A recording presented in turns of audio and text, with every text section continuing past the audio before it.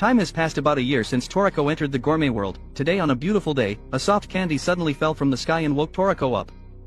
Fish suddenly jumped out of the ground in the field. Toriko lay on a big leaf and had a good sleep. When he woke up, Toriko said that he could function continuously for 2 weeks without sleep. Then it started raining soft candy. Today, the weather is sunny and there are many candy eggs. Toriko looks very satisfied while eating. Sometimes there are also chocolates and cotton candy. In some areas, there is even mountain rain where a mountain suddenly falls and a giant bird flies to eat the mountain. Taking advantage of their departure, Toriko climbs up a tree and takes the eggs. One egg can make a perfect fried egg dish. The area where Toriko is currently in is called Land Sea, and it seems that there will be big waves soon. When Toriko has collected enough ingredients, he will prepare to return. When talking about returning, Toriko is talking about returning to the human world. But before returning, he will bring the collected ingredients to his base. It is a super giant tree which is full of ingredients that Toriko has collected. These ingredients will be brought back to the human world. When hearing the news that he can finally return to the human world, Komatsu, who was cooking, was so happy that he cried. A year before Toriko brought Komatsu here, he started collecting various ingredients. Currently Toriko is a little worried about the situation in the human world, while Komatsu is 10% worried that he might die here. After all, he has been alone in the base for a long time, but with so many ingredients, how can Toriko bring them back? He just needs to chop down the tree with one swing and then fix his handsome hairstyle for himself and Komatsu. Toriko plans to bring the ingredients back directly. Returning to the human world, at this time, a truck is transporting something. Suddenly a pill falls from this cargo truck. In a high-class Chinese restaurant, people can only eat seasoning with the taste of ingredients. A year ago, after a fierce battle with the four beasts and the dark chefs, most of the ingredients houses and the land became dry. Therefore the human world is facing a food crisis and Igo's food reserves are also running out. In this deadlock, the food produced by Igo has to sacrifice the original taste of the ingredients and only retain the nutritional value. Because eating food tablets all day makes people go crazy. In a vegetable shop called Tata, normal ingredients like fresh honeyed turnips are considered high-class ingredients. It is not only placed in a tempered glass cabinet but also has 2 guards standing at the door. The price has also increased 100 times compared to before. Today Suguru comes to the shop to buy medicine. His mother is sick and bedridden and Suguru has a dream of saving enough money to buy fresh and delicious ingredients for his mother to eat. Because the shop is about to close, the owner gives Suguru a honeyed turnip and reminds him to keep it safe. As a result, on the way back Suguru is stopped by 2 guards. Don't blame me, blame this era. The job of these food guards comes with a restriction ring, and if they violate the contract their fingers will explode. Can this be compared to fresh ingredients? The 2 guards took Suguru's turnip. They are the ones hired to collect ingredients. Shortly after they left, a super large turnip fell from the sky. Suguru sees a super large rice bowl like a mountain and Toriko brings a pile of ingredients back. He smells the hunger and sadness everywhere. Toriko gently pushes the ingredients to everyone. These ingredients can soothe the wounds and hunger of humans. They are ingredients that can cleanse the soul and heal all wounds. Suguru also meets Komatsu carrying a basket of vegetables. He can directly burn the pan on his hand and the ingredients from the basket fly out. Komatsu quickly chops and stir-fries at an extremely fast speed. A delicious dish is completed. Everyone is very happy about the return of Toriko and Komatsu. Toriko says that without enough food and clothing, humans will lose their sanity. The 2 unlucky guards who were here earlier had their bones broken by the ingredients. On the other side, at Igo's headquarters, Chairman Mansam finally waited for Toriko to return. Toriko was quickly called and Komatsu was very happy to see the other 3 heavenly kings. Everyone had been waiting for a long time. Zebra's volatile temperament remained unchanged and Sani even asked Komatsu if he had undergone plastic surgery. In reality, Komatsu's appearance had changed somewhat. Komatsu, who had gone through many experiences, became stronger in appearance. Right after that, Rin, the beautiful girl, also arrived. After the battle, when Toriko was feeling down, Rin called on everyone to encourage Toriko. Now that she saw Toriko return safely, Rin was naturally very happy. She even proposed to Toriko to marry her. Okay, let's do it. But everyone thought something was fishy here. To make sure that this wasn't a joke from Toriko, Rin asked again. Toriko's answer remained the same. Everyone was surprised and even cursed Toriko. Aren't you and Komatsu a couple? Did you 2 break up? After that, the 3 heavenly kings arrived at the first biotope. They had been searching for a long time but couldn't find Old Man's main dish. Neither Coco nor the hairstylist Sunny could find its electromagnetic waves, not even Zebra's ultrasonic waves. The ingredients that Toriko brought back were just a drop in the ocean. The real solution was to collect Old Man's complete menu and find ingredients that could be used endlessly. Although the first biotope was completely destroyed by Zebra, Toriko still found some interesting things. He could smell the presence of many remaining creatures. Old Man had indeed passed through here a long time ago. Following the scent, Toriko smelled the direction of Old Man. In fact, in the image you can also see a creature standing in front of Old Man, probably a nitro.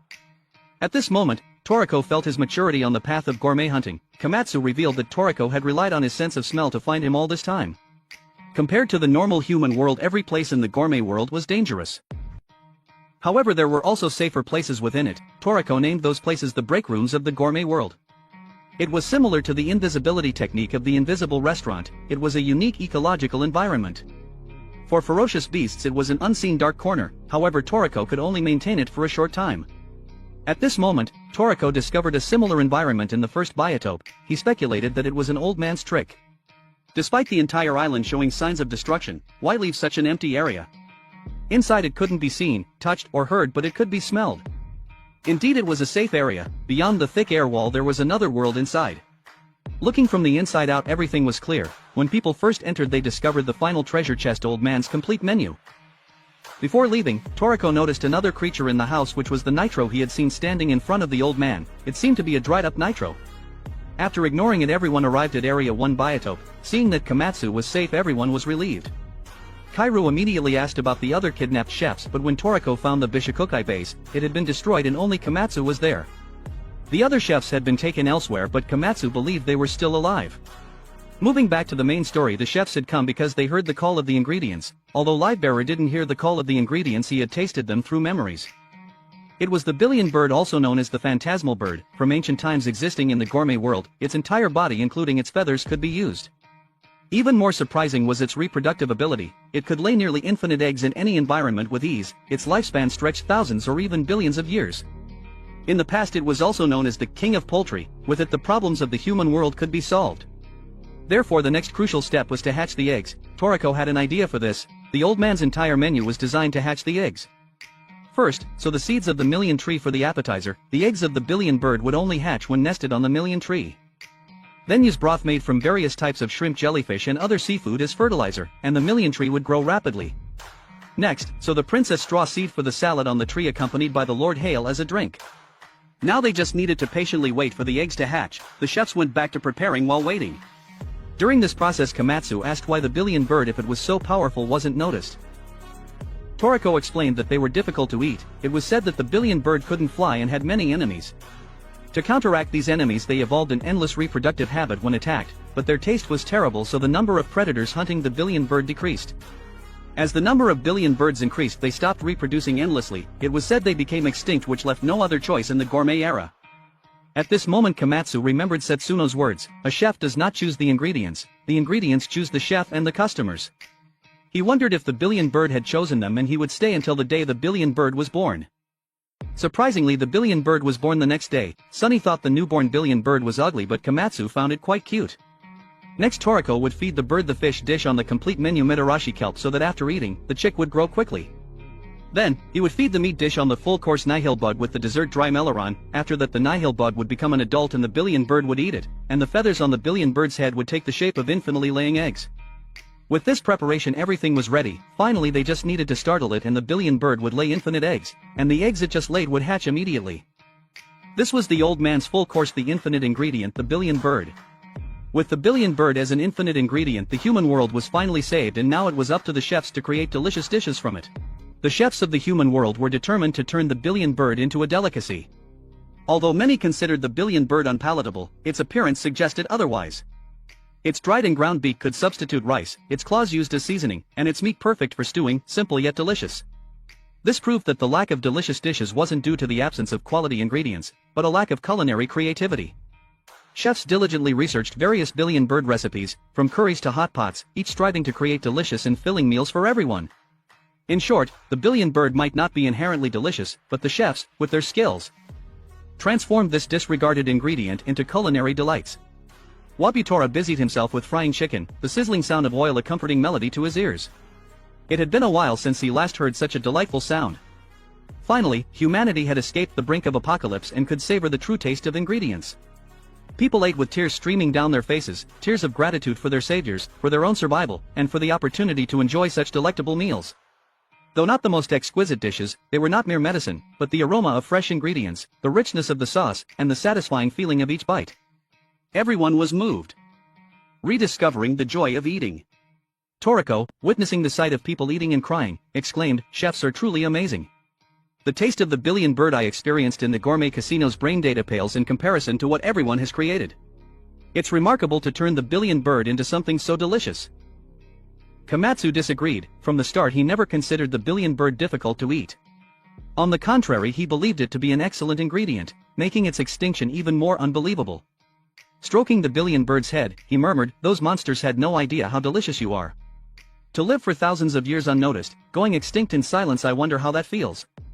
He recalled Ichiria's words, "Without someone to prepare it, an ingredient holds no value. Just like my full-course menu." Hugging the billion bird tightly, Komatsu said gently, "Everyone thinks you're delicious now. Thank you for being reborn into this world." Even before its rebirth, the billion bird had sensed Komatsu's care. Now his heartwarming words brought tears to its eyes. At that moment the billion bird understood Komatsu's feelings. It suddenly raised its wings, creating a rustling sound. Komatsu and Toriko watched in astonishment as its wings grew longer, vibrant feathers overlapping one another. Soon a pair of glistening wings emerged. Though its face and wings seemed disproportionate, it didn't diminish its splendor. The billion bird flapped its wings and soared into the sky. "How can the billion bird fly? I thought it couldn't," exclaimed a surprised Toriko. But with Komatsu's influence it seemed plausible. "Old man, do you see this? Your full-course menu has taken flight." Tears welled up in Komatsu's eyes as he watched the billion bird soar through the sky. It was the first time he had witnessed such beautiful plumage. Could it be that being recognized by the world allowed it to soar through the heavens? The billion bird circled overhead seemingly joyful. Suddenly its rear end twitched with a thump, several shiny eggs dropped from its body. Komatsu swiftly caught one. Both he and Toriko sensed that this was no ordinary egg, it was entirely different from the previous ones. Komatsu firmly believed that the billion bird was a special ingredient, and these eggs were undoubtedly its essence. He immediately gathered Coco, Sunny and the others, sharing the news of the billion bird's flight. Sunny, almost screeching in astonishment, exclaimed, "What? That filthy bird is flying now? And it's beautiful? Are you serious?" Komatsu swore it was true, adding emphatically, "It has a handsome face too." Coco was more interested in the origin of these eggs. These eggs weren't laid due to an attack but as a result of praisem. This detail alone proves that this is a special ingredient. While such a phenomenon seemed unusual, ultimately as long as an ingredient was edible and delicious it didn't matter. Eagerly Toriko cracked open an egg, pouring the yolk into a cup. The yolk was smooth, translucent like jelly with no sign of its usual opaque form.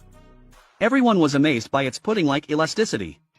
Observant as ever, Coco pointed out, "Look closely, the yolk is spreading, shimmering like gold dust under the sunlight." Toriko gulped, immediately taking a sip. The yolk, as smooth as pudding, glided down his throat with a gentle suction. Overwhelmed by its deliciousness, he could only manage a delayed, "delicious." Komatsu, seeing Toriko's exaggerated reaction, panicked slightly. Is this another hair-growing ingredient? Can it be mass-produced to save the balding population?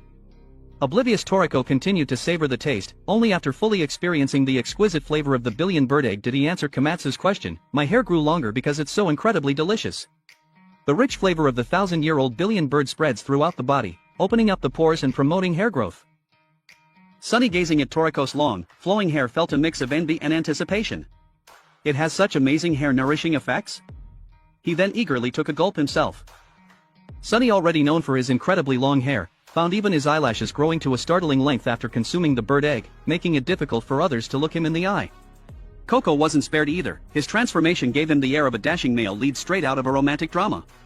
Zebra's eyebrows and hair also grew at an alarming rate, leading him to exclaim that the egg was more like a magical elixir than food.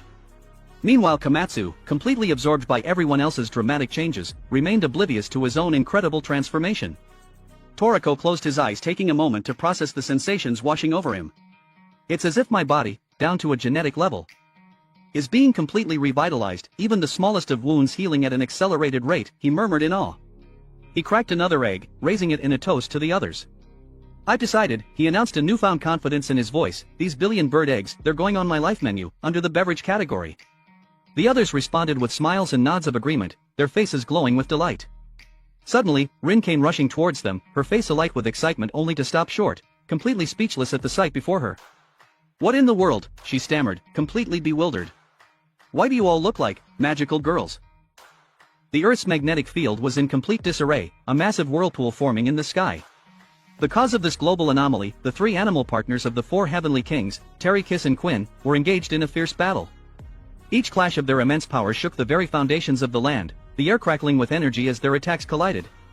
Finally the three managed to separate, panting heavily ready to resume their brawl when Terry noticed movement in the distance.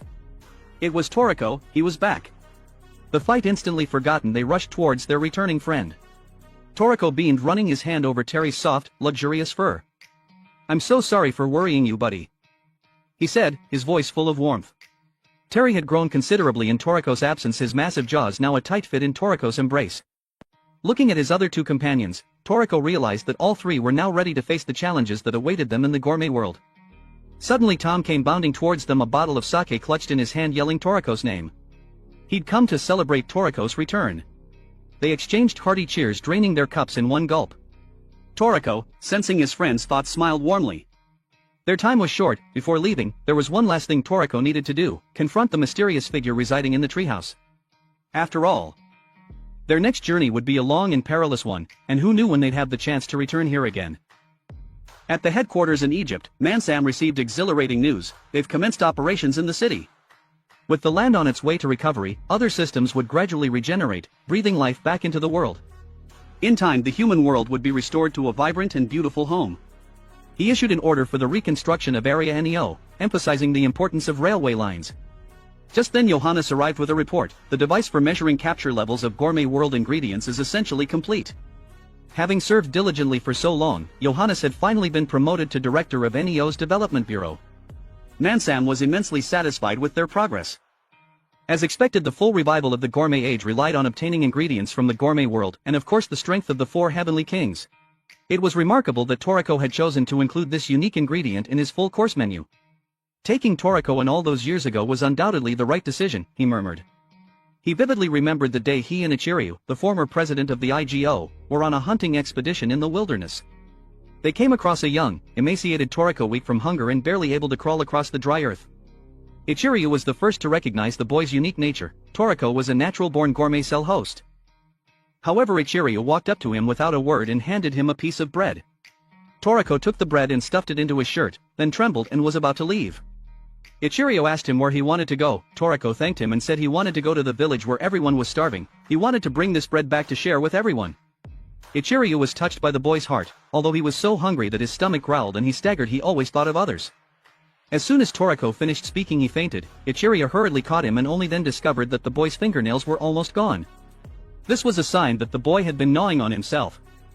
He was so hungry that he had to bite his nails to relieve the hunger, yet he still endured it, thinking of the villagers first. Such purity, kindness and loveliness were rare in this world. Therefore he made a bold decision: I want to adopt this child. My life's menu is meant for those who have a sharing heart like yours. Later, if one day the gourmet age collapses, this sharing heart will certainly become a powerful driving force, shouldering the age and humanity. Mansam still remembered Ichiryu's bright smile at that time. He had said, I want to see what kind of magnificent menu this young man will assemble in the future. Although he was no longer able to witness it, there was no doubt that his belief had been passed on. Mansam raised his glass high, toasting to the great chairman, and also to those who always carry a deep concern for all living beings. In the gourmet world's rock forest, Setsuno and Jiro came across a giant million tree. Upon seeing it, Jiro guessed, Midora must have cut it down to make a tombstone. It's well maintained, the stone flowers are even blooming. However, I heard the land here has been barren for a long time, Setsuno said. Could this be the work of the regeneration specialists? Jiro shook his head. It must be Midora's doing. The rock forest was the place where the three of them trained together, filled with memories. Back then, Midora was the weakest, but now, even Jiro himself might not be his match. Jiro took out a bottle of wine and slowly poured it onto the ground. He told Setsuno not to worry about that idiot anymore. Sooner or later, he would have to pay for the sins he inflicted upon the human world. Compared to him, the most important issue now is Schwa, Setsuno sighed. We have to be mentally prepared for a direct confrontation with him. Exploring gourmet world, we might very well lose our lives here. In short, we will wait for Toriko and Komatsu in the gourmet world. After all, they wouldn't be returning to the human world. Will the human world be alright? Jiro turned back to look at Setsuno and said, it will be fine. Those Toriko kids are more reliable than we think. At Setsuno's restaurant, Komatsu arrived looking for Setsuno, but Nono greeted him instead. Nono informed him that Setsuno had already left for the gourmet world, and it was uncertain when she would return. Komatsu said he would come back another time. Nono called him back asking if he wanted to stay for a meal. Though Komatsu himself had brought the billion-bird egg, she insisted on treating him. After bidding farewell to Nono, everyone gathered. Mansam roared, is everyone ready, all five of you? The four heavenly kings and Komatsu responded in unison ready. Receiving their confirmation, Mansam swiftly stripped off his clothes, grabbed a glass of wine, and settled into a bathtub. He changes so quickly. Why is he taking a bath again? Before departing, Toriko led everyone back to the treehouse. He had a hunch about the place. Previously, treasure chests hidden in different habitats were always guarded by beasts. Komatsu didn't understand. Is there something unfinished? Toriko walked straight into the air while the others following closely. Zebra grew impatient. This is troublesome. Whatever it is, let's finish it quickly. He unleashed a powerful sound blast aiming to shatter the treehouse. However, despite his efforts, the structure remained unscathed. Such strong wood it probably only exists in the gourmet world, Sunny standing in front remarked. There's a front door, why not use it? Everyone followed Coco inside.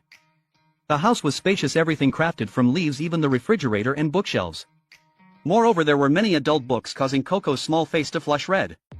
Komatsu discovered an entrance leading downwards. It led to a bedroom with a unique bed and bedding made of leaves. But the first thing that caught Coco's attention were the piles of adult books in the corner. Toriko intended to continue downwards to find the owner, but there was no other exit on this floor. The only option left was to use his nail gun for a simple and crude solution. Komatsu and Coco were blown away by the storm created by the nail gun, but the house didn't budge. The hot-tempered zebra told them to move aside, wanting to try his super flame. Still nothing. Toriko was sure his sense of smell wasn't mistaken. The target was currently on the first floor. Sunny's hair fluttered wildly. This must be another one of the old man's pranks. The entrance must be hidden somewhere in this small room. I'll find it. He noticed something amiss with the scenery beside him. Komatsu rushed over, and indeed there was a path inside the well. Following it, they arrived at a bathing room with an enormous hot spring. Instinctively, Toriko and Komatsu stripped naked, ready for a soak. A speechless Coco asked, "What are we doing here?" According to the electromagnetic waves he was picking up, the pool in the yard was also suspicious, seemingly connected to another location. "Let's dive down and see." With it, he jumped in. However, after swimming from one side of the pool to the other, all he found was the bottom. The pool was connected to a secret location. Zebra had already used echolocation to pinpoint the position. Meanwhile, Komatsu discovered that a window on the first floor could be opened. In other words, the entrance to the first floor had been right in front of them all along. The hot-headed zebra immediately erupted, kicking the window open with a bang, urging everyone to enter. However, upon stepping inside, they were met with the sight of Nitro lying on the floor, his head smashed by the window.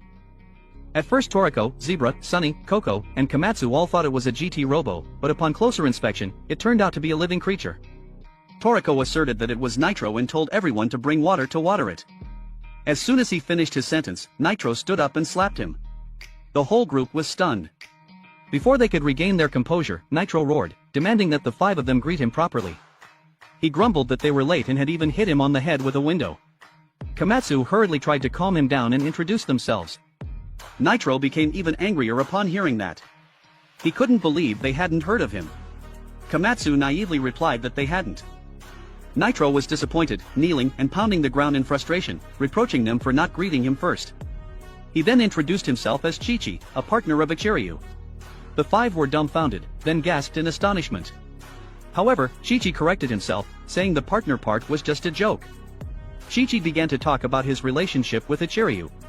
They met 500 years ago when he had been asleep for tens of thousands of years but was awakened by Ichiryu. Everyone was confused because the story was so short, but Chi-Chi couldn't remember the details, only that it was 500, number 490, or was it 480 years ago?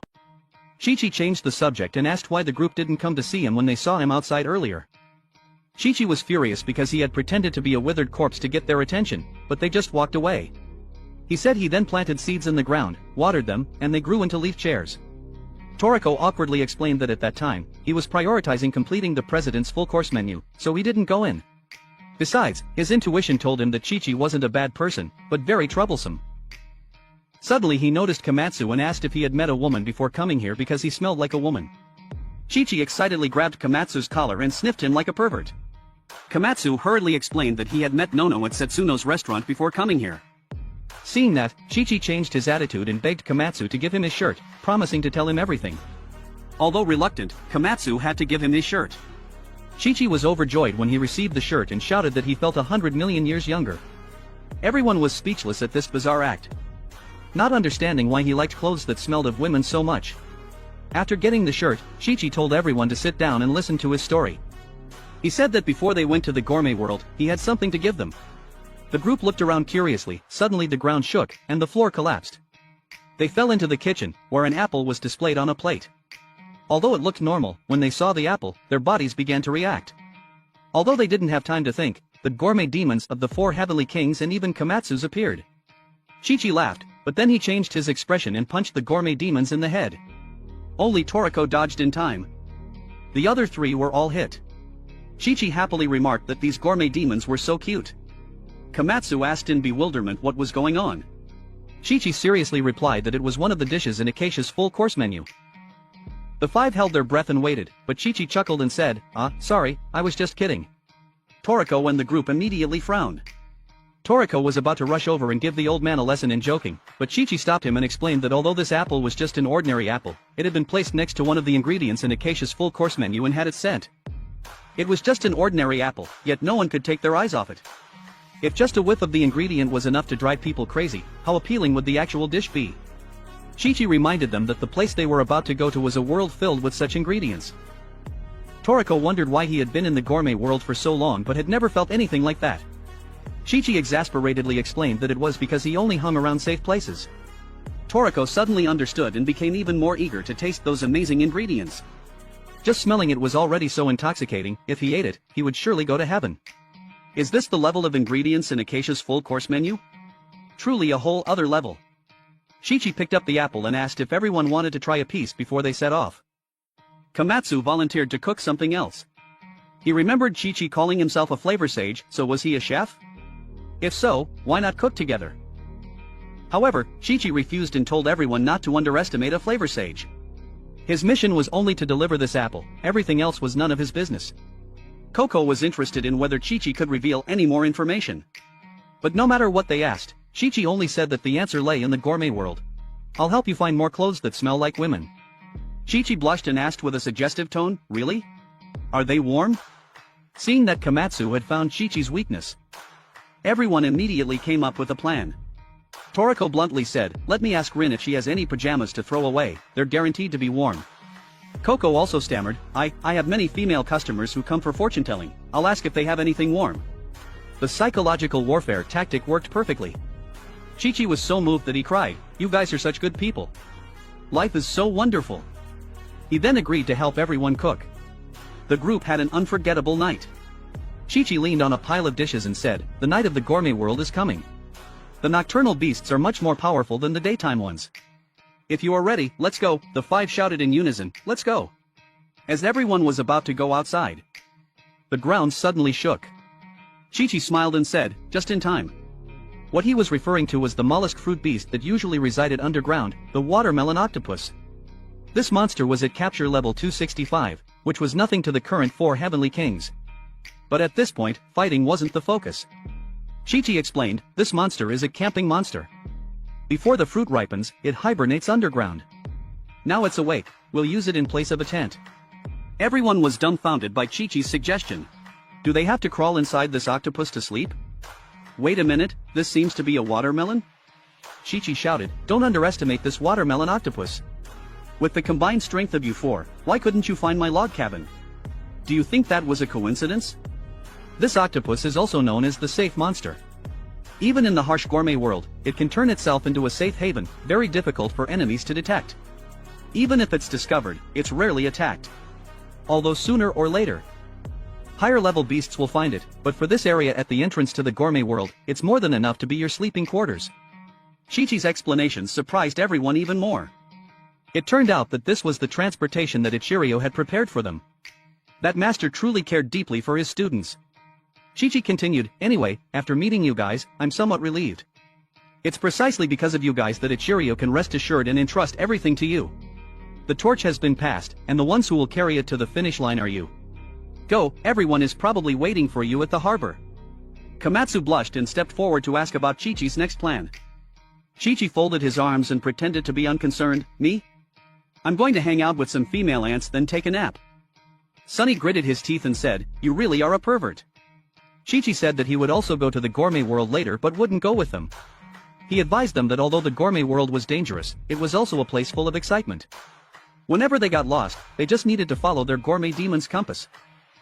As everyone was about to leave, Chi-Chi suddenly remembered something. I almost forgot, there's one more thing I want to give you. The Toriko group arrived at Toriko Harbor, named in honor of Toriko, the one who discovered the most ingredients. This showed how much respect he commanded in this era. It was also a nostalgic island where Toriko and Komatsu first embarked on their journey to the barren island. In other words, their story began at this harbor. They arrived at the harbor on the back of the watermelon octopus. The harbor was packed with people seeing them off. Rin ran up, calling Toriko's name, worried about her fiancé's safety. Toriko understood her feelings and told her that everything in the human world, including their upcoming wedding, was entrusted to her. He promised to bring back God to make their wedding cake. Chairman Mansam handed Toriko a large bag containing a capture-level measuring device and other important tools. He reminded Toriko that the environment in the gourmet world was like a living organism. The path they traveled would leave a trace, like territory marking, making it difficult for strong beasts to approach. In other words, the path they took would become a unique road. Currently, the human world was still recovering, with a lot of work to be done, so they needed to open up routes and transport ingredients from the gourmet world. The chairman would arrange for people to receive them. Once the route was fully established, those with certain strength could also easily enter the gourmet world through this path. Imaro told Toriko to go ahead and pave the way, the gourmet knights would follow. Zong also confidently declared, I will be the first to catch up with you, maybe even surpass you. However, no one paid attention to his words. Milk II also came to see them off. She handed Komatsu a bag containing an apron, a whetstone, and whetstone shoes. With these, Komatsu could sharpen his knives endlessly without much effort. Komatsu patted his chest, promising her that he would definitely use Milk's knives to prepare Acacia's full-course menu. People from the sand garden came to see Zebra off very early. Zebra frowned and asked, "Who are you?" "We're from the sand garden," a guy replied. Match announced that the gourmet underworld would also come to support them soon. They needed a lot of delicious ingredients, and these tasks were entrusted to pioneers like Coco. Besides these people, the chefs remaining in the human world also came. Komatsu noticed a silly figure in the crowd. "Yun Yun, long time no see," Komatsu exclaimed. He hurriedly invited Yun to come along with them. Everyone was ready, each carrying their ideals, heading towards the gourmet world. Toriko's dream was to obtain God from Acacia, completing his life menu. Coco aimed to get Adam, Sunny desired the dessert earth from Acacia, while Zebra had no specific goal. As long as it was delicious, he wanted it all. As for Komatsu, their chef, he wanted to prepare all the ingredients in everyone's dreams. Their first stop would be the third entrance to the gourmet world, the ghostly harbor of Yuto Island. The watermelon octopus flew swiftly towards the gourmet world, both fast and stable, truly a means of transportation specially chosen by Chairman Ichiryu. Komatsu took out something resembling a tray and introduced it to everyone. This is a capture-level measuring system built into a food tray, a new device invented by IGO. He asked the others to wear specially designed bracelets. By using the laser beams emitted from the bracelets and shining them on ingredients, the data of those ingredients would be transmitted to this tray. Sunny was curious, this thing was developed in the human world, so why does it have data on gourmet world ingredients? Komatsu explained that he heard it was based on a gourmet ID card to create. One morning, Director Mansam woke up and found a card next to his pillow. It contained data not only on about 300,000 types of ingredients in the human world but also the data IDs of many ingredients in the gourmet world. The recorded number of ingredients reached several million. Although such good fortune rarely occurred, and they didn't know who sent it or if there were any dangers, they reluctantly decided to use it. Komatsu continued, since the gourmet world is full of mysteries, let's name this measuring device Tray Zebra, lying leisurely and swirling his wine glass. Said, whatever the name, as long as it works. There are definitely more than just a few million ingredients in the gourmet world. Who knows when we can even use this measuring device? Might as well try it out now. As he finished his sentence, a giant stingray leaped out of the water. Toriko quickly used Pear to fire a laser beam. This monster was called Devil Stingray, with a capture level of 299. They were people who had defeated even beasts over capture level 400, so there was no need to be afraid of such a low-level creature. Yuto Island was right before their eyes. It was normal for some beasts to cross the poison tide and infiltrate the human world. The Devil Stingray detected the lower-level watermelon octopus and attacked. They had no choice but to fight. Zebra jumped to his feet, ready to attack the monster, but everyone was horrified to see it pierced by a sharp wave. No one had witnessed such a scene before, they were all terrified. But upon closer inspection, it wasn't an ordinary wave, but a sea of thorns. Its color was identical to seawater, but it was actually made of sharp thorns, its power and sharpness not to be underestimated. This was the nature of the gourmet world, even beasts with a capture level of over 200 could be easily killed. Without Toriko needing to say a word, Komatsu had already run into the cabin for safety. The fighting was left to the four heavenly kings. Zebra excitedly launched Sound Bazooka towards the raging sea of thorns. Sunny used his hair shield to block the incoming waves. Coco and Toriko also quickly joined the attack. The sea of thorns was stopped, broken thorns scattering everywhere. Amidst the chaotic scene, Toriko noticed a frog leisurely drinking tea, leaning against the thorns as if nothing had happened. His actions exuded elegance and romance, like a true nobleman. Who was this frog? Toriko intended to use the measuring device to check. But it swiftly jumped and dodged the laser beam with incredible speed. After a while of fighting, the group finally passed through the sea of thorns. Komatsu breathed a sigh of relief. Zebra felt the journey was getting more and more interesting. Toriko, however, was still preoccupied with the frog. He was sure he wasn't mistaken. Who was that frog? They had now reached the harbor of Yuto Island, the most difficult route to the gourmet world. Countless ships and people were trapped here. Just anchoring at the harbor was fraught with danger, let alone passing through Yuto Island. Yuto Island was shrouded in dense fog and also known as Maze Island, capable of misleading any intruder. Even ships equipped with the most advanced equipment, once lost in this fog, would sink without a trace before even finding the island. Komatsu found this place creepy. The ships here were not stranded but seemed to be floating. Toriko bravely laughed and told everyone to look. The gourmet souls were waving to them. Komatsu turned to look and nearly had a heart attack. On the decks, skeletons were waving. Komatsu couldn't stand the shock and shouted, "Ghosts!" Toriko thought that if it were ghosts, it would be easier to handle. But this was the gourmet world. The gourmet world had 8 main continents. According to the division, the area Toriko and the others were entering was Area 8, connected to Yuto Island. It was said to be the continent where Acacia's salad heir resided. Yuto Island was enveloped in a thick fog, making it impossible to see anything ahead with the naked eye.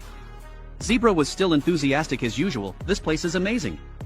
From here on is an uncharted world, with many paths yet to be discovered. In short, whether we can see clearly or not, we must move forward. Hearing everyone's excited shouts, the watermelon octopus also enthusiastically sped up. Suddenly, the entire group, along with the watermelon octopus, plunged into a giant abyss. Good heavens! Why isn't there any land here? Komatsu cried out, his face pale with fear. Where did the gourmet world's ground go? What happened? As soon as he spoke, Queen swiftly darted out from the watermelon octopus's mouth. Its massive body stretched upwards endlessly, reaching the ground above in the blink of an eye. It opened its jaws wide, clamping onto the ground, its huge tail wrapped tightly around the watermelon octopus, trying to pull it up. Sunny exclaimed with joy, "My baby did it again." However, Queen suddenly felt a sharp pain throughout its body. Missile sausages pierced through its body like bullets. If it were just 1 or 2, Queen could still handle it. But this was a whole barrage of missile sausages densely raining down on its body. In less than half a minute, Queen's body was riddled with wounds. The excruciating pain made Queen's muscles bulge, but it still clung tightly to the ground. It knew it was everyone's only hope for survival. The slightest slip-up, and those on the back of the watermelon octopus would be doomed.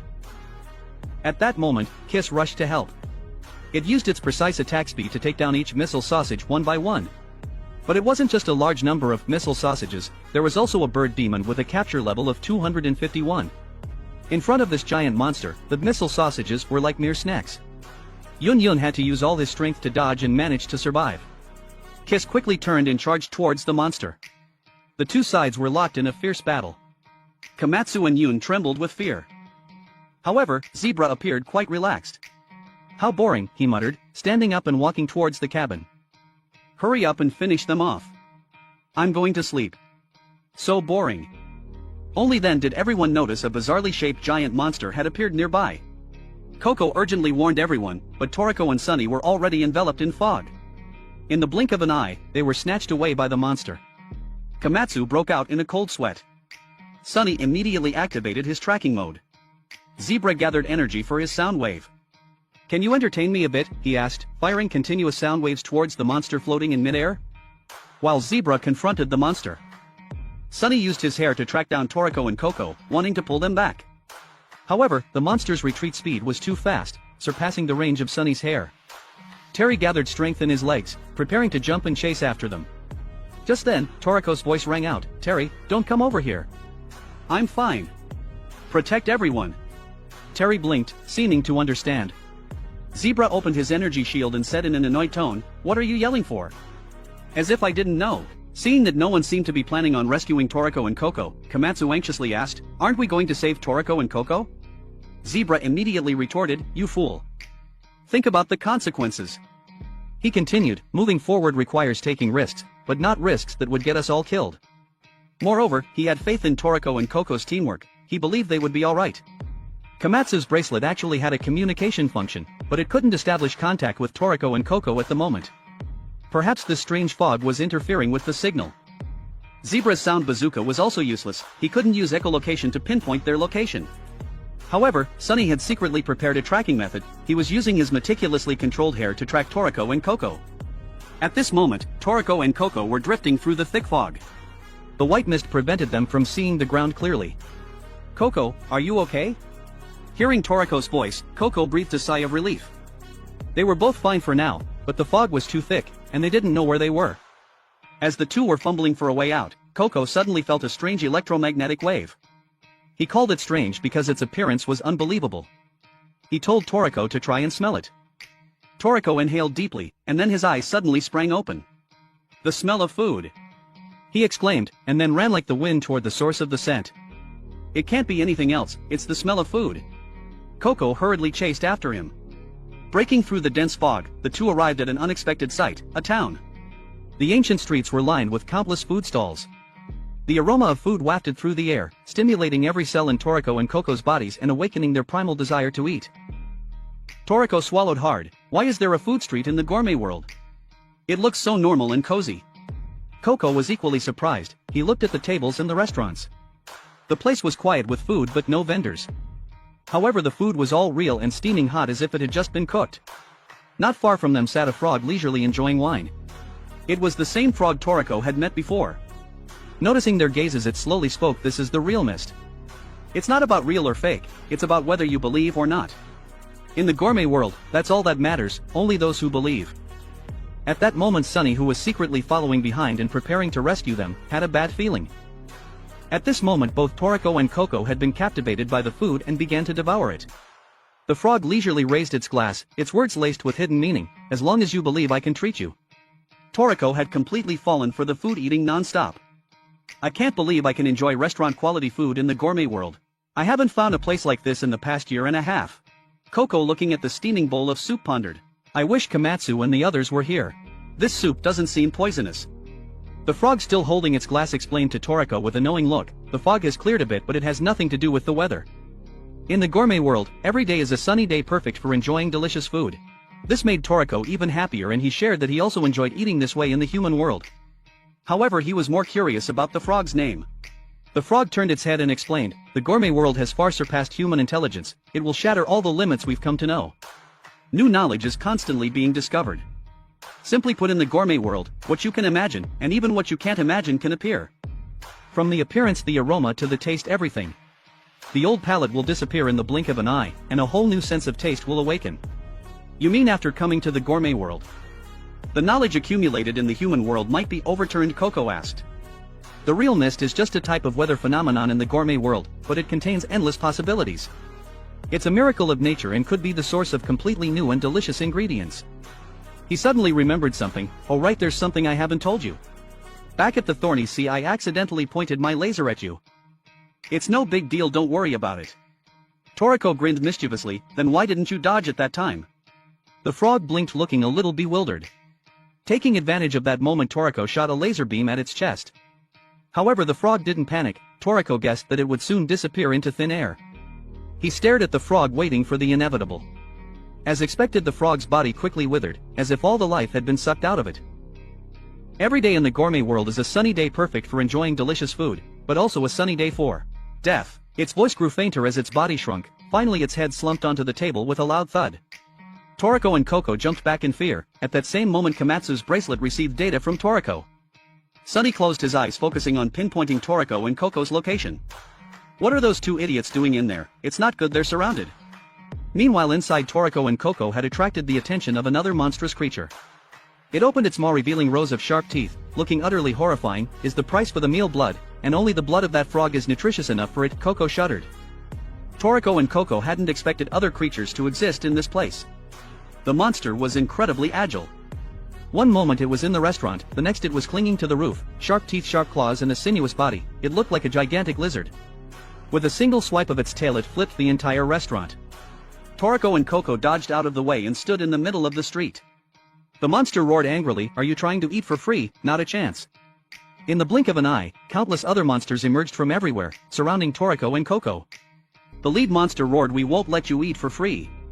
Eat for free." Before Toriko could finish his sentence he felt his body constrict. His face felt like it was being crushed, and his entire body trembled uncontrollably. He felt his strength being sapped away. Looking over at the frog lying on the table, he saw a creature clinging to it, sucking its blood frantically. Toriko hastily took off his jacket, as he suspected his body was covered in blood-sucking leeches. The creatures wriggled, draining his blood at an alarming rate, as if they were trying to drain the entire ocean. In the blink of an eye Toriko was utterly drained. The frog, having been drained earlier, was now nothing but a dried husk, which soon dissipated into thin air. Anyone unfortunate enough to be targeted by these blood-sucking leeches would be drained dry in minutes. Not even a heavenly king like Toriko could escape this fate? But then again, in this real mist where reality was blurred, who could say for sure what was real and what wasn't? Look at Coco, he seemed completely unharmed. Coco had figured it out, it was all an illusion. This real mist was nothing but a sham from the beginning. He realized that the reason he hadn't been attacked was that his body was poisonous. The leeches couldn't suck his blood, they would definitely choose a physical attack to deal with him. As if to confirm his suspicions, as soon as he finished his thought, hundreds of monsters charged towards him spitting poisonous projectiles. The projectiles rained down, leaving no room for escape. Coco quickly responded, his hands a blur as he threw spinning darts, deflecting the poisonous projectiles mid-air. He successfully neutralized almost every single attack. However, one monster took advantage of his momentary lapse in concentration and charged towards him. "This is my chance," it roared, firing a barrage of projectiles at Coco. However, when it came to speed and wit, Coco was still superior. The monster had only managed to grab a poison doll created by Coco. Enraged, the monster didn't even pause to think before attacking again. Unfortunately for it, it had once again grabbed hold of another one of Coco's poison dolls. And it wasn't just that, even Toriko's lifeless body covered in blood-sucking leeches was also a poison doll. The leeches on Toriko's body dropped to the ground, proving Coco's words to be true. The lead monster was bewildered. "When did they do that? How did we not notice?" Coco smirked triumphantly. "From the very beginning, from the moment we stepped into this real mist, we were already dolls. Perhaps you should pay more attention to your surroundings." The monster only now noticed their surroundings after being reminded by Coco. The sky had changed, the air was no longer filled with the real mist but with poison gas released by Coco. The monster finally realized it had been tricked. Those spinning darts weren't meant to attack but to disperse the poison. Unfortunately, by the time it realized this, it was already too late. Facing the panicking monsters, Coco simply stated, "It's not about real or fake, it's about whether you believe or not. Whether you believe it or not, I'm still the winner." All the monsters collapsed poisoned. Coco watched, letting out a sigh. His poison dolls were nearing their limit. The moment Toriko told him about the frog, Coco had already planned this whole act. It was a perfect performance. However, what surprised Toriko the most was the quality of the poison dolls. It was almost impossible to distinguish them from real people. He asked Coco, "Is this also the power of that monster inside of you?" Coco answered without hesitation. "That's right, these poison dolls were created using my power. By infusing them with life poison, the poison itself transforms into a living organism. Adding a bit of emotion allows me to create dolls that are almost identical to real people. However, doing this requires a considerable amount of energy. Creating 2 dolls in such a short time is already my limit. But what bothers me more is that Sunny's feelers haven't stopped buzzing this whole time," Coco said, his face turning grim. "It seems the puppet master is about to make an entrance." Looking at the grotesque faces of various sizes and expressions in front of him, Toriko put on his milk bracelet, ready for battle. "Coco, you step back, it's my turn." Outside, Sunny and Komatsu were worried sick, but inside it was as if nothing had happened. Sunny urged Toriko and Coco to run while they still could. Looking at the latest data from Toriko, Komatsu's face turned pale. Their current opponent is the monster that kidnapped them in the first place, the Tonyuden. Sunny felt a cold sweat run down his back. From the moment they were kidnapped, Toriko and Coco had been trapped within the Tonyuden's territory. He had no idea how to fight this monstrous creature. The countless faces, big and small, with their different shapes and expressions, were a terrifying sight. Then the massive head at the center spoke, "Humans from the harbor. It's been so many years since someone has set foot here. How should I eat you? I'm really looking forward to it." Trying to scare the 4 heavenly kings with illusions, "You miscalculated, Tonyuden," Toriko scoffed, feigning nonchalance. He was no stranger to illusions and fear tactics. This time he summoned his monstrous appetite devil, showing Tonuten a horrifying hallucination of itself being skewered and roasted over a fire by a red demon. It was an enhanced version of his intimidation tactic, combined with the chilling aura of the king's dinner. The Tonutens' faces contorted in terror, their eyes bulged, drool dribbling from their mouths as they vanished like smoke. All that remained was a single, gigantic face, fainted dead on the ground. With the illusion dispelled, Toriko and Coco reappeared. Safe and sound, standing on solid ground once more. Everything they had experienced was nothing but a figment of Tonuten's imagination. To think you took them down with just intimidation, that's amazing, Toriko. Coco exclaimed, genuinely impressed. Dealing with those level 500 to 600 monsters doesn't require much effort anyway. Toriko chuckled, brushing it off. Komatsu and the others were worried for nothing. Despite Toriko's relaxed demeanor, Coco couldn't shake off a feeling of awe. Even as a bystander, he could sense the terrifying power within that illusion. And yet Toriko had broken free so effortlessly. Is this the result of a year and a half of training in the gourmet world? He wondered. Meanwhile, Zebra finally stirred, stretching languidly as he yawned. Is it over? I'm starving. Komatsu immediately understood Zebra's indifferent reaction. He had seen through the illusion from the start, hence his bored facade. Did you think something like that could faze me? Now food. Zebra said, as if it were the most obvious thing in the world. Look, Toriko exclaimed, pointing towards the fallen Tonuten. Its eye was now leaking a continuous stream of soybean tears. Looking closer, they noticed the creature was covered in a layer of what seemed to be delicious tofu skin. So even though this guy looks hideous, it's actually edible from head to toe, Toriko remarked. Komatsu's chef DNA instantly activated at the mention of edible ingredients. Pulling out his trusty giant pot from within the watermelon octopus, he got to work. A mouth-watering aroma soon filled the air as Komatsu whipped up a feast. There was a steaming pot of tofu hot pot, brimming with tofu fish sausage and tenderized bird meat. The monstrous leech-like creatures, now detoxified, were sliced and grilled to perfection. And of course, no Komatsu special was complete without his signature rich broth and creamy mayonnaise. Every dish was a testament to his exceptional culinary skills. Toriko, drooling at the sight, dug in with gusto after offering his thanks. The tofu skin, thinly sliced and incredibly tender, melted in his mouth. To think this hideous creature could produce such delicious tofu skin. It's like a culinary underdog story, Sunny exclaimed between sobs, deeply moved by the taste. Zebra, not one for elaborate descriptions, chose to express his satisfaction by stuffing his face. Komatsu's jaw dropped when he saw Zebra lift the entire pot to his mouth. At least use a bowl, he cried out in dismay.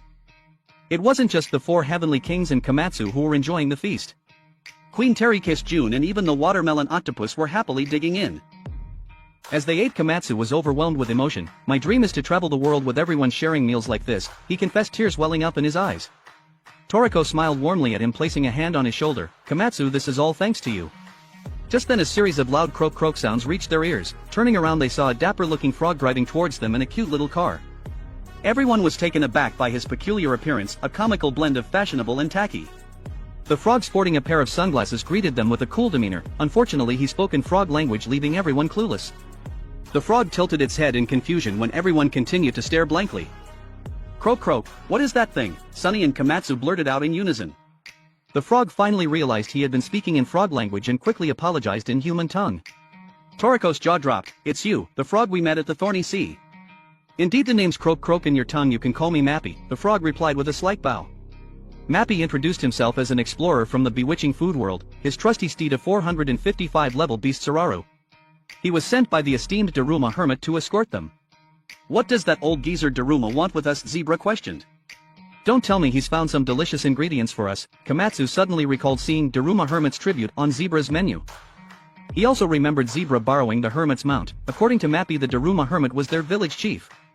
Speaking of the bewitching food world, Komatsu thought of Brunch. Wasn't that Brunch's home?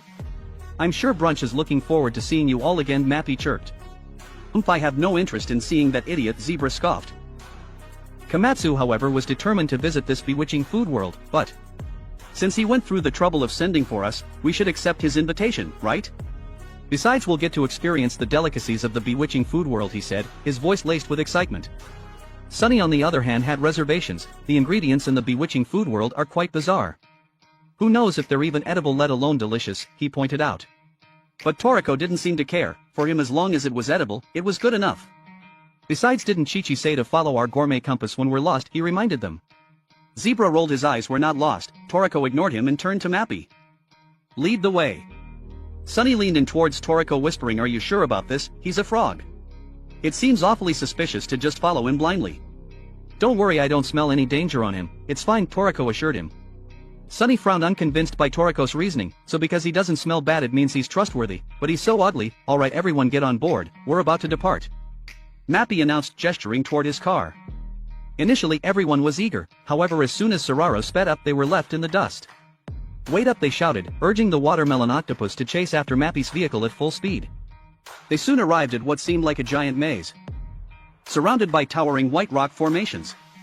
Your basic strength is more than enough to survive in the gourmet world, Mappy commented, casually stretching his legs on the car roof. Who does this frog think he is, talking down to us, Sunny grumbled. Don't underestimate Mappy, Toriko warned Sunny, just think, could you drive through the thorny sea while casually sipping coffee like him? Coco chimed in, impressed by Mappy's nonchalance. Mappy, Komatsu asked, is it always this dangerous at night in the gourmet world? Day and night in the gourmet world are two completely different beasts, Mappy explained. This place is dangerous even in broad daylight and especially so at night, but you guys can easily take down a Tonyuden, so there's nothing to worry about. He paused for emphasis before adding, however you should know that nighttime is when the 8 kings reign supreme. Komatsu shuddered at the mention of the 8 kings. He knew they were the 8 apex predators ruling over the gourmet world. Before Mappy could continue, an oppressive force pressed down on them, rendering them immobile. Mappy, removing his sunglasses, glanced up at the sky. Sararu, why did you take a shortcut through here? The watermelon octopus trembled on the verge of fainting. This is the footprint of Heracles the Horse King, one of the 8 kings left behind thousands of years ago, Mappy explained, his voice hushed with reverence. This 8th region is his territory. A cold sweat broke out on Toriko and the others as they struggled against the overwhelming pressure. Even a footprint left behind millennia ago still held such terrifying power. They couldn't help but shudder at the thought of what would happen if they encountered the Horse King himself. Would they be crushed like ants? Just one look at this barren wasteland tells you how powerful the Horse King is. Zebra remarked, his voice grave. Ha, you can tell what kind of mood Heracles was in by looking at his footprints, Mappy said with a chuckle. When he's angry, the area around his footprints becomes barren like this. But when he's in a good mood they transform into lush fields, clear lakes, and become havens for all sorts of creatures. Komatsu, having never experienced anything quite as exhilarating as this, felt a familiar sensation creeping up on him. His face contorted into a comical expression of sheer terror. If this were the human world, this footprint alone would be a World Heritage Site, he exclaimed. You worry too much, Mappy reassured him with a chuckle. The 8 kings, each one reigns supreme over their own continent in the gourmet world. When they all travel together, that's when night falls on the gourmet world. Coco drew a parallel to the human world. It's similar to when high-ranking officials make visits and maximum security measures are put in place. In other words, the entire gourmet world is currently on high alert. Despite the tense atmosphere, Mappy seemed unfazed. At night it's not just the beasts that become stronger, but the environment also becomes harsher, he explained. Since ancient times, to survive, creatures have had to avoid both the 8 kings and the harsh environments while searching for food. This led to the formation of many travel routes known as gourmet streets. These are the rare safe havens in the gourmet world. Of course, he added, safe is a relative term. There are still plenty of dangers lurking in these parts. Toriko's eyes widened. That explains it. That's how Komatsu and I managed to survive in the gourmet world for a year and a half. It dawned on him that they had been lucky enough to stumble upon these gourmet streets. It's next to impossible to find these gourmet streets without a considerable amount of luck, Mappy chimed in. Moreover, these gourmet streets connect the 7 civilizations that once existed in the gourmet world. The bewitching food world is one of them. As they continued their journey, the scenery transformed once more. This time they found themselves before an expanse of glittering golden water, a stark contrast to the desolate surroundings. This was the Golden Swamp, a vast swamp of golden sand, heavier than lead, known for its incredibly strong buoyancy. Objects could float effortlessly on its surface, and the golden shimmer, that was sunlight reflecting off millions upon millions of golden sand particles, creating a breathtaking spectacle. It's breathtaking, Sunny whispered, tears welling up in his eyes. With a view like this, who cares about the bewitching food world? Just one glimpse is enough to last a lifetime. But as everyone was captivated by the mesmerizing scenery, Mappy suddenly cried out in alarm. Croak! Croak! Everyone turned to him, startled. In his haste he had forgotten how to speak human again. Clouds! The clouds! Alarmed, everyone looked up and saw a massive, dark cloud resembling a slab of iron descending from the sky. This is bad. We need to dive into the golden swamp now. If that thing catches us, we're done for. The sky was pitch black, the sleek black cloud suddenly transforming into the shape of giant feet, as if someone was stomping on the earth. It was the iron cloud, and it was about to fall. Hearing Komatsu's warning, Toriko and his friends, standing under the giant footprint, were all bewildered. Whose stinky feet are these, daring to trample everywhere like this? A heavy cloud fell beside the octopus watermelon, creating billowing waves of golden sand. Sparkling golden water droplets danced in the air, a truly magnificent sight. But this was not the time to marvel. Glancing at the words on the stone tablet, Toriko turned around and frantically explained to everyone, the iron cloud was the true entity of this island. Formed from iron clouds that had accumulated for tens of thousands of years. Dense iron cloud would slowly descend, as its weight increased every few hundred years, it would sink to the ground. However, this didn't mean that only one cloud would fall at a time. On the contrary, whenever this happened to regenerate itself, the iron cloud would create a heavy downpour. It was a torrential rain of steel, as if someone was stomping down, called the iron steps. Simply put, hundreds of feet in the sky would continuously fall to the ground, potentially causing massive casualties. Toriko tried to cut off these iron feet with his leg knife, but their hardness surpassed that of ordinary steel. The demon knife only left a faint scratch on the ground, not causing any real damage. Numerous iron feet, along with an entire giant iron cloud, gradually descended. If we can't get through, then we go back. It sounded reasonable, but they didn't have time to turn back. Seeing the iron cloud about to collapse, Komatsu was so worried that his head was about to smoke. Seeing their guide return, Komatsu immediately told Sunny to get in the car and hide inside the octopus watermelon. There was still plenty of space inside the octopus watermelon, otherwise it wouldn't have been able to carry Queen Terry and the others. At this moment, the iron cloud was about to fall on the octopus watermelon's head. Thanks to his tentacles supporting it, he wasn't crushed immediately. After everyone was ready, the octopus watermelon took a deep breath and plunged into the golden abyss. At the very last second, the group successfully escaped inside the octopus watermelon. It's truly spacious. The windows are covered by a thin air membrane, preventing the golden sand from entering. Looking out from here, they can appreciate the allure of the golden claw even more. Brilliant golden light illuminates everything, sparkling fish swim around. Mappy exhausted explains to Toriko, the golden sand of the golden claw is called pure gold, known for its high transparency. Toriko looks at Mappy panting heavily, feeling like he's devolved into a tadpole. We're doomed, Mappy laments. Toriko is startled, can't we just dive into the sea and escape? Mappy draws out his words regretfully, impossible. If we dive down from the golden claw to escape, the golden sand in the swamp will flow into a giant cave. It's the entrance to the golden labyrinth, with only an entrance and no exit.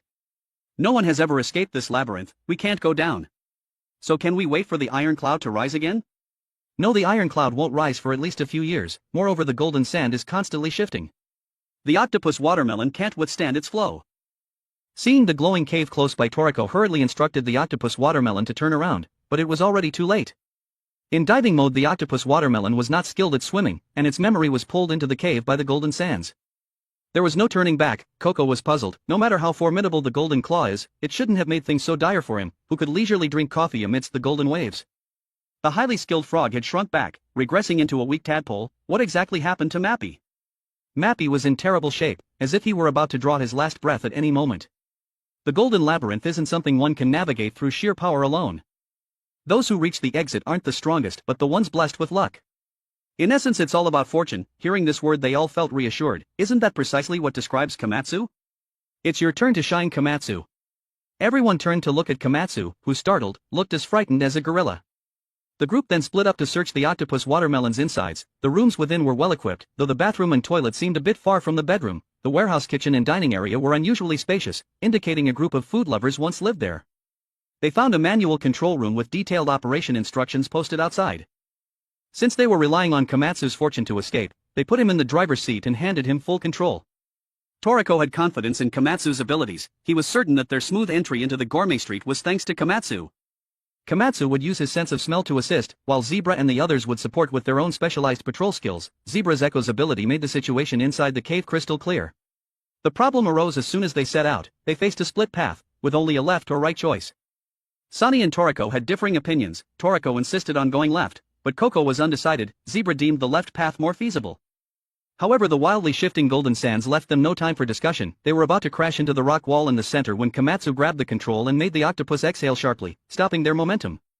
Everyone was so shocked by the sudden movement that they were wide-eyed. Komatsu pulled the control lever, maneuvering successfully through the situation. Even though they didn't know when the next crisis would arise, surviving this one brought a sigh of relief. Mappy, still weakened, was full of doubts. He wondered how these people could remain so cheerful in such an impenetrable labyrinth, as if they knew the way out. But their group of 5 was truly remarkable, carving an unbelievable new path through the endless maze. He thought maybe they really could succeed. Meanwhile, in a distant part of the gourmet world, Joie laughed maniacally. Magnificent Acacia. So this is what they call fortune. Joie had found the path to the gourmet star's banquet table with precise timing, showcasing unparalleled luck. Yet even at the peak of fortune, Joie's desires surged within him, only the chosen ones could pave this path, a treasure even Acacia himself coveted. To Acacia fortune held significant importance, people only appreciate health after illness, and only after loss do they value the simplicity of each day. For Acacia, who had everything, everyday life was mundane, he didn't need to experience loss to know, his insatiable appetite told him everything. It informed him of the countless ingredients he didn't yet possess, the known but untasted foods that fascinated him. It made him aware of the vastness of his hunger even as he slept. Blue Nitro, leaning on his hand, watched Joie's ambition with a sinister reminder. "You're the second human to carve a path to the gourmet star." Joie smirked. "The first was my mother Frozy, right? She saw this path from the very beginning." "Can fortune bloom with Acacia's full course?" The other Nitro confirmed that under certain conditions, it could. This solidified Joie's resolve. He would not share Acacia's full course with anyone. Before the table of Blue Nitro, Joie made a bold declaration. He would claim the full course himself and leave the rest to his subordinates. Rest assured, the arc has long been completed. On the other side, his loyal group received Joie's signal and prepared for action. Shigematsu excitedly shouted to everyone that Acacia's full course was about to awaken. The sight of the extending deer made Casero smile in awe. What a miracle, an empty space yet a path appears the moment Joie steps on it. The director chuckled, noting that the path had always existed, Joie had merely seen it the correct path. The little guy trailing them fell into deep thought as he stared at the road ahead. Is it really that amazing? Aren't there paths everywhere? Don't reveal that. It's true that seeing many paths could make you as popular. Meanwhile, Komatsu, steering the octopus watermelon, let everyone out of danger. Mappy was shocked. He couldn't believe they had found the exit. Back to his pre-diving state, Mappy watched as everyone surrounded and praised Komatsu, yet Mappy kept replaying Toriko's words in his mind. Toriko had said that without Komatsu they wouldn't have made it to Gourmet Street. So did Komatsu truly see the path of golden fortune? Though unaware of his own luck, Komatsu was no ordinary man. Along the way the team had even taken treasure chests from the cave. One particular can caught Komatsu's eye just as a massive drop of water struck the octopus, shaking it violently. Mappy explained that this was due to the dominant fish in Area 8, which caused such rainfall, but there was no danger. In fact, they could take the opportunity for a relaxing bath. After bathing and eating, the rain hadn't stopped. Out of nowhere a creepy eyeball floated through the air, scaring Komatsu half to death. Mappy reassured him. "That's a guardian from the village coming to pick us up," he called out. "Look. There's the entrance to our village. It's the Hex Food World." Looking up, they saw the gates of the Hex Food World ahead. Komatsu noticed a ghostly blue flame rising at the main entrance, drifting like a spirit then slowly spreading apart. Mappy pointed at the strange sight, excitedly shouting, "Look, the pregnant fireworks are going off." "Is that really fireworks? Are there even fireworks that rise so slowly? They aren't colorful at all. In fact, they're eerie. It's not sending someone off, is it?" Their arrival had already been reported to Tengu Castle, where Branch shouted commands to his subordinates. "Tonight we celebrate." Toriko instructed Terry and the others to wait with the octopus at the entrance, but Komatsu couldn't contain his excitement, hoping to see Branch after so long. Coco thoughtfully had kissed Stay Behind, promising to bring back delicious food. Mappy suddenly realized, "Wait, did we bring any ingredients? Toriko, did you?" Everyone exchanged glances, realizing they might need gifts. Mappy explained, "In the gourmet world everything is traded for ingredients, meals, lodging, goods. Money is worthless, only ingredients have value." Zebra remarked, "I didn't bring money anyway." Sunny teased, "Because you always take things by force." "Never mind, let's see what we can do," they agreed as they pressed on.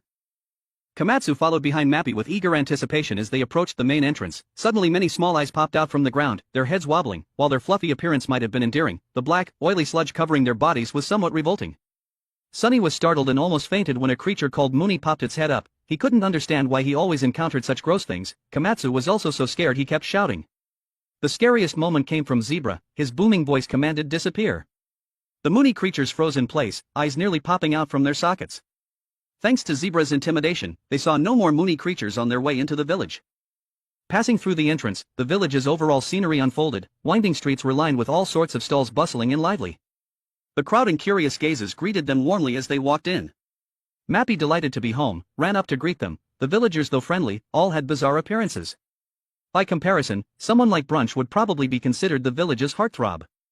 Sonny, with his extreme aesthetic standards, couldn't handle the visual shock. These strange creatures shattered his perception of appearances once again. At that moment a long-haired, bearded man approached Sonny, sighing deeply. "Oh, it's been so long since a human visited the village." Sonny retreated in fright, thinking, "What kind of creature is this?" Mappy patted his shoulder and introduced, "This is Takeshi, the little brother of that famous Numerihian's grandson." Sonny muttered, "So his name is Takeshi?" Suddenly, Komatsu shouted in surprise, "Whoa! A faceless creature! Mappy quickly explained, this is Nilpakichi, Komatsu, he does have a face, his facial features are just very small possibly because of his large head. Other villagers were equally strange including cockroaches evolved from Mars and cross-species giant spiders. Sunny was on the brink of losing it, he really didn't want to deal with these unsettling creatures. At the same time he was a bit curious whether there were cockroaches on Mars.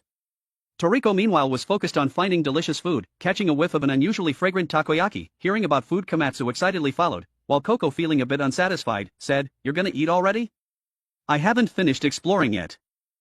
Toriko and Komatsu arrived at the takoyaki stand. There was only one older man running it, but the takoyaki machine was huge. Rumor had it that it could make 2,000 pieces at a time. Toriko boldly ordered 2,000 pieces as an appetizer. The iron table in the storage area was soon filled with takoyaki. With lightning speed, the owner flipped them over in an instant. Komatsu marveled, this speed, this skill. I couldn't manage the scale and size. Freshly made takoyaki was ready and Toriko grabbed a big bowl and started eating without stopping. The outside was soft while the inside was chewy and flavorful with a slight crunch, absolutely irresistible. But Sunny was different. Just looking at the bizarre appearance of the takoyaki killed his appetite. The group continued to wander around. Everywhere they looked, there were new and interesting sights. Someone called out to Zebra, "Hey friend, want to join us for a drink?" Zebra shot them a sharp glance. The shopkeeper, frightened, quickly apologized. Toriko and Komatsu were having the good time. Komatsu exclaimed, "I never thought the gourmet world would be this fun. I always imagined it to be scarier and more disgusting." Komatsu spotted a kitchenware store filled with all kinds of items. A beautiful kitchen knife caught his eye. It looked familiar as if he had seen it somewhere before. The shopkeeper praised him for his good taste. It was a knife he made, taught by a customer about a year ago. Although that person was big and silent, they were a genuine artisan. Hearing this, Komatsu understood. Coco wandered into a toy store and found many interesting weapons and plush toys. He particularly liked a dark bandage roll. Sunny, bored and disgusted, suddenly he noticed a store that looked somewhat normal, not as creepy as the others, but the name was puzzling. 18 pounds of canned meat for beauty? He couldn't resist. Sunny bought a can and gently opened it. Inside was a tiny girl unclothed and blushing. Sunny froze in shock, then threw it away as if it were something filthy. Toriko and Komatsu were used to Sunny's dramatic reactions, but this time it seemed like he was genuinely traumatized. He must have encountered something truly horrifying. However, their concern vanished when they spotted a mixed porridge shop. Just the thought of it was delicious, so they pulled Sunny in. The bowl of porridge was thick with a few eyeballs floating on top. It looked eerie but tasted absolutely amazing. Toriko was full of praise. Sunny couldn't bring himself to eat and planned to have bananas to cleanse his stomach. But these weren't ordinary bananas, they were natto bananas. Opening them to reveal the sticky natto made Sunny feel like passing out, yet Toriko and Komatsu ate happily. After the meal the group headed to a bar. Coco, who didn't drink much, ordered a ghost coffee milk. Meanwhile Toriko and the others enthusiastically shouted cheers. While they partied wildly, Brunch had long grown impatient. He had prepared a grand feast and had been waiting forever, but no one showed up. Seeing the group drunk and oblivious, Brunch stormed over angrily, "Why are you here? All the food on my side is ready, why haven't you come yet? How long are you planning to make me wait?" Brunch's tirade left everyone stunned. Komatsu's eyes went wide. "Mouth agape, Brunch, I missed you so much." No sooner had he spoken than he started vomiting. Coco, already tipsy, staggered over. "I'm drinking alcoholic coffee milk, you know." And then he too started throwing up. Brunch panicked. "Coco, you can't throw up. If you vomit poison, we're doomed." Brunch then took the whole group to Tengu Castle and brewed Yeti snow tea to sober them up. Listening to stories of Brunch's legendary feats and his incredible cooking skills, Zebra remarked, "The taste is decent, but his personality. What a handful." Brunch, overhearing this, wanted nothing more than to punch Zebra. Among these people, Zebra was the one Brunch disliked the most due to his unpredictable temper. Toriko reminisced about when the human world was in danger, and how the gourmet world had offered a lot of help. Brunch confirmed that's right. At that time the only ingredients left here were golden eggs and takoyaki. But that was because the leader of the Bishokukai had been meddling. Brunch swore to take him down if they ever met again. Toriko took a sip of tea and said calmly, "If you could handle him you wouldn't be suffering like this. Komatsu and I have met him before. He has the power to destroy everything if he wants. Right now he's probably stronger than anyone and he's terrifyingly hungry." Speaking of hunger, Zebra started to feel hungry and urged Brunch to serve the food. Brunch was exasperated. "Didn't you all just eat till you were stuffed?" Coco got serious. "For the future of the human world we can't stay here long. This time we want to meet Daruma." "Well, you're in luck because he's on the brink of death," Brunch said. Everyone was shocked. "Since when?"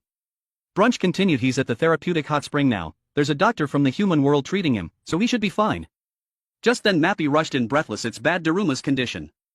The whole group hurried to the hot spring, but seeing Zebra still calmly sipping his tea, it didn't seem too serious. Daruma lay flat on the ground, drenched in sweat, his face pale. Surrounding him were villagers milked the first IGO staff. Daruma was gasping for breath, his body trembling, looking like he was at death's door. Brunch anxiously shouted, "Oh well man, are you okay?" Daruma slowly opened his eyes, a dazed expression on his face. He waved his hand trying to say something, then closed his eyes again. Brunch yelled, "Old man." Daruma opened his eyes again, his lips moving. Brunch leaned in close, "Say whatever you want." "Old man." Before he could say anything, Daruma closed his eyes again. Brunch screamed in despair. Daruma reacted again, but this time Brunch was no longer upset. He slapped Daruma on the forehead. "This is ridiculous. What do you want? Decide if you want to live or die already." Adashino, who had witnessed the entire scene, spoke up. "He's fine, he probably just peeked at someone bathing and got a bit too excited." Hearing this, Brunch was furious. Seeing Daruma's still racing heartbeat and dazed mind, Brunch grew even angrier. He grabbed Daruma's beard and prepared to lash out. Wake up now. You perverted old man." Komatsu and Sani were stunned to learn that the beautiful woman was none other than Adashino, the genius surgeon who could cure any illness with just a kitchen knife. Even as a gourmet specialist, she was a formidable figure in the human world, but why are her eyes like that? As IGO's number 0 operative, she appeared alongside Master Ichiryu a year and a half ago, Adashino explained, and she's not the only one. Milk is here as well. Milk the first stepped out from behind them. However, compared to his previous appearance, he had lost his left arm. It seemed that the quiet craftsman mentioned by the shopkeeper was indeed the Milk. Milk spoke, but his voice was so soft that the Komatsu group couldn't hear anything. Only Zebra could hear him. He translated Milk's words for everyone. He's talking about what happened a year and a half ago, and how to capture Acacia's salad air. Milk used soundstones to tell the 4 kings and Brunch how to prepare air, then instructed them to split up and depart in 4 directions. Komatsu didn't understand why they had to act separately. Wouldn't it be safer and more reassuring to travel together? Adashino explained that it was to avoid the risk of the entire group being wiped out. When the gourmet world entered night, the climate in Area 8 became much harsher, to the point where even the spring of origin couldn't be approached casually. The land leading to the center of Area 8 was originally the rain area. Although it was marked as sea on the map, it was actually a desolate wasteland with all kinds of storms raging. Initially they planned to divide into 10 or 20 groups. But since the targets were the 4 kings, dividing into 4 directions was sufficient. Of course they couldn't accurately determine the location based on the 4 kings alone. They had anticipated this. Therefore they arranged 3 guides, including the talented Saisia Dinner, the food hunter of Kappa Valley Nosh, and the famous chef that everyone knows, Tengu Brunch. Mappy explained that they were the current representatives of the Hex Food world, each with top-notch strength, almost on par with the Hex Food Beast Knights led by himself, Nopakichi and Takishi. Naturally 4 paths and only 3 guides wouldn't be enough, so Mappy would lead the final group himself. Regarding the person following Mappy, he especially emphasized, "You'd better prepare yourself thoroughly." Grandpa Daruma opened his eyes and said to Mappy with reluctance, "Don't push yourself too hard, if possible. I'm serious. If it's really possible, then you absolutely must do it. Although I can't guarantee 100%, I believe you can get air. This old man has a strong feeling that if I can eat air, my illness will be completely cured." Brunch interrupted the rambling old man with disgust. That lecherous old man, the horny Daruma. Why not just try dying once and get it over with? After setting off, Brunch turned to look at Zebra following behind him and laughed loudly. "Ha ha ha, Zebra. Did that lecherous old geezer force you to come along too?"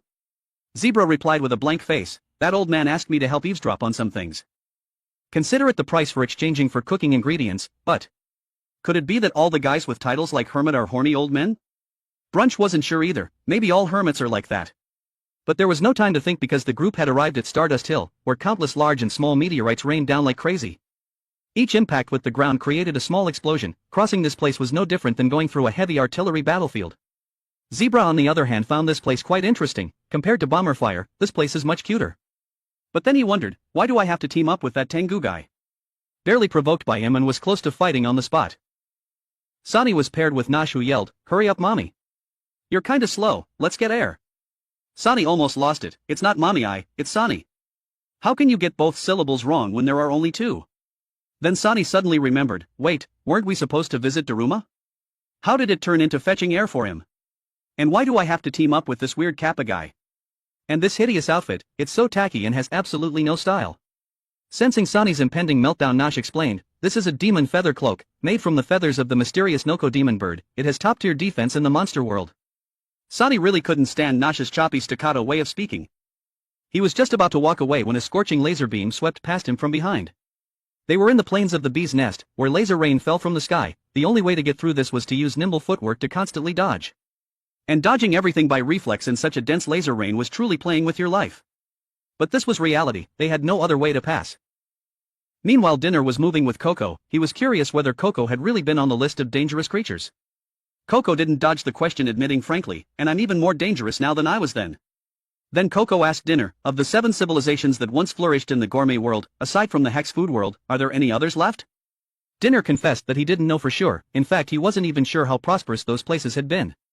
Regardless of the civilization, all of them were heavily devastated, leaving only ruins and hunger. Our village has survived until now thanks to the endless optimism of everyone. The village chief once said. When everyone can genuinely smile, that is when the entire village enjoys the greatest food of all, air. Coco was supremely confident. Don't worry, we will definitely get air, so that everyone can eat it. They were currently in a poisonous grassland, but the poison here was completely harmless to them. Clearly this is a path custom designed for us. The final pair was Toriko and Komatsu. On the way while in the vehicle, Toriko asked Mappy, has anyone in the village ever eaten air? Mappy replied the village chief had to use countless connections just to learn how to handle air. Air is the dream of the entire village. Toriko had also heard that collecting Acacia's full-course menu had to follow the correct order and route. In other words, without eating air, it wouldn't be possible to access the next dish, the soup pair in Area 7. Komatsu wondered what effect will eating air actually have? Mappy said that's hard to say. There are many places in the gourmet world that normal humans cannot pass through. It said there are mountains where you can't breathe, caves where growth speeds up 200,000 times, gates that only souls can enter, and ravines where time flows backwards. Could Acacia's full course be made up of ingredients that help you overcome those places? Regardless of what was said, the core was still about upgrading gourmet cells. If not as Toriko was feeling, a powerful pressure would come from somewhere, making his entire body unable to move, as if completely locked in place. This was a force of suppression that forced people to submit, and yet Mappy was calm as if nothing was happening. He asked Toriko, you feel it, right? Toriko immediately thought back to Mappy's words, prepare yourself. He understood what Mappy was planning. However, the one who truly wasn't affected was Komatsu. While Toriko was sweating profusely, Komatsu was as calm as usual, not feeling it meant not being afraid. Toriko looked around at the scene before him, which shook his very soul. Everywhere were high-level horse species leisurely strolling. Dharma war horses, Janus unicorns, all of them were present. Komatsu was surprised. What is this? Mappy casually introduced, this is Horse King Hill, the lair of the Horse King Heracles. Toriko was drenched in sweat. He didn't understand why they had to come to such a dangerous place. Komatsu was trembling, stuttering, unable to utter a single sentence. And yet Mappy remained calm as if nothing were amiss. We, the inhabitants of the gourmet world, able to develop our own civilization, all owe our existence to the protection of the 8 kings from ancient times. We have survived until now because we are sheltered by the 8 kings, therefore we must also offer tribute to the kings. There's no hiding from the kings who rule the entire gourmet world continent. To capture air, one must face the Horse King. Mappy's chosen method was sacrifice. In Mappy's eyes there was now a shimmering haze. We will die here. But I don't know if my life can be exchanged for forgiveness from the Horse King. In the human world the 4 kings are the pinnacle, but in the eyes of the gourmet world's 8 kings, they are mere ants. Toriko felt the air become terrifyingly heavy, as if his entire body was being crushed, unable to breathe. Even raising his hand became incredibly difficult. He struggled to raise his hand, trying to look towards Komatsu. Under such immense pressure, there was no need for measurements to know how strong the opponent was. Even the concept of capture level became meaningless. As long as the aura is terrifying enough, you don't need status or background, you can still make others bow their heads. The 3 of them stood before a mature Dharma warhorse and already felt insignificant. Meanwhile the Horse King Heracles was many times larger and more majestic. The difference in power was obvious. The Horse King Heracles didn't need to be angry, just lying there exuded an aura that shook the heavens and the earth. The repeating patterns on his body were symbols of absolute power. That aura was higher than everyone else, making Toriko and Komatsu not dare to look up. Komatsu was so scared that he was turning into a gorilla, his familiar trembling state returning. Mappy, who was prepared to sacrifice himself, calmly explained, although there are other phantom beasts Heracles, the king named Heracles is only one. Toriko felt suffocated, the air like thick, sticky clay as if plugging his nose. Mappy said that's because the air on Horse King Hill is extremely thin, so air trees grow here. Toriko recalled when he entered the gourmet world's underground forest, he had seen this type of tree that could generate air. Mappy sighed. Toriko, Komatsu. I'm about to die, I'll become fertilizer for the air tree. Toriko had long guessed that Mappy intended to sacrifice himself bravely, he just hadn't expected it would be to become fertilizer for a tree. Mappy gently stroked the air tree. If extremely powerful life is used as nourishment, the air tree will produce extremely high-quality air. Saying this, Kararu started to tear up. Mappy was a bit choked up, saying to him, you have to take care. Then he shouted at the Horse King Heracles, please use my life to exchange for permission to capture air. Please take my life alone. Toriko rushed forward to stop him, yelling shut up. In reality Toriko's head was also in a mess at this moment. What should he do? On one side was air, on the other was the absolutely powerful king. There was no other option but to fight. Komatsu on the other hand was staring intently at the air tree, lost in thought. Elsewhere Daruma the hermit, along with Melk and Adashino, had arrived at the atmosphere garden, located on the eastern side of the Hex food world. At the very end of the village. This place had nutrient-rich fertilizer, fish, and localized sunlight, which helped the soil become fertile, producing many types of plants. Thanks to photosynthesis, the air here was abundant, making it one of the few places in the Hex food world suitable for recuperating.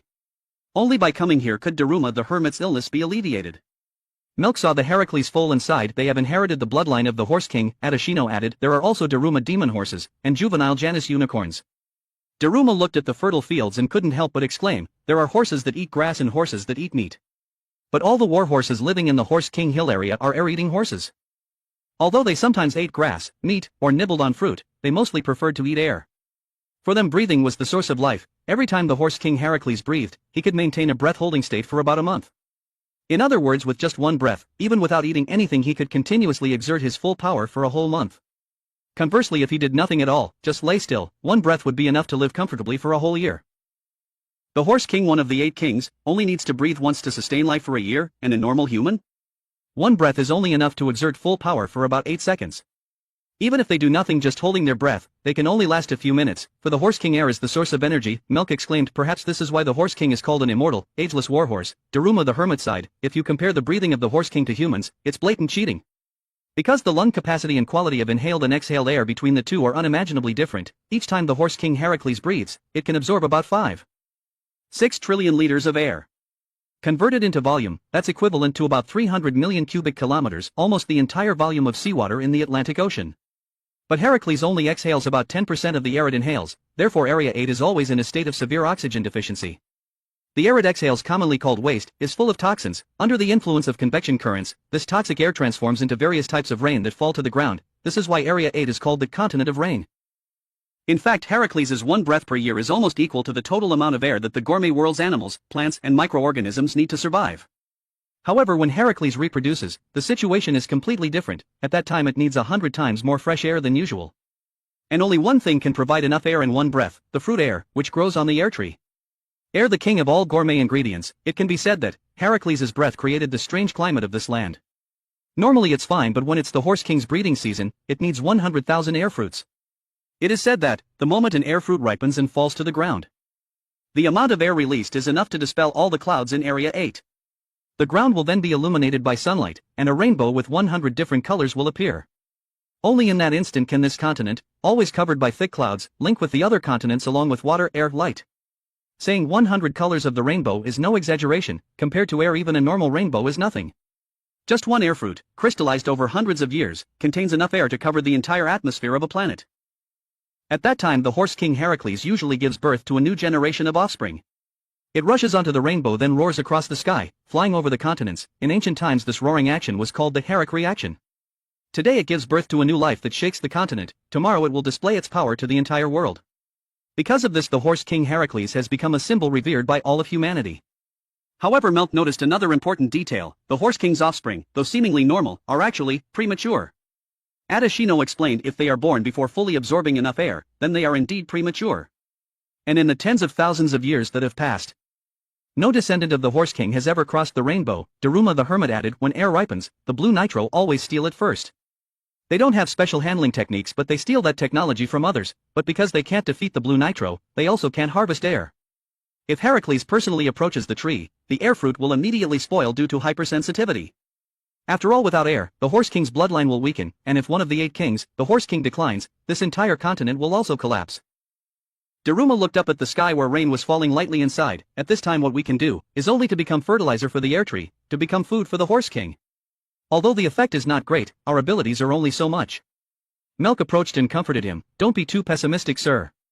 If it's Toriko and Komatsu, who knows, they might actually be able to capture air. Milk was about to say more, but the sound-amplifying stone in his hand fell, causing Daruma the hermit to not clearly hear the latter part. At this moment, Komatsu drew the milk knife, his eyes showing a determined look, ready to risk everything. Toriko and Mappi were both stunned by that aura. They had rarely seen Komatsu display such a battle-ready stance. Komatsu calmly said, I hear the call of the ingredient. Mappi had never seen Komatsu unleash his power before, and his jaw dropped in stunned silence. Toriko's expression, on the other hand, was completely the opposite. He felt that Komatsu would definitely accomplish something great this time. Just mentioning the call of the ingredient, and Komatsu's entire body blazed with an intense aura. He really could hear the ingredient calling his name. Toriko smiled triumphantly as if this was only natural. But Mappi was confused, asking, you say ingredient, could it be that air tree? Komatsu gently swung the knife then shook his head. No, the ingredient calling me is something further ahead. Toriko and Mappi looked in the direction Komatsu pointed, which was toward the Horse King's air tree. In front of them again was the Horse King Heracles with its overwhelming power. Sensing that the three intended to pass it, Heracles emitted an intense killing intent. In an instant the three of them were blown away by the shockwave of an invisible bomb. Just one glance was enough to make the ground seem to shake. This was only a warning, not a real attack, but the level of disparity was still too clear. Could they really face such a terrifying opponent? Mappi stopped them. The tribute hasn't been offered yet. How can you talk about stealing air? The Horse King will definitely not allow it. But Toriko had made up his mind. If you don't let us pass, then we have no choice but to use force to break through. Mappi was shocked. Toriko didn't give him time to think, immediately urging take Komatsu to where air is. If Kararu runs at full speed, it won't be long before you reach it. Mappi was speechless, intending to say he would sacrifice himself here as a tribute, but Toriko interrupted. If you die to offer a sacrifice, then we can't eat air together. That statement made Mappi even more confused. Komatsu asked Toriko, then what are you going to do? Toriko said sternly, it's obvious, isn't it? You two go capture air, I'll stay here and hold back the Horse King. Mappi was shocked. Are you stupid? How can you possibly win against the Horse King? Doing that is certain death.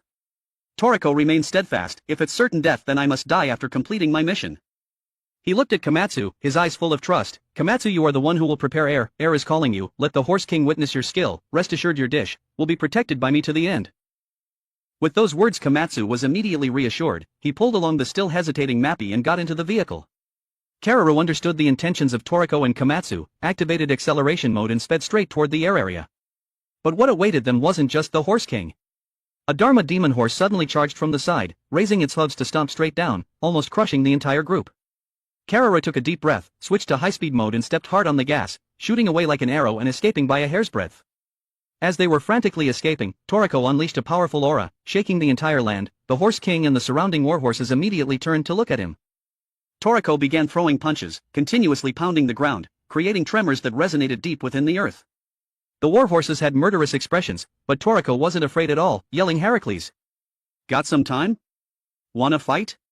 The Horse King tilted its head slightly, its eyes seemingly filled with a hint of suspicion. Toriko continued to shout, if you insist on having a sacrifice, then I will be the one who sacrifices myself.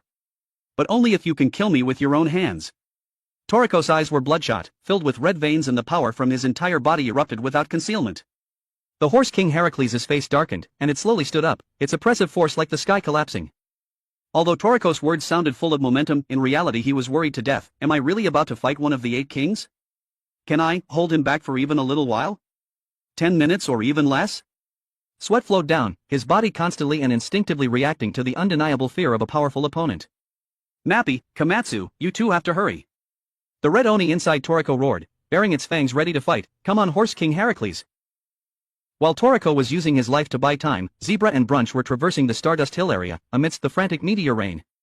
Zebra used Soundwave Demolish, shattering all the meteors in the sky, but the continuous falling rocks were starting to irritate him. Brunch stretched, saying, step aside, let me show you some skills. He roared, electricity coursing through his body, using the stored electricity to magnetize his entire body, becoming a giant living magnet. The meteors here contained a lot of metal, and they began to be drawn towards Brunch at a dizzying speed. Zebra seized the opportunity, shouting, now take them all out at once. Zebra was ready, yelling, my turn to move aside. Super sound burst. Under the extreme sound waves, all the attracted meteors immediately exploded into rock dust. Meanwhile, at the plains of the bee's nest, Sunny was using his hair to create a protective umbrella, resisting the laser rain that burned like fire. His mind felt like it was about to explode from the heat. In contrast, Nosh was running through the lasers as if nothing were happening, dodging precisely like a ninja. He even turned back and urged Sunny, hurry up, old man. Sunny was still trying to cope when the rain suddenly became more intense. The high-intensity laser rain began. Nosh then removed his hat, revealing the shiny round plate on his head, the Minton pufferfish head plate. Even when lasers hit his head directly, he wasn't harmed because he had compressed all his muscle fibers into the plate, creating an invincible shield that reflected all attacks. Sunny was shocked. Seriously? You had such an awesome move and didn't say so earlier. Nosh smiled wryly, this move only lasts a few seconds. After that I'll be immobile for a few minutes. I'm counting on you then, Sunny. Sunny froze, I was hoping you would help me. How did it turn into me saving you? With no other choice, Sunny grabbed Nosh by the scruff of his neck and ran for his life, unsure when the move would run out, so running first was the only option. At Poison Rain Prairie, Coco and Dinner were strolling leisurely. Coco used a poisonous mist defense to block the poisonous rain, while Dinner carried temporary detoxifying flowers. Both were safe. This type of flower was extremely rare, almost extinct, but with Dinner's regeneration ability, replanting them wasn't too difficult. However, while they were leisurely strolling, poisonous hail began to fall, a poison so potent that even Coco's poisonous mist was pierced. They fell to the ground and corroded the surface, stronger than sulfuric acid. Coco was stunned. I didn't expect the poisonous hail to have such physical power. Protecting against the poison alone wasn't enough, they had to find a way to resist physical damage as well. They decided not to stop and run straight to Slow Rain Hills. At the same time, Komatsu and Mappy were also rushing towards Slow Rain Hills. Komatsu tightly hugged the car seat, his head almost flying off from the speed. In his mind, he only had one thought: wait for me, Toriko. I will bring back the cooked air right away. How long could Red Oni fight against the Horse King Heracles? Toriko had no idea. But to help Komatsu obtain air, he was willing to risk his life, holding the Horse King back for as long as possible. Outwardly, Toriko looked incredibly imposing, but in reality, he was panicking intensely. His mind was completely blank, unsure of where to even begin. Unable to come up with a plan, Toriko decided, there's no point in thinking. Just unleash everything I've got. Come on. Let's start this. Toriko roared. Red Oni emerged with sharp claws, charging straight at the Horse King. The Horse King Heracles was chillingly calm, glancing at him with a disdainful look, and then simply exhaled through his nose.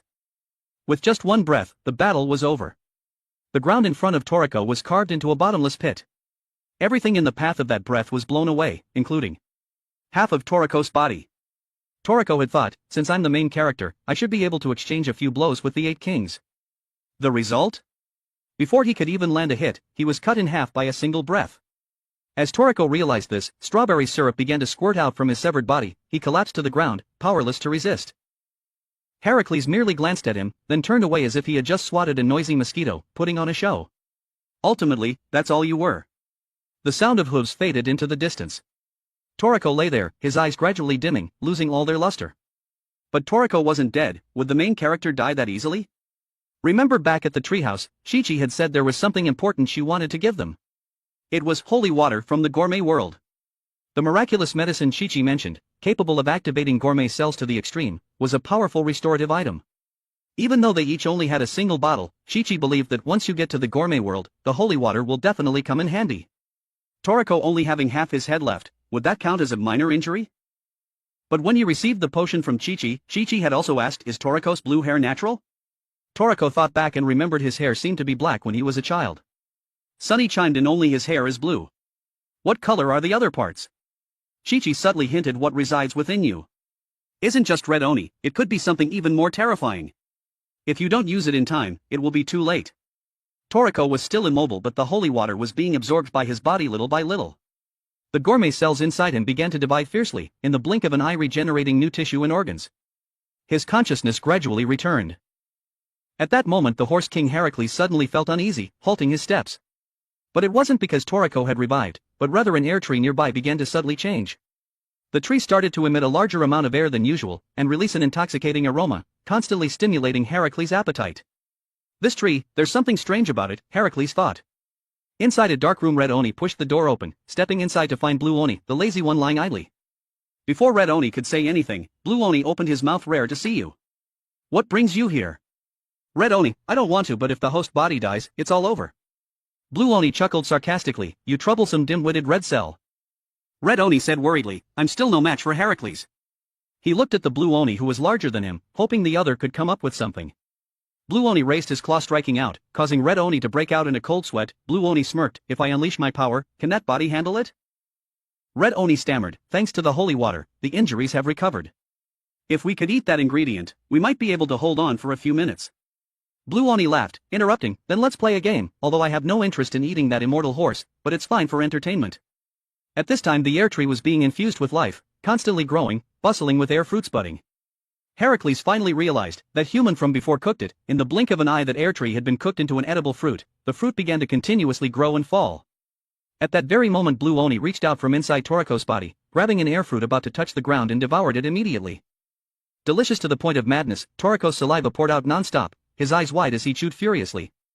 In an instant Toriko's body began to swell from the inside, Blue Oni completely separating from his right side, eagerly stepping onto the front lines of the battle. Heracles the Horse King immediately sensed the killing intent. Turning his head, he saw Blue Oni, a berserker radiating pure battle frenzy.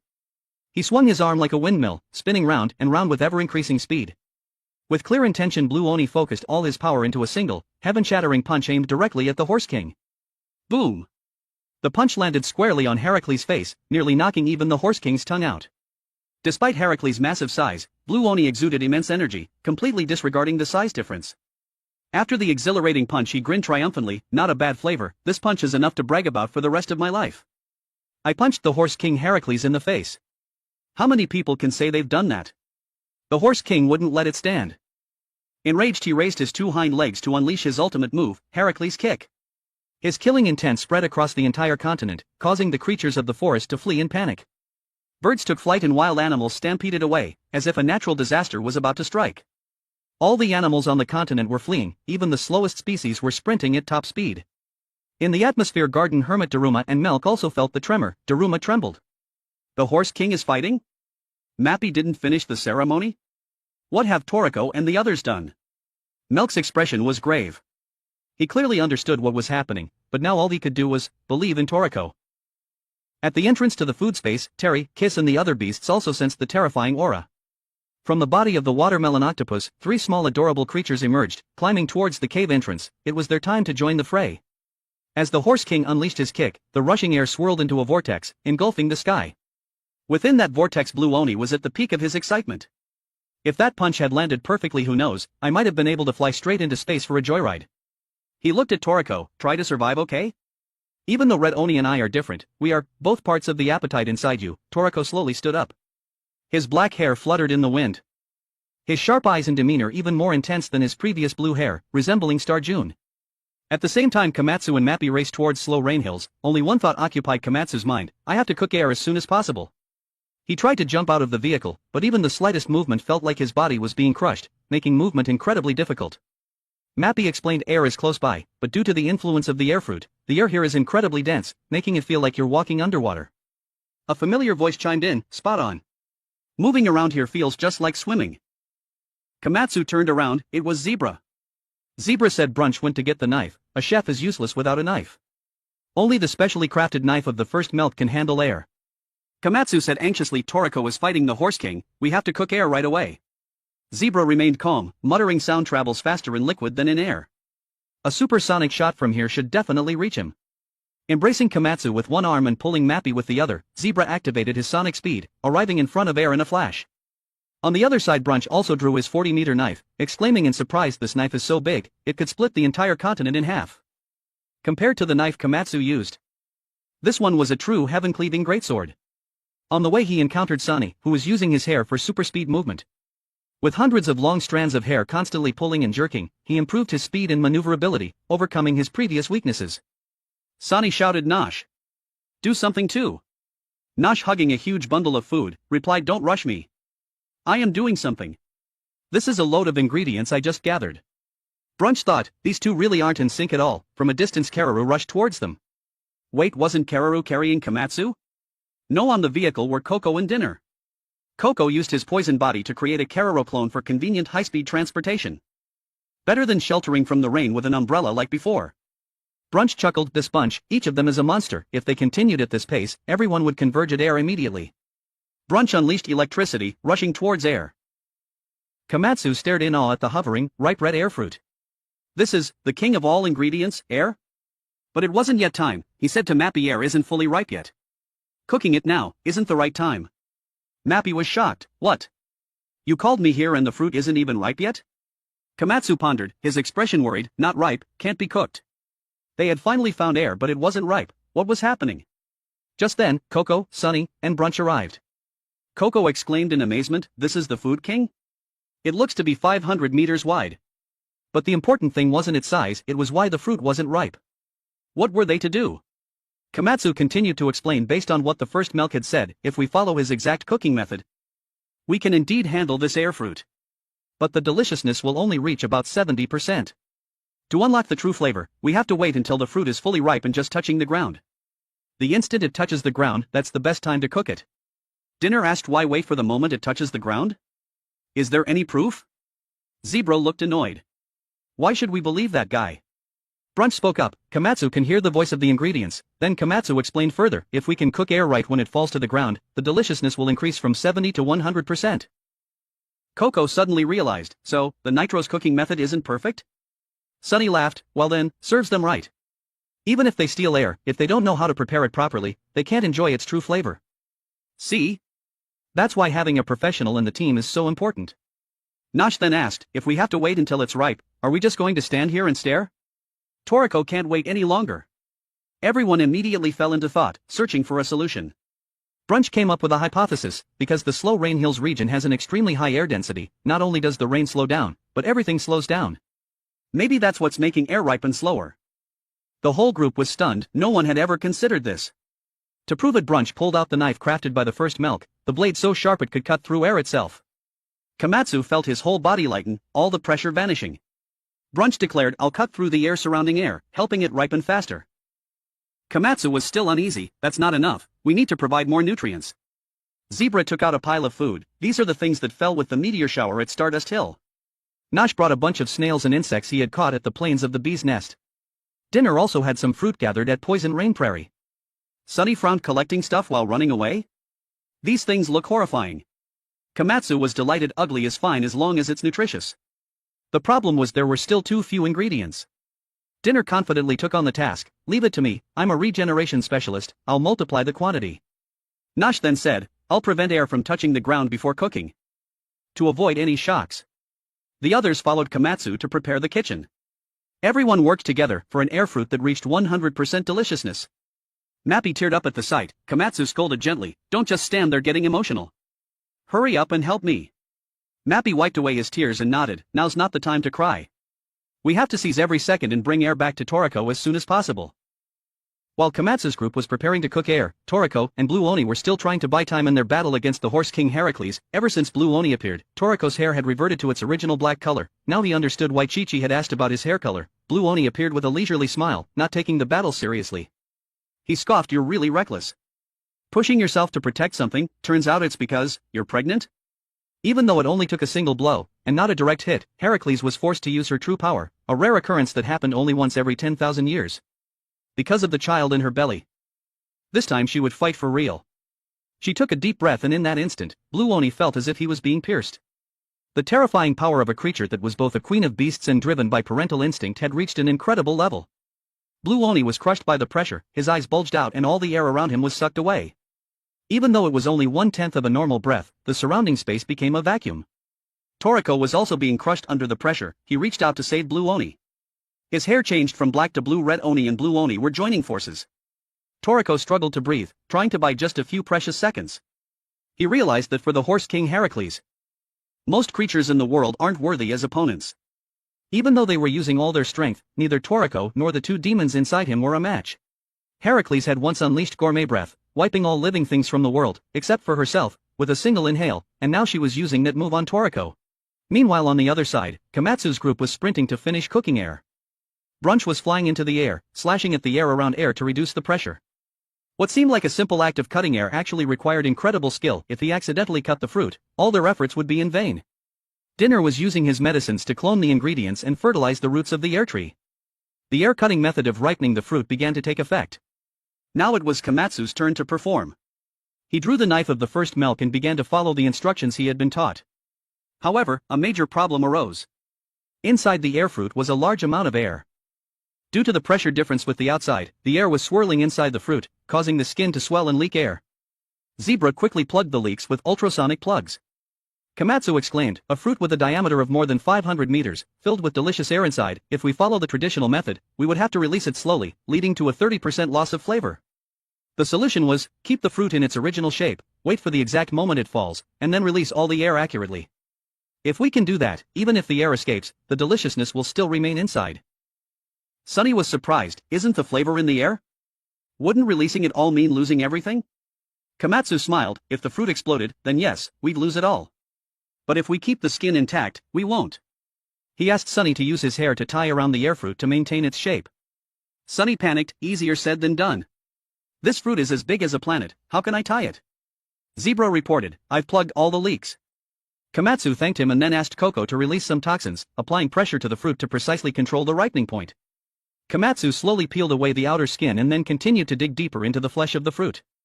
Depending on the region, the texture of the skin was completely different, requiring him to carefully listen to the whispers of the ingredient. If he deviated by even a millimeter, the entire ripening rhythm of the fruit would be disrupted, leading to a complete explosion. This was truly a tightrope walk over the air fruit, a super-level ingredient. Komatsu was demonstrating all the skills of a refined and experienced chef. But Komatsu alone wasn't enough. The air fruit was swelling more and more, and the leaks were increasing. Even though it was just air, the pressure of each leak was as strong as a volcanic eruption. Zebra had to continuously create more ultrasonic plugs to seal the leaks. Nosh felt the tension. This fruit could fall at any moment. He immediately prepared a shock-absorbing system on the ground to prevent the fruit from being damaged upon impact. Sunny unleashed his hair, trying to hold the entire fruit, but the fruit's diameter reached over 1,500 meters, while his hair only reached about 700 m.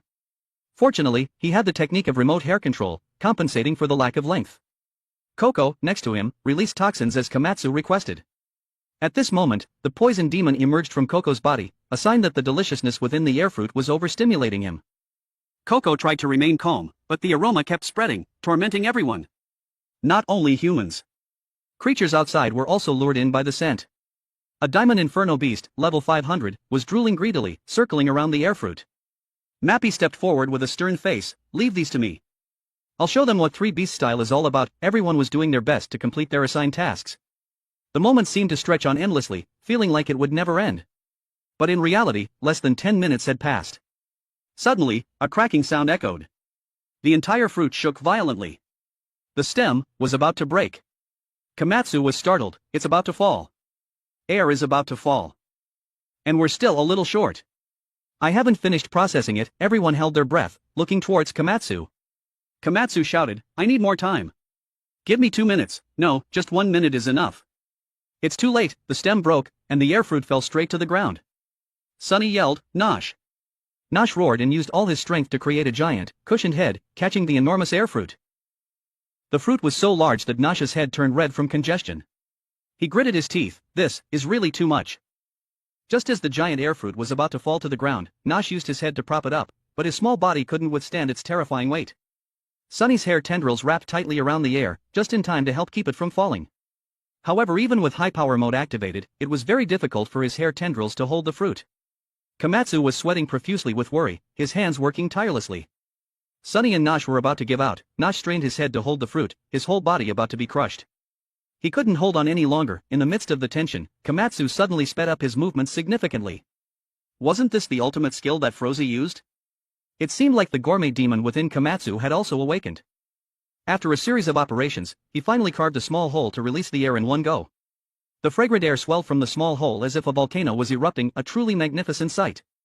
Komatsu was blown away by the air pressure, but luckily Zebra caught him in time. Nosh was almost crushed by the fruit, but Brunch quickly pulled him away. The fruit fell to the ground safely, continuing to spew out its fragrant flavor. The whole thing was nerve-wracking, but it ended smoothly, and the fruit was safely depressurized. Before everyone could even sigh in relief, they were stunned by the magnificent sight, their hearts as taut as a bowstring. It was the air that had accumulated for tens of thousands of years inside the air fruit. This amount of gas amounted to 5 million trillion tons, equivalent to 25 billion cubic kilometers in volume, completely surpassing any volcanic eruption. The air from air immediately blew away the clouds and tore through the atmosphere. In just a few dozen seconds, the entire amount of gas was released. The sky cleared and brilliant sunlight shone across the earth, a truly spectacular scene. Komatsu, carried like a sack of rice by Zebra, tilted his head back and looked at the sky, so astonished that he couldn't speak. But in his mind he could only think of Toriko, who was still fighting. He wondered how he was doing. To be honest, it was a bit anticlimactic. The process of preparing the air felt a bit simple and violent. Although the task division was very clear, giving each character a role, there wasn't much creative imagination when it came to the actual cooking. The scene of Komatsu preparing the air happened a bit hastily. But that could be because the air was so huge, and carving out the fruit was already very elaborate. Back to Toriko. A few seconds before air was completed, Toriko was still facing the Horse King. The vacuum space made it impossible for Toriko to move, but he wasn't dead yet. In this annihilated atmosphere, even with a weak aura, Toriko's heart was still beating, not stopping at all. The Horse King prepared to deliver the final blow because a human dared to eat air, which was truly unimaginable. Toriko knew he no longer had the ability to retaliate, but he still looked directly into the king's eyes without fear, only filled with fighting spirit. No matter how strong the opponent, once he decided to fight, Toriko would never waver. That was the spirit of a gourmet hunter who survived in the wild. And that final blow from the Horse King was a tribute to Toriko, a true gourmet hunter. The Horse King was about to strike when a fierce gust of air swept in, distracting him. Surely air had been completed. This was the fresh air that the Horse King had been waiting for tens of thousands of years. Finally that moment had arrived. He decided to abandon the battle with Toriko in order to enjoy the nine-tailed air. Now was a once-in-a-thousand-year opportunity to reproduce, and he absolutely couldn't miss it. This was the most important thing.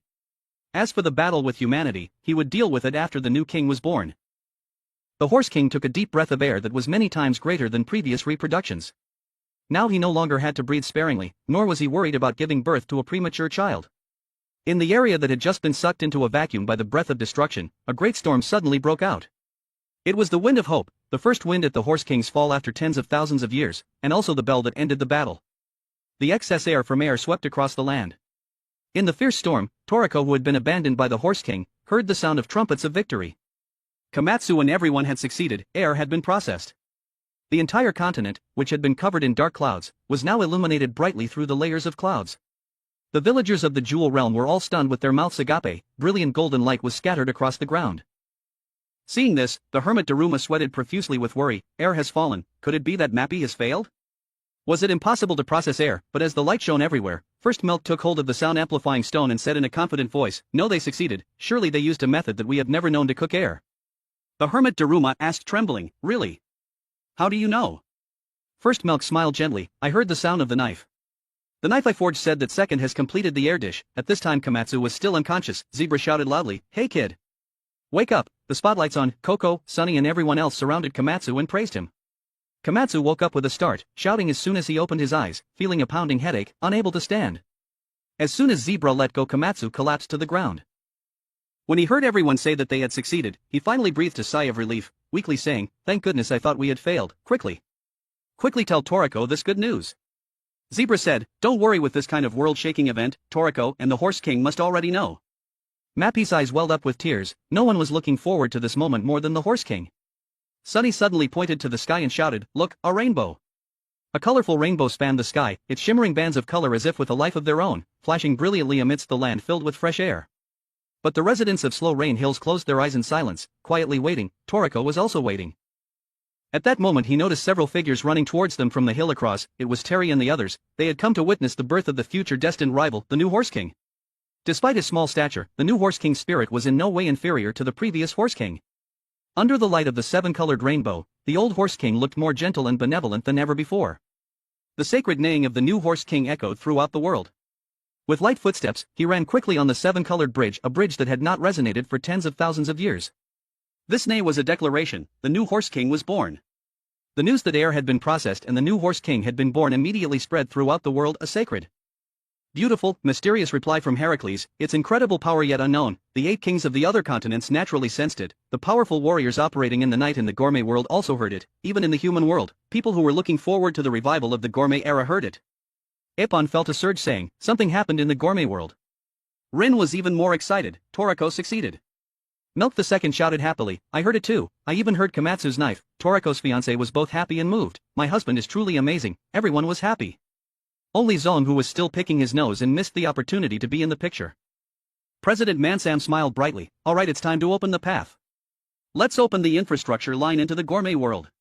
Warm sunlight shone across the land, and from the ground came sounds of pop pop pop, and then a series of brilliant flowers bloomed across the hills, blending with the sunlight to create a picture full of color and life. After the nutritious air was released from the air fruit, the plants began to awaken, creating a mesmerizing scene. The land that had been covered by dark clouds was now transformed into a continent of brilliant flowers. But Komatsu's mind was still confused and worried about Toriko. Finally he saw a figure approaching from afar. It was Toriko with Terry and Kiss. Toriko looked like a warrior just returning from the battlefield. You guys did a great job, thank you Komatsu, Toriko said. Komatsu was so moved that he burst into tears, rushing to hug Toriko. Everyone shouted, Komatsu, get a grip, that's someone else's husband. Someone else's husband, huh, even more stimulating. Mappy was also moved to tears. Toriko, it's so good that you're still alive. I thought you were kicked in the butt by the Horse King. Seeing Toriko hugging Komatsu, Coco approached to congratulate him. Without a doubt, you are the person who contributed the most this time. Toriko just laughed and said, I was just trying to buy some time. But Coco recognized that Toriko's aura was completely different, as if something inside him had awakened. The electromagnetic waves also detected it and so did Komatsu, both of them had grown more after the battle. Sunny also teased, Toriko is really lucky. Yeah, if those things hadn't happened, I wouldn't have made it through. Toriko sighed. Komatsu quickly asked, Toriko, what about the Horse King? Toriko replied, I also tried to invite her to eat together, but she looked very satisfied at the moment, probably resting. Toriko looked at the giant air fruit behind him. This is Acacia's air, what a terrifying existence. I can clearly feel the flavor vibrating. Toriko turned to Komatsu and said, actually I've decided something, but he was interrupted by the sudden noise. The villagers and the little group flooded in. Kaka brought us here, the flower field in the Slow Rain Hills area is so beautiful. First time coming to Slow Rain Hills, wait, can we still call it Slow Rain Hills now? Brunch saw Hermit Daruma coming and shouted, Hermit Daruma, is your body alright? Hermit Daruma stood up in a cheerful way, don't talk nonsense, seeing this scene has cured me completely. Komatsu ran to Milk the First, I used Milk the Second's knife to do it. Milk the First spoke softly because he wasn't carrying a loudspeaker. But Komatsu couldn't hear clearly over the noise, even so he didn't mind. Toriko said loudly, everyone has gathered, let's enjoy air together. Let's offer our gratitude to all the ingredients that have been given. Before eating, the whole village gathered, waiting for Komatsu to serve the dish. The air fruit, after all the air was released, had shrunk a lot, but it was still huge. Not only the gourmet world residents, but also the people in the human world could be shared. Komatsu gently cut each piece of the fruit and gave it to everyone. The pieces looked small, but they were as heavy as lead, with an elasticity like rubber. It looks like cabbage on the outside, but it's like meat on the inside, like a living creature, Komatsu said as he carried a large tray. Toriko took a deep breath of the rising aroma without even eating it, just smelling it made his soul tremble. Looking up at the sky, he saw a flash of cosmic light flash and disappear. Coco asked worriedly, are you alright? Did you inhale too much? Toriko said, I don't think it's a hallucination. Maybe just by inhaling the concentrated oxygen in air, the capillaries in my eyes have been activated, and my vision has increased dramatically. Although it was only for a moment, being able to see the entire universe from Earth, if such a terrible power could be obtained, wouldn't it be possible to conquer the entire universe? Toriko picked up the piece of fruit and turned to Coco saying, Acacia's full course as expected, contains an unimaginable power. Coco had already anticipated it to some extent, but hearing Toriko say so, he became even more convinced. Sunny and Zebra also realized this, the entire course of the gourmet god Acacia, even in the gourmet world, was at the pinnacle of flavor. And yet the monsters hidden within them had not yet revealed themselves. Sunny wondered, could it be that the monster inside me is giving this power to Toriko? Zebra immediately retorted, it's not that simple. The monsters inside us aren't the type to be considerate. They are the embodiment of craving, they go crazy when they see delicious food and tear it apart. Coco felt there was a different answer, in fact Air had recognized Komatsu and Toriko. Toriko excitedly shouted and called Komatsu, do you remember that smelly vegetable from that year? The one that was known as the king of vegetables, the first dish we hunted together. You once advised me to put it on the full course, I hesitated but now it's different. Air's taste is so perfect, the aroma is captivating, the flavor goes without saying and it also has a miraculous effect on the body. That's the first ingredient we hunted in the gourmet world. It's also the starting point to return to the human world. Actually I had decided before eating it, Komatsu didn't need to hear any more to understand. Right when he was cooking, he had already felt it. Toriko shouted, please everyone listen. Thanks to everyone we were able to capture Acacia's salad, which is air, I want to make it the salad on my full course. Everyone applauded in agreement, so in Toriko's course there was only a main course, a side dish, and a dessert missing. The main course will surely be the mythical meat. Some people said that BB corn or rainbow fruit weren't good enough, but in fact it's not that the more top-notch the ingredients, the better, but the most suitable is the best. If you just keep chasing after the highest class, you'll just get caught in the trap that others set up. Finding yourself surpassing yourself is what's meaningful. After sharing the air and congratulating Toriko on completing the salad of his life, the feast continued until evening. The sky was clear and cloudless, filled with sparkling stars, as if they could fall at any moment. Everyone had happy smiles on their faces, singing and dancing merrily. Everyone secretly hoped that this light would never fade and hoped that it would spread all the way to the human world. But where there is light there is darkness. In the shadows Tepe's group was secretly preparing to act. Brunch prepared dishes such as grilled air meat, mixed salads and vegetables stir-fried with basil. Every cooking method he could think of was tried. But the common conclusion of everyone was, eating it raw is still the best. Worthy of being air the main dish on Acacia's menu, its pure natural flavor surpassed all cooking methods. Mappy was eating and crying, I'm so moved.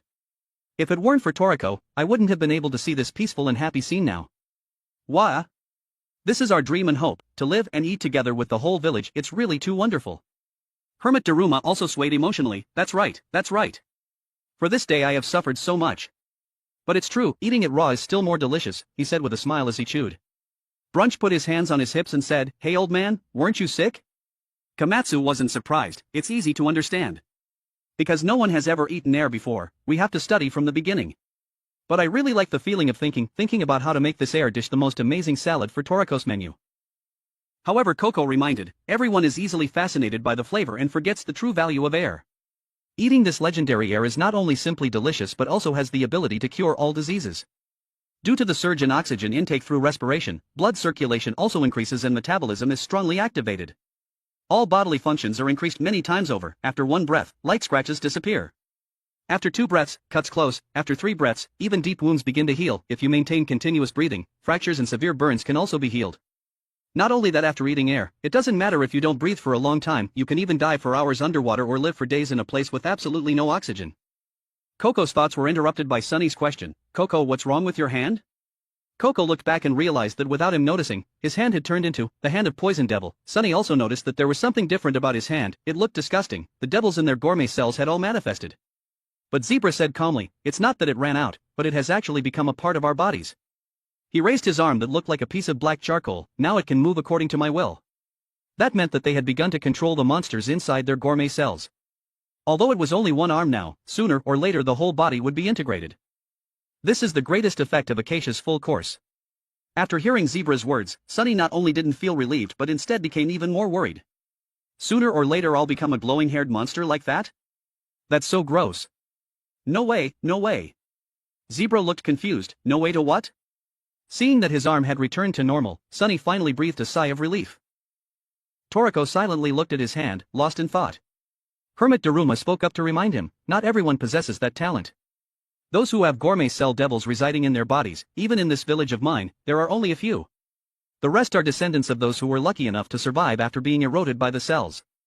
Hearing this, Toriko and Komatsu immediately listened attentively. What exactly happened in this village in the past? Hermit Daruma began to tell, our ancestors were originally just ordinary humans. A long time ago they were captured by the Bishokukai organization and turned into slaves of the Nitro. Hearing the word Nitro, everyone immediately fell silent and paid attention. It seems that at that time, the Nitro had already discovered the ingredients that would later be called Acacia's full course. And before those ingredients ripened, there must be humans to exploit them. The 4 Beast Kings were also essentially created by Nitro hundreds of thousands of years ago, with the aim of capturing humans on a large scale. Toriko exclaimed, so the 4 Beast Kings have existed for a very long time. After capturing humans, Nitro would inject gourmet cells into each person, perhaps to increase their survival ability so that they could be more effective slaves. It could also be to nurture them into fertilizer for the menu, or to make them taste better. In short, no one has yet understood what Nitro's true intentions are. Komatsu was curious, so, what's it like to inject gourmet cells? Hermit Daruma explained, there are 3 methods, 1 injecting gradually, eating little by little over a long period of time, to allow the body to adapt. The advantage is that it is safe, but it takes a lot of time and the failure rate is still high. 2 direct injection, inject the cells directly into the body. This method helps to adapt quickly, but if it fails, the person will be eroded by the gourmet cells, turning into a monster, even losing their life. Brunch added, the ancestors of our village were of the second type, injected directly. Because they couldn't adapt, they turned into monsters. Those who survived became slaves. Their descendants are today's gourmet world residents, as well as the ancestors of the civilizations that once flourished on the continents. Komatsu finally understood, so that's why people here have strange shapes. Is it because of this? Komatsu was quite tactful, but Sunny was blunt. EW. So it's because your ancestors were injected with gourmet cells that you all look so bizarre? I really admire your ancestors, they still escaped from Nitro's grasp and survived until now. Hermit Daruma nodded, it's all thanks to the protection of the 8 kings. From ancient times, we have lived under the shadow of those kings. Because only the 8 kings, even Blue Nitro, dare not act recklessly. Even so, I still can't understand why those Blue Nitro didn't appear this time. Well, anyway, on behalf of the villagers, as the chief of the gourmet world, I sincerely thank you. Without a doubt, the 5 of you are saviors from the human world. All the villagers stood up and bowed in gratitude, but as soon as the words of thanks were finished, everyone in the village suddenly fell down and fainted. What? Everyone panicked. What's going on? Why did they all faint at the same time? From the shadows a disheveled man with messy hair stepped out. He gently patted Komatsu on the shoulder, whispering in his ear, I have something I want to say from the bottom of my heart. Would you like to hear it? It's better if you just obediently fall asleep. Before Komatsu could react, Teppei pierced his chest with just one hand.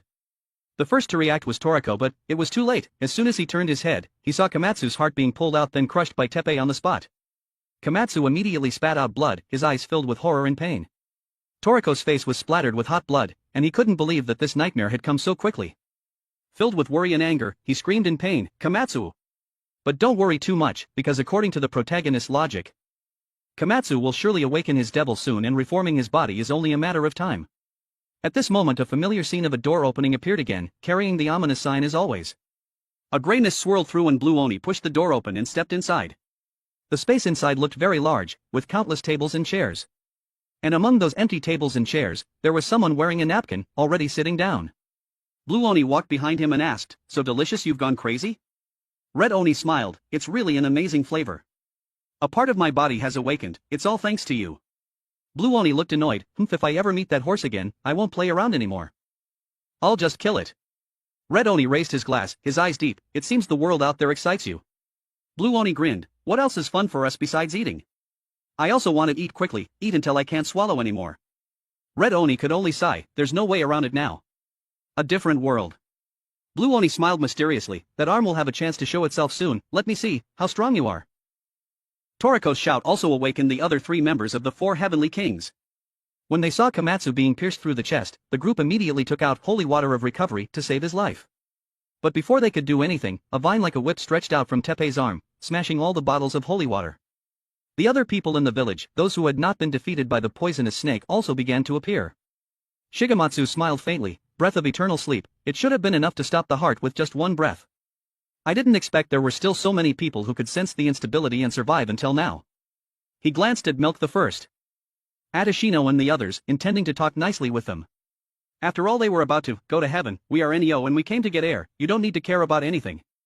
Toriko hugged the seriously injured Komatsu tightly, his face full of gloom, his voice so heavy that the air suffocated, "Shut your mouth, I don't care what you want because in a few seconds you'll all be dead." Komatsu's chest had been pierced, his heart was torn out. It seemed impossible to save him, but the others still had a chance. Brunch immediately used a defibrillator to perform CPR on everyone. Sunny used his hair to create wings blowing away the remaining poisonous gas. The large snake, seeing Sunny interfering, lunged to attack him from behind, but Zebra had already detected its location and forced it to swallow a chain of sonic bombs. Boom! The bombs detonated inside the snake's stomach, tearing through its throat. In an instant the snake collapsed on the spot. Toriko carried Komatsu and handed him over to the gourmet surgeon Adashino. Adashino immediately drew her revival kitchen knife. Dinner also brought out a visceral fruit, a type of fruit used in medicine. Toriko was trembling with rage, barely able to contain his anger, and said, please save Komatsu." After he finished talking, he widened his eyes and yelled, "Please, no one is allowed to interfere with this." At this moment Toriko's left arm had transformed into a red Oni arm, the bulging muscles overflowing with power. Shigematsu was dismissive, taunting, "Toriko, what's with that look? Don't tell me you intend to take on all of us by yourself?" Brunch, Sunny and Milk were all stunned, but only for a moment, because Toriko acted too quickly. He only needed one hand to deal with them one by one before they could even scream. Their heads were flying off their necks. Shigematsu realized right now, Toriko had become unimaginably strong, but it was too late. As he prepared to make a move, Toriko was already right in front of him. "By Shigematsu, go down there and kneel before Godfather Ichiryu and apologize. This technique is the last of my mercy for you." Even though Toriko held back, Shigematsu still couldn't withstand the firepower of the infinite punch. He was sent flying away by the punch. Finally there was Teppei, the one who had directly injured Komatsu. Toriko absolutely couldn't forgive him. He poured all of his strength as if possessed, and swung his fist at Teppei. But Teppei blocked every blow, his solid muscles rubbed against the tree roots, creating a chilling crack sound. Teppei's face was expressionless, showing no hint of murderous intent. Toriko's eyes were bloodshot, filled with murderous intent. "There's no way I'll ever forgive someone as awful as you, Teppei." While Toriko was facing off against Teppei, Shigematsu was being flung through the air like a bullet by the infinite punch. A level 498 spiked turtle, a reptile, tried to swallow him whole. Like a lucky find. But the force of the punch hadn't dissipated. Just as the turtle opened its mouth to swallow Shigematsu, the remaining power from his body pierced through the turtle's throat. Flying straight through its head, Shigematsu continued to be launched into the air. The sound of the impact attracted a flock of manta birds. They eagerly swooped in surrounding him. More and more birds gathered, opening their blood-stained beaks, wanting to swallow him in one gulp. At that moment Shigematsu regained consciousness. An image of President Ichiryu smiling flashed in his mind. "Shigematsu, I really like your ambition, because I have no desire. You're the most suitable to be vice president." Remembering the president's words, Shigematsu shed tears. He blamed himself for betraying that trust and those expectations. "If that's the case, then let me use this life to satisfy Mother Nature's hunger." In less than 2 minutes since his appearance, Shigematsu had part of his body devoured by wild beasts, and the rest absorbed by the air tree as fertilizer. Before heading out, Toriko had asked Mansam, is it possible to restore those manipulated by Joie to their former state? Toriko didn't intend to save everyone, he only hoped that, if there was a way he could save 3 people, Human, Shigematsu and Teppei, because they had once been allies. Mansam explained, imagine humans as ingredients, once they are prepared by Joie, their gourmet cells will have a permanent wound etched into them. That wound will change the flavor of the ingredient, turning enemies into allies. In other words, if no wound is left behind, they won't be manipulated. Of course, the prerequisite is that the gourmet cells must not succumb to his absolute power. If the cells recognize the wound, it will never disappear for life. In short, the wound that Joie inflicts on those he manipulates is irreversible, Mansam concluded. Actually, it wasn't completely hopeless. By inflicting an even more severe wound on the gourmet cells, surpassing Joie's influence, it might be possible to break the control. Only if the damage was so severe, it was uncertain whether they could return to normal or die first. Toriko believed that as long as there was a possibility, it was worth trying. That was why he used Shigematsu as the first experiment. Shigematsu had indeed regained consciousness, but his body couldn't withstand it. In the end, he was torn apart by wild beasts, becoming fertilizer for the air tree. Toriko, with his red Oni arm, struck hard against Teppei's equally bulging muscles. Both sides were incredibly strong and the battle became extremely intense.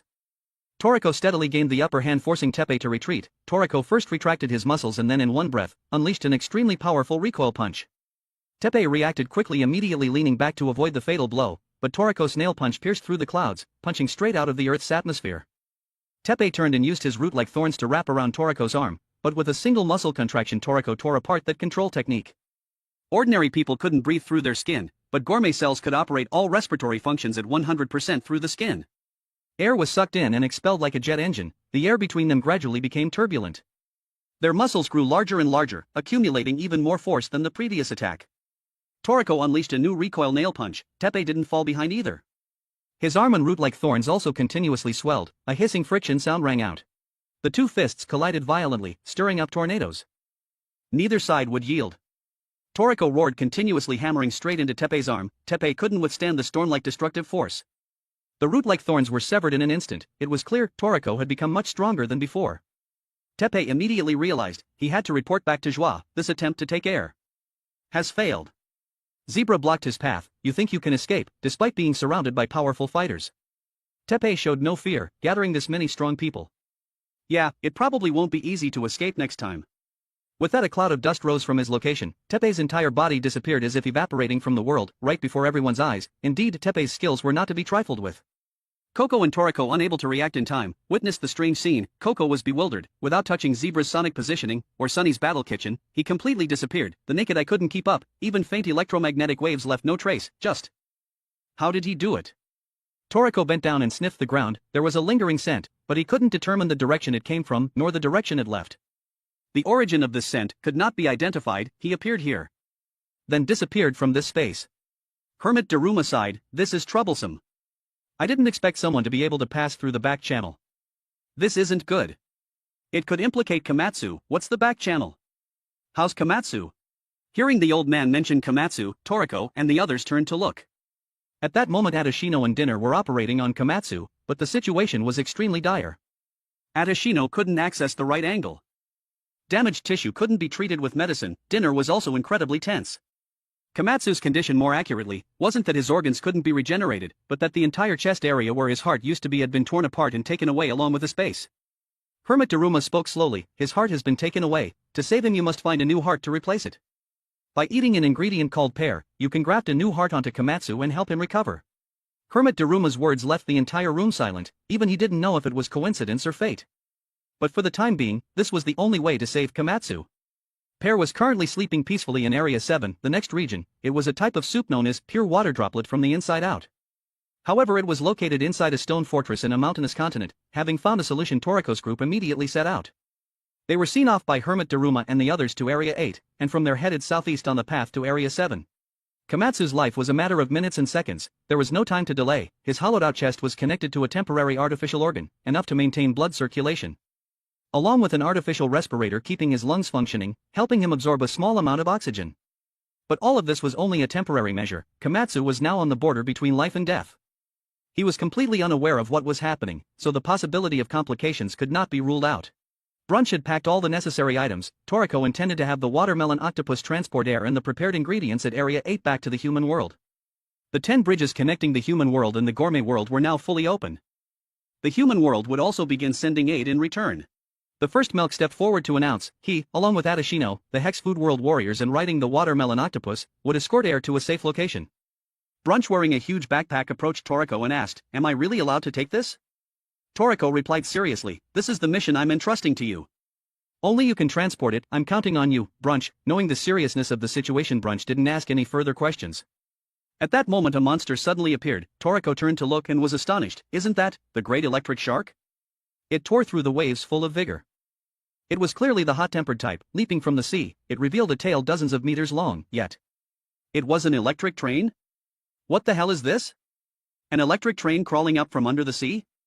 The electric train landed, skidding to a stop right in front of Toriko, leaving a trail of fire due to friction with the ground, just like a real train. It was the next guy for Toriko's group. Electric Shark glanced at Toriko provocatively, then opened its mouth wide. The dense rows of teeth made one's legs tremble just looking at them. Toriko pulled its mouth open and turned to Hermit Daruma to ask, "What is this? The way it looks, it's trying to eat me. Is it okay to travel with this thing? What if it attacks?" Daruma calmly replied, "Electric sharks are safe monsters, though a bit crude, but their security is higher than the watermelon octopus. The dangerous monsters in Area 7 won't be able to detect it." Toriko was still flexing his arms, trying to keep the monster's mouth shut, as if it really saw him as an enemy. The feeling was completely different from a companion. He was still worried. Traveling with it really doesn't feel good. But Hermit Daruma was indifferent. Just play with it. After all, now is when you're still allowed to fool around. Because when you get to Area 7 it will be forced to be well behaved, as that is the only area in the gourmet world where indiscriminate hunting is forbidden. Zebra, unable to stand the noise between Toriko and Electric Shark, gave it a punch that knocked it unconscious on the spot. "Shut your mouth. Or I'll really kill you." What if it was a high-level brutal monster? Zebra had never lost any battle. A monkey with high intelligence and terrifying strength completely dominated Area 7, therefore the place was called Monkey Restaurant. It not only conquered the ferocious monsters on the continent, but also strictly managed the social system and eating rules. The leader of the Monkey Mountain Range, also one of the 8 kings, named Monkey King Bambina. He was the most mischievous of the 8 kings, and because of his warlike and impulsive nature, he was also called a troublemaker. Rumor had it that his strength surpassed even the Horse King. What? Even stronger than the Horse King. Previously the Horse King merely breathing had almost cost Toriko his life, now there was someone even stronger. Hermit Daruma warned, "If you want to capture Acacia's pear soup, you will inevitably have to battle the Monkey King. You 4 should prepare yourselves mentally." Toriko calmly replied, "We've been mentally prepared from the start. Instead of telling us to prepare, the Monkey King is the one who should be careful. Because right now we are not as easy to deal with as before." Even though the line sounded familiar, no one thought anything of it. Sunny smirked, "Who knows, since he's a monkey, maybe it'll be easier to communicate with him." Mappy called Toriko back and gave him a small bag, which was the amulet that he always carried with him. He said in a trembling voice, "Toriko, I beg you. Please don't die." "Be careful." Toriko smiled and accepted the amulet. He recalled, "Isn't that the iron clouds that fell on the gold swamp and remained there for many years?" At that moment the Horse King Heracles appeared right behind them. A valiant figure, his brown fur billowing, his aura fierce, as if he wanted to swallow the entire land. No one noticed when Heracles had arrived. Perhaps the Horse King's teleportation had reached a divine level. Although before, each time he appeared he left behind hoof marks, this time there were none. It was unclear whether it was due to extreme anger or extreme joy. Before the Horse King's divine might, everyone was stunned. Mappy almost fainted from fear. Is that really the Horse King?" Suddenly the Horse King took a breath. A powerful gust of wind sent the entire watermelon octopus train flying over the iron clouds, launching straight out of the gold swamp. A boost from the Horse King saved them so much time and effort.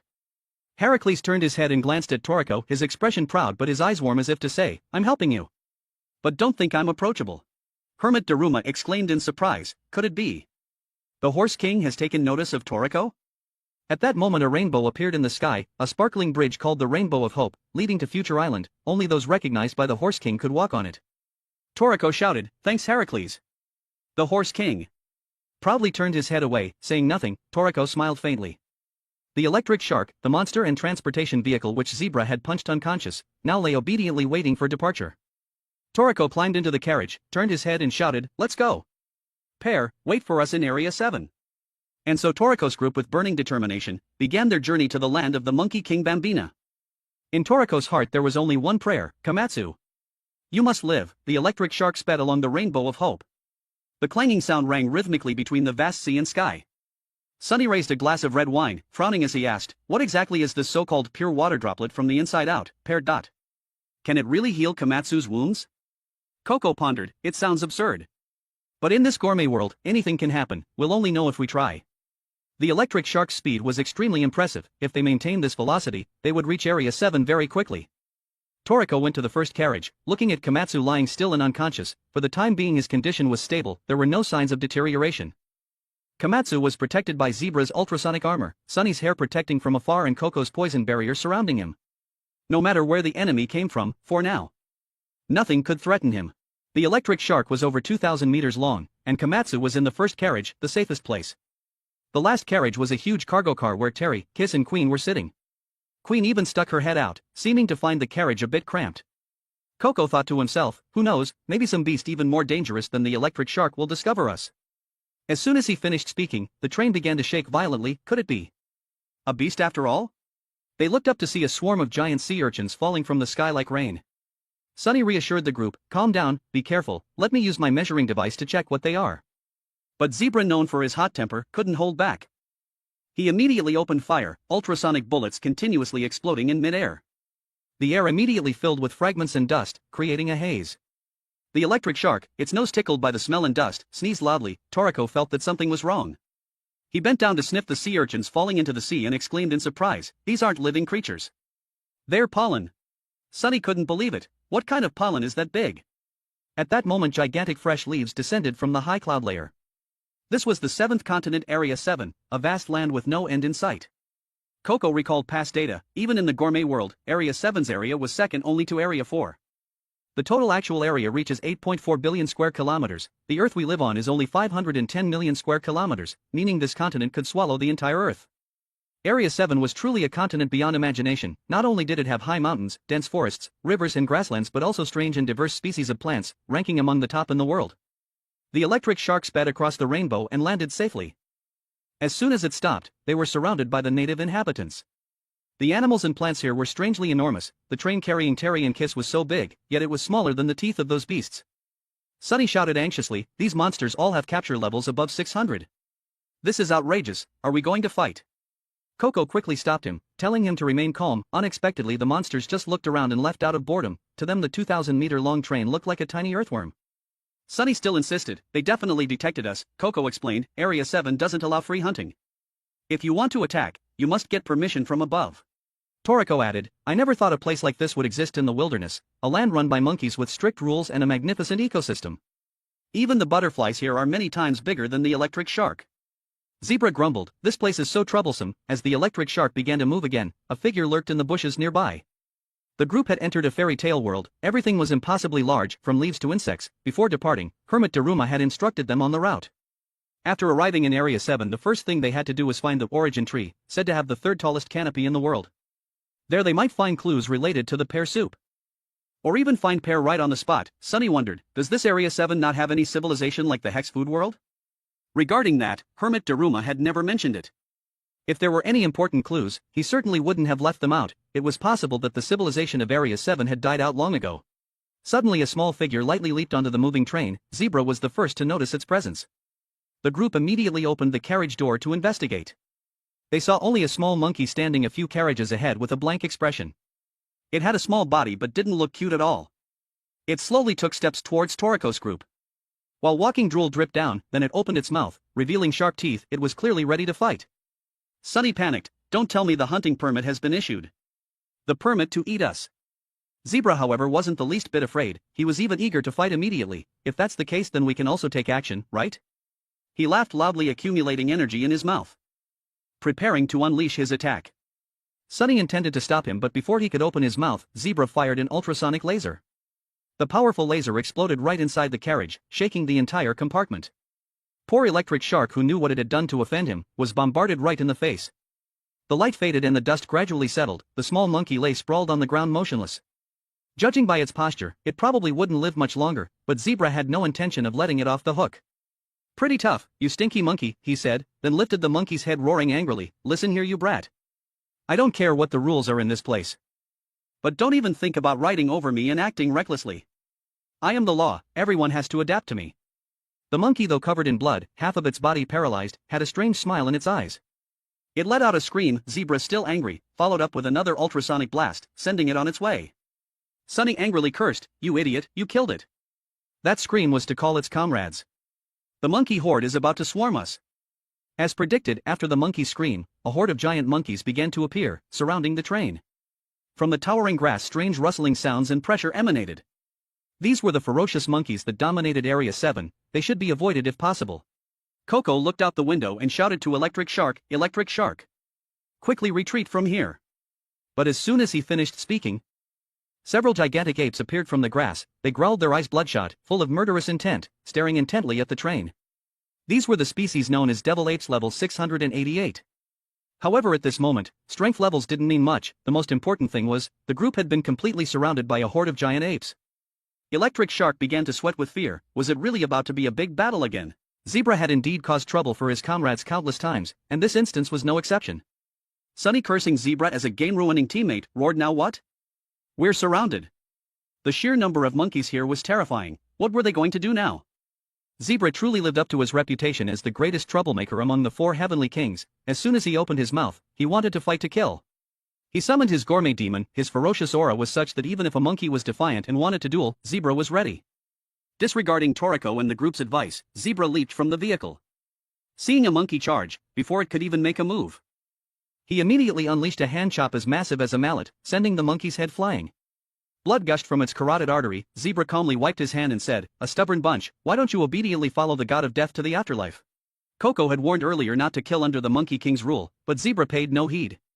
More and more monkeys charged and Zebra fought with increasing fervor, continuously unleashing ultrasonic cannons in rapid succession. Seeing his friend being ganged up on, Toriko couldn't stand idly by, he ordered Kiss and Queen to get off the vehicle, preparing for battle. Toriko's first opponent was a monkey named Dancer Monkey, small in stature but with a capture level of 650. Toriko attacked with his nail punch, but the monkey countered by twisting his arm, nullifying the technique. Toriko was shocked that his special skill had been rendered useless. The monkey was incredibly agile, its actions were fluid like flowing water and drifting clouds, steadily pressing closer. Left with no other choice, Toriko had to get serious. He severed the monkey's right leg, but it remained unharmed, grinning widely. Toriko had to use his nail gun, firing directly into it to make it taste pain. Toriko warned everyone, "Be careful. These monkeys know strange martial arts." Coco agreed, as his opponent, a level 622 monkey, even knew how to use weapons. Sunny encountered a level 668 Medusa monkey, whose head was covered in snakes, just like a true Medusa. Zebra meanwhile met a level 671 Guanine monkey that was meditating as if it had attained enlightenment, making him burst into laughter. "Trying to achieve enlightenment? Then you probably aren't afraid of death, are you?" These monkeys used a type of martial art called monkey martial arts, wild instinctive combat. Area 7 was organized with an extremely strict class system, and the monkey restaurant also had a ranking system. To earn the right to eat and reproduce freely from the Monkey King, a monkey had to reach master rank. But this time the attacking monkeys were not masters, but new recruits, the lowest rank. They were as numerous as ants, seemingly endless, and attacks had no effect on them. Toriko used his nail gun, yet they still dared to fart in front of him. Coco realized their level increased every time they were injured, and they had the ability to convert damage and release it, like the 4 beasts before them. Worse, they also had regenerative abilities, limbs that were severed would grow back as if nothing had happened. At that moment all the monkeys suddenly knelt down in unison, a gigantic monkey appeared, silencing everyone who broke out in a cold sweat. Toriko and the group didn't understand what was happening, asking each other, "Who is this? And why is it so terrifying?" Someone guessed, "Is that the Monkey King?" Sunny and the group were worried, while Zebra was excited. "The boss is showing himself? Is he really that strong?" Zebra looked down and saw a strange flower growing from the ground. A few monkeys were glaring at him. Immediately after, the ground beneath Toriko's group split open, collapsing completely. This was a vertical pit trap. Those falling couldn't move freely. Coco quickly shouted for everyone to get inside the Electric Shark for protection. After the group disappeared from the surface, the atmosphere among the monkeys calmed down slightly. They silently looked into the pit, awaiting orders from the gigantic monkey leader. A moment later Toriko's group landed. With their thick skin and tough bodies, they were fine, but their biggest concern was Komatsu's injuries. Fortunately the Electric Shark was fully equipped inside, and Komatsu was being meticulously cared for. Although they seemed to have fallen very deep underground, looking around the place didn't resemble a tunnel at all, but rather the ruins of an ancient civilization that once thrived. Everyone's eyes widened in surprise. Is this an ancient ruin? They had never heard of such a place existing underground. As the group was still astonished, a figure stepped out from behind them. "Let me guide you, to show you the civilization that once flourished in this land." It was a Nitro. Why was there a Nitro here? It was unclear whether it was good or bad, but Toriko's group still decided to follow. This place was once the ruins of a kingdom pioneered by people who were formerly Nitro's slaves, and it is now uninhabited. Sunny whispered doubtfully to Toriko, "Is it really okay to follow this guy?" Toriko hesitated. "I haven't sensed any malice yet, and he's the one who saved us from the monkey horde." Coco asked curiously, "What does it mean that no one lives here anymore? Didn't this civilization disappear a long time ago?" Nitro nodded in confirmation. They continued to a neatly arranged area with stone tables and chairs. Nitro said this used to be the dining hall, where banquets were held daily when the civilization flourished. Toriko smelled a pleasant aroma, the lingering scent of happiness. Nitro said, because this place was once filled with contented smiles. Without him saying it, Toriko could also feel the warmth. The temperature, even the laughter, everything seemed to appear right before his eyes, boisterous laughter, lively feasts and friendly old men inviting him to a glass of wine. But in a blink of an eye, everything returned to reality, only ruined walls, shattered stone tables and chairs with no trace of past glory. Toriko rubbed his eyes in surprise. He had been seeing strange illusions lately and wondered if there was something wrong with his eyes. Sunny anxiously asked what was wrong, but Toriko just waved his hand, saying he was fine and brushing it off. Finally Nitro led them to a room full of murals. He said this was the reception room for the elders of the ancient kingdom. Toriko looked at the paintings and felt as if he had seen them somewhere before. Zebra pondered, then seemed to remember who Nitro was. Upon entering the reception room, there were many strange tables and chairs. Some chairs were so large that they seemed capable of seating several people at once. Nitro said, because this place welcomed all kinds of guests, some even complained that the chairs were too small. Sunny exclaimed in surprise, just how tall were the guests back then? Nitro invited everyone to sit down, then began the introductions. The Nitro in front of them was named Kaka. He said he had already heard about their group from Chi-Chi. It was hard to believe that Kaka knew Chi-Chi. Kaka continued, Chi-Chi and I, and another person named Gigi, are the three rare old friends remaining among the Nitros. There was a time when the three of us were called the Golden Chef, the Silver Chef, and the Bronze Chef. During that seemingly endless period of time, Kaka went on, the three of us dedicated ourselves day and night to culinary research. Sunny was extremely surprised. I didn't expect that pervert to have such a grand title. He guessed that Chi-Chi must have been the Bronze Chef. Toriko also remembered that Chi-Chi had mentioned this before, but no one had paid much attention. Kaka continued, from ancient times we engraved food recipes on the walls in the form of murals, so that if extinction occurred, the recipes would still be preserved.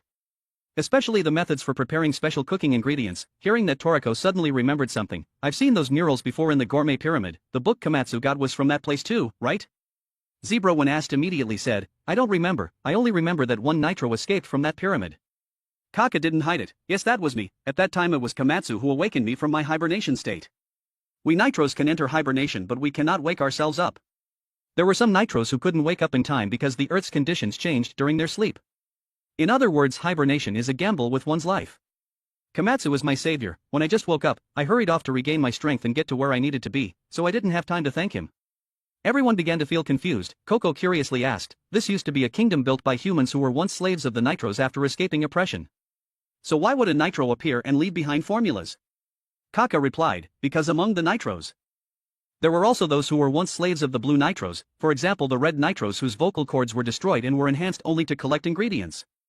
This land was once a kingdom of hope built by exiles. During its most prosperous period, even the wild monkeys on the continent lived together here. It was truly a paradise of freedom. But that civilization collapsed. Everything started with a rebellion by the monkeys. However, the direct cause was something else. Kaka was about to explain when Komatsu's entire body suddenly trembled. He quickly stopped to administer first aid. Kaka noticed Komatsu's blood flow was slowing down. He immediately ordered Zebra to increase blood pressure with sound, and Sunny to expand his trachea. Everyone shouted anxiously, Komatsu, hang in there. Don't die. After a period of effort, Komatsu's condition stabilized, but according to Kaka, if things continued at this pace, the artificial organs in medicine would only hold out for a maximum of 1 more week. That means Komatsu only has 1 week left to live. During that time you absolutely must get pear. If you're late by even a moment, he will die. Kaka looked at the 4 impatient individuals and said, I know how to get pear in a way that even the blue Nitros don't know. Everyone was stunned upon hearing this. Even so, if the blue Nitro are also looking for pear, can we get it first? Although the specific method was unknown, simply knowing there was hope was enough to make everyone feel relieved. However, Kaka warned, don't rejoice too soon. This method is very dangerous and extremely difficult to execute. Komatsu is so severely injured, if he continues to accompany you, it will only cause him more pain. His body is too weak, he can't endure it anymore. I suggest you leave Komatsu here, under my care. After I tell you all the information about pear, then you can depart. Though the proposal was logical, the entire group fell silent for a moment. Toriko was the first to object. I don't agree. Komatsu will come with us. His eyes were bloodshot, his voice full of resolve. I won't let him out of my sight again. Komatsu's protectors are us. Kaka was silent for a moment, then continued, the place we're heading to is the most dangerous area in Area 7. Coco interjected, I know, I heard that place is called the Origin Tree. But Kaka shook his head, before getting there you have to pass through the Gravity Mountain Range. That range is made up of special rock formations that react with living organisms, emitting a powerful magnetic field.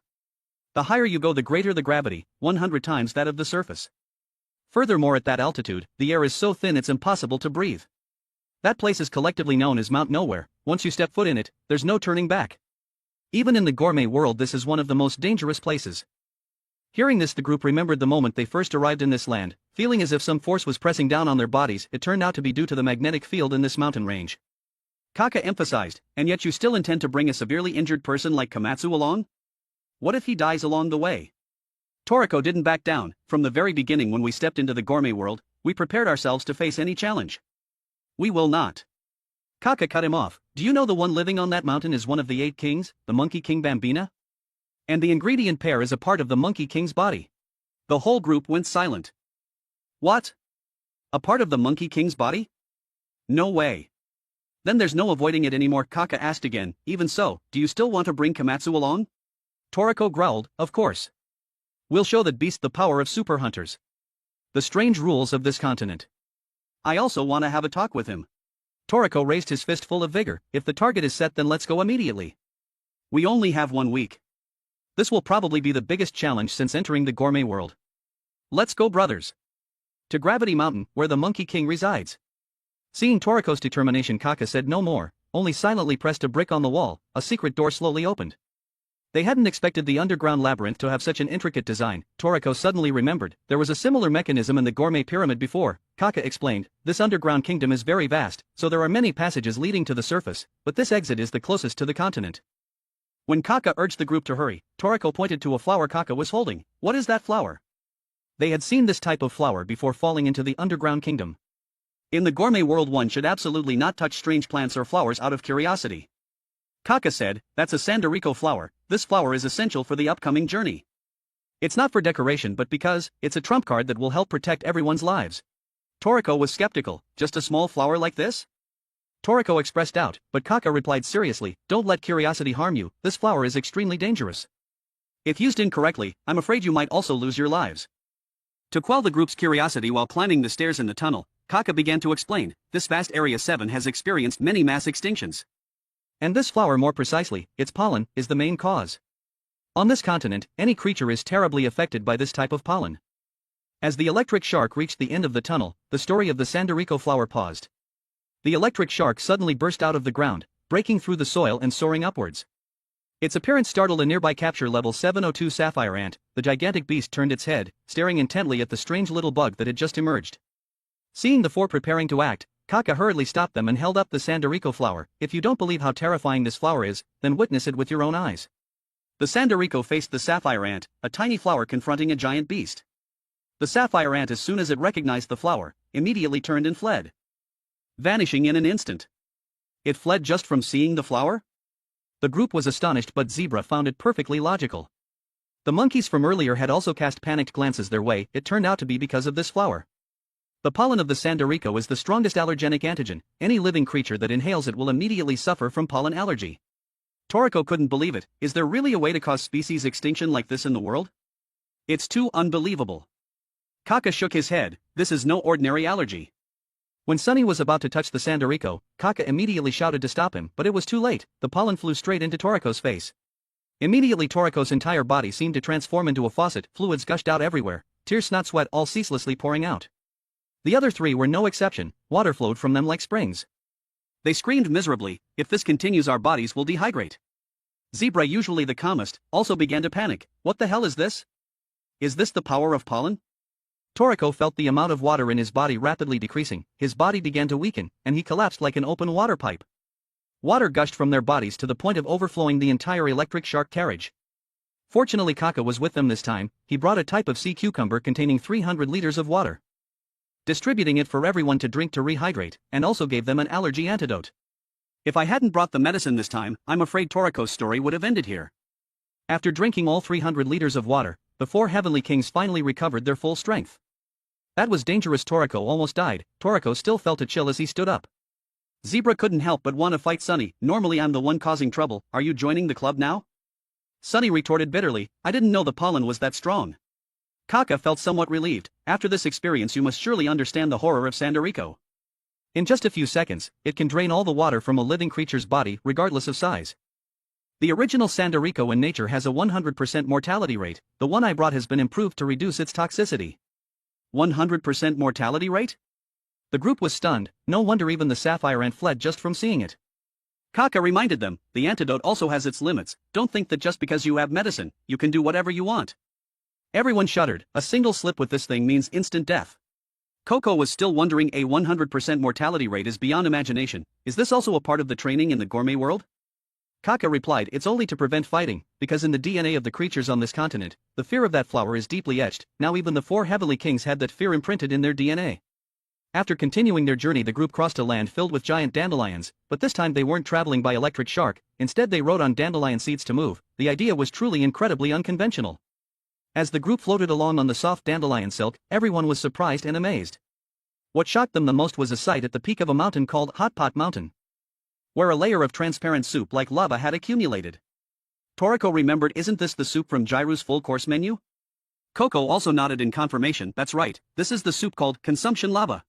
Kaka continued to introduce the environment here. Area 7 was a vast mountainous region occupying 70% of the continent's area. Centered around the 100G mountain range, this area was divided into 4 regions. Each region was controlled by a master of the Monkey King. The group was currently in the North Mountain area. The ruler of this place was Mr. Goritoris. In fact, it was the 4 masters, granted freedom by the Monkey King, who established the bizarre rules for this entire continent. They divided into 4 factions, together setting up a ruthless set of rules that completely forbade free hunting. In other words, the culprits behind the distortion of natural laws here were those 4 masters. As everyone was engrossed in conversation, they suddenly witnessed a horrifying sight before them. Many monkeys were planted head down into the ground, each with a bloody hole gouged into its chest. Despite having seen many brutal scenes before, this sight left the entire group utterly stunned.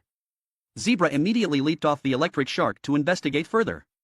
Toriko smelled blood and instantly realized, these are the same monkeys that attacked us earlier, but now they appeared in such a manner, it was beyond imagination.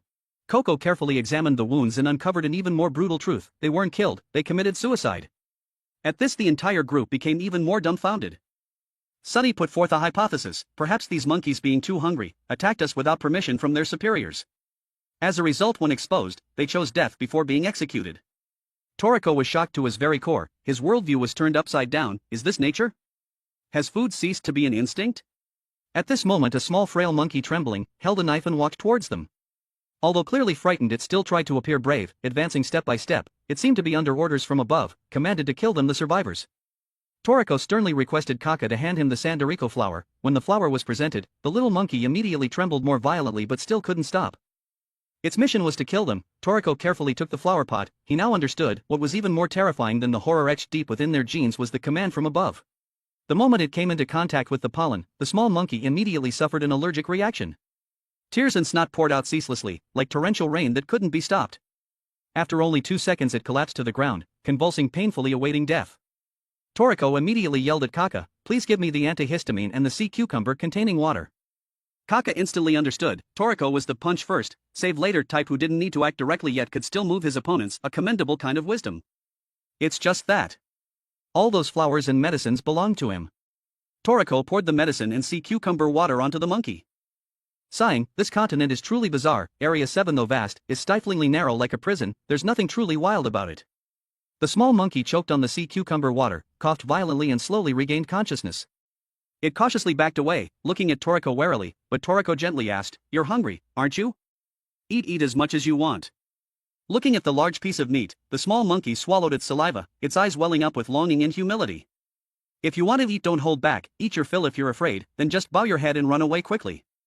No one makes any rules, freedom is ours, that's the beauty of the wilderness. Toriko's words made the monkey hesitate, then it silently took the meat with trembling hands and burst into tears, sobbing as it ate.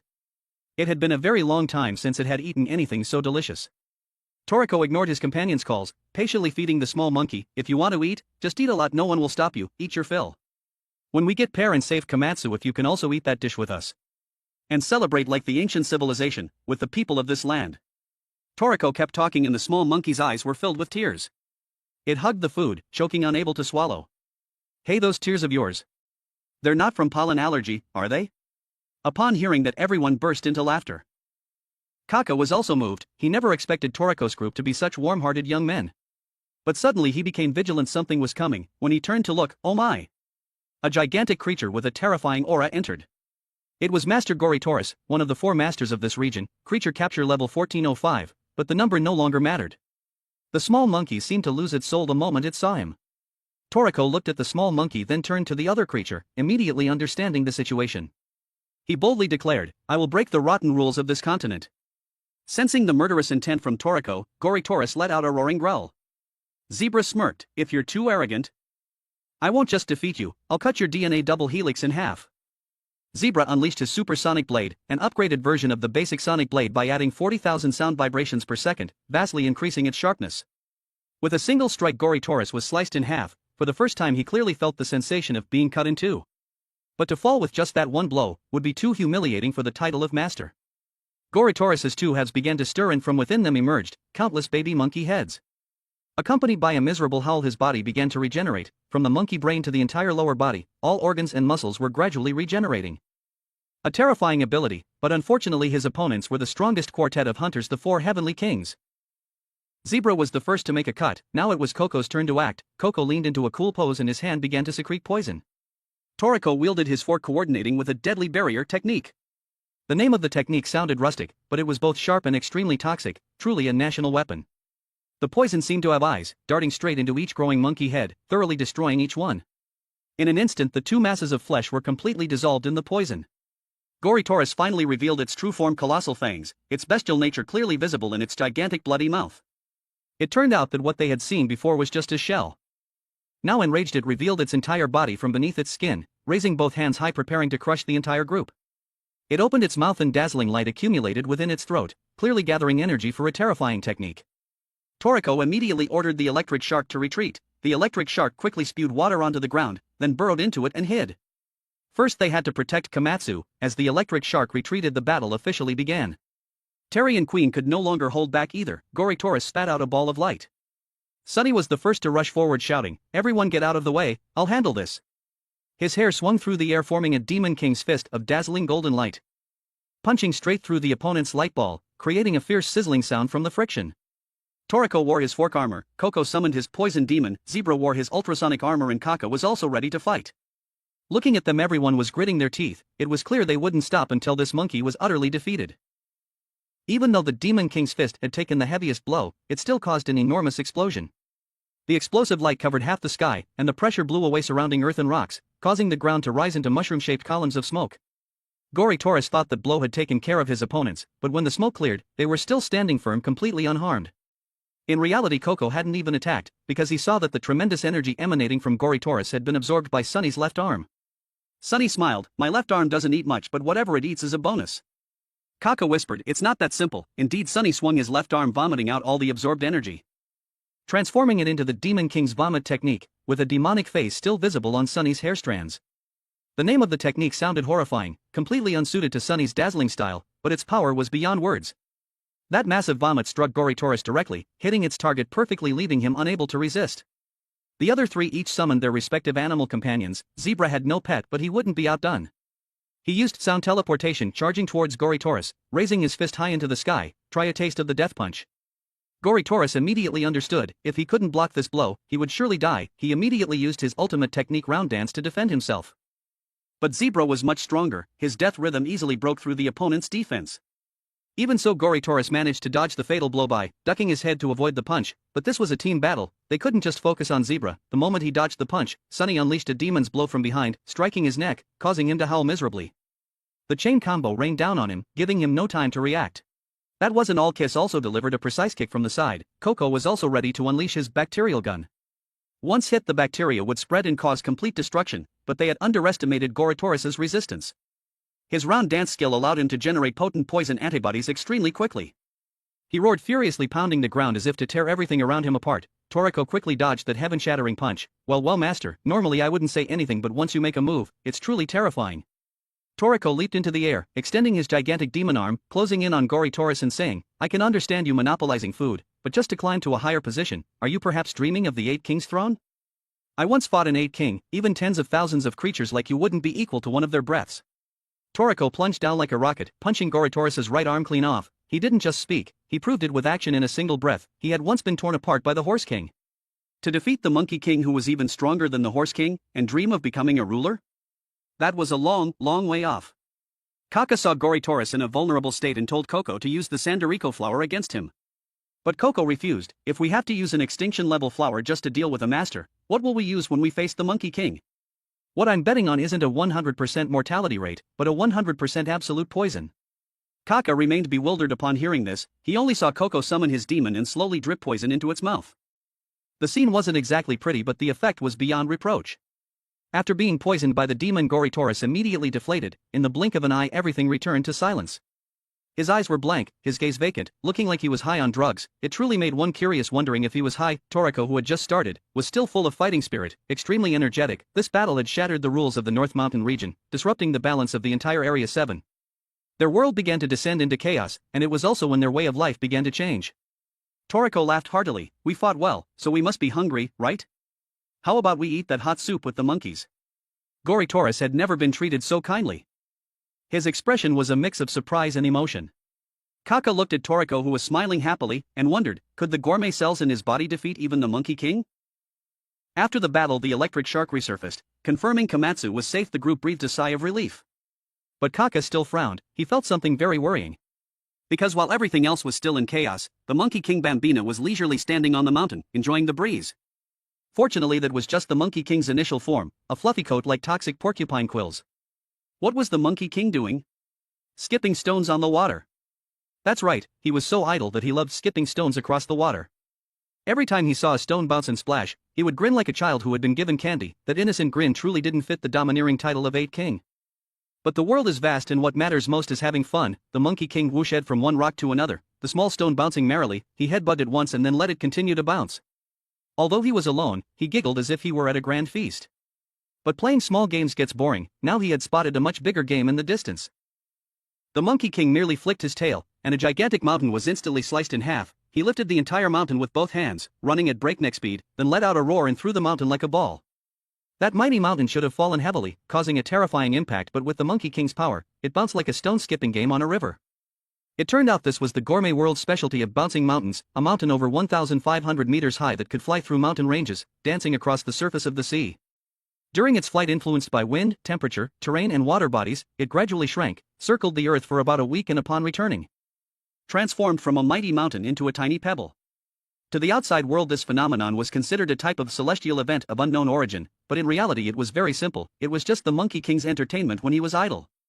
Meanwhile, due to Gourmet's defeat, the North Mountain region fell into chaos, and the rules set by the Four Masters began to collapse. The collapse in North Mountain spread to other regions. A rebellion erupted.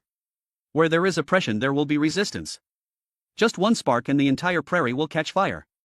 From a rebellious group of monkeys, the entire Gourmet world began to fluctuate. Creatures on the continent began to freely enjoy feasts, no longer bound by the old rules. Toriko and his group left the chaos behind and continued their journey. Seeing the monkey horde gradually reclaiming their wild instincts, Toriko felt satisfied. To hunt freely, that is the true nature of the wilderness. To not share nature's blessings, that is unnatural. Seeing everyone deep in thought, Kaka added, actually the animals and plants in this land are so large thanks to the nutrients from pear.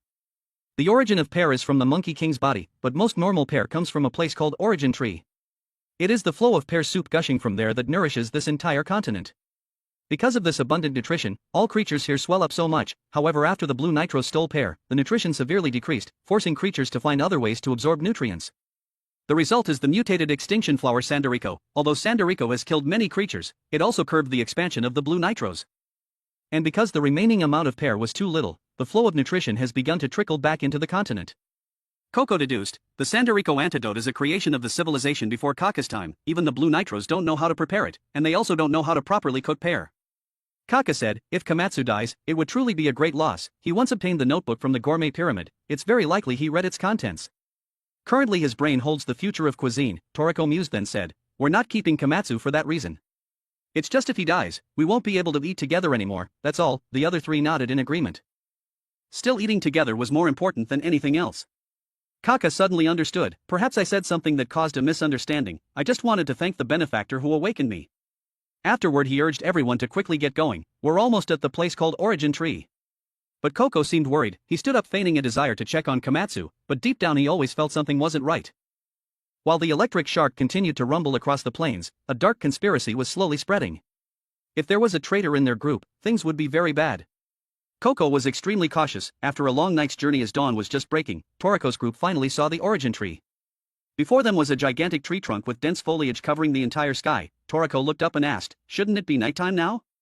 Sunny turned to mock him. "Did you hit your head fighting? Dawn just broke." Toriko was startled. "Then why can I still see stars?" It turned out that those sparkling lights were the reflections of pear fruits hidden among the leaves like a galaxy. Kaka explained, "This place is also known as the Stardust Tree. Those shimmering lights like stars are actually the rare ingredient pear, Acacia's divine soup." Toriko was astonished. "All of it is pear?"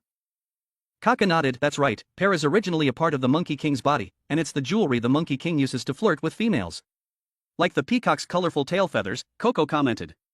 Sunny also nodded. "It's understandable to use decorations to attract a mate, but something as sparkling as stars, I wonder what part of the Monkey King's body it is?" Toriko pondered, then asked, "So what species is the Monkey King? Isn't Bambina just a name?" Kaka replied, "Just as the representative of horses is Horse King Heracles, and of wolves is Wolf King Guinness, Monkey King Bambina belongs to a species called Kintamandril." Hearing Kintamandril, the group immediately understood. What symbolized the male was testicles. Toriko screamed, "No!" Kaka enthusiastically confirmed, "That's right. Pear is Bambina's testicles." Sunny nearly vomited. "You're going to make that into food? That's disgusting." Kaka remained calm. The name Bambina is also rumored to originate from an ancient courtship word. Sunny was now disconnected, holding his head and screaming, "Oh my god, what is this? I don't want to know anymore." Toriko mused, "I've heard that many dishes use testicles, but I never imagined the legendary soup pear would be the Monkey King's testicles. Using it to replace Komatsu's heart, it's truly too emotionally complex." Coco tried to console him, "But there aren't many ingredients that can shine as brightly as stars. Normally not everyone gets the chance to see balls like that." Sunny also reluctantly agreed, "It's truly like a giant celestial phenomenon." Kaka continued, "The Origin Tree is one of the 100 gourmet wonders. You have to witness its overwhelming beauty with your own eyes to understand." Toriko began to get curious. If balls are the origin, what intense flavors and energies do they hide? He dreamed, after Komatsu was saved, everyone must sit under this tree and eat pear to truly appreciate it. However, he suddenly noticed a figure. It looked like Sunny's master demon. But when Toriko looked closely from the front, he couldn't make out the face. The electric shark rumbled past and Toriko thought he was hallucinating, so he rubbed his eyes and looked again, but the figure had vanished. Kaka, seeing something strange about Toriko, urged the group to continue. Zebra, however, scratched his head. "We've come all this way, why not taste a bit of pear? The trees are full of legendary ingredients. It'd be a waste not to try a little."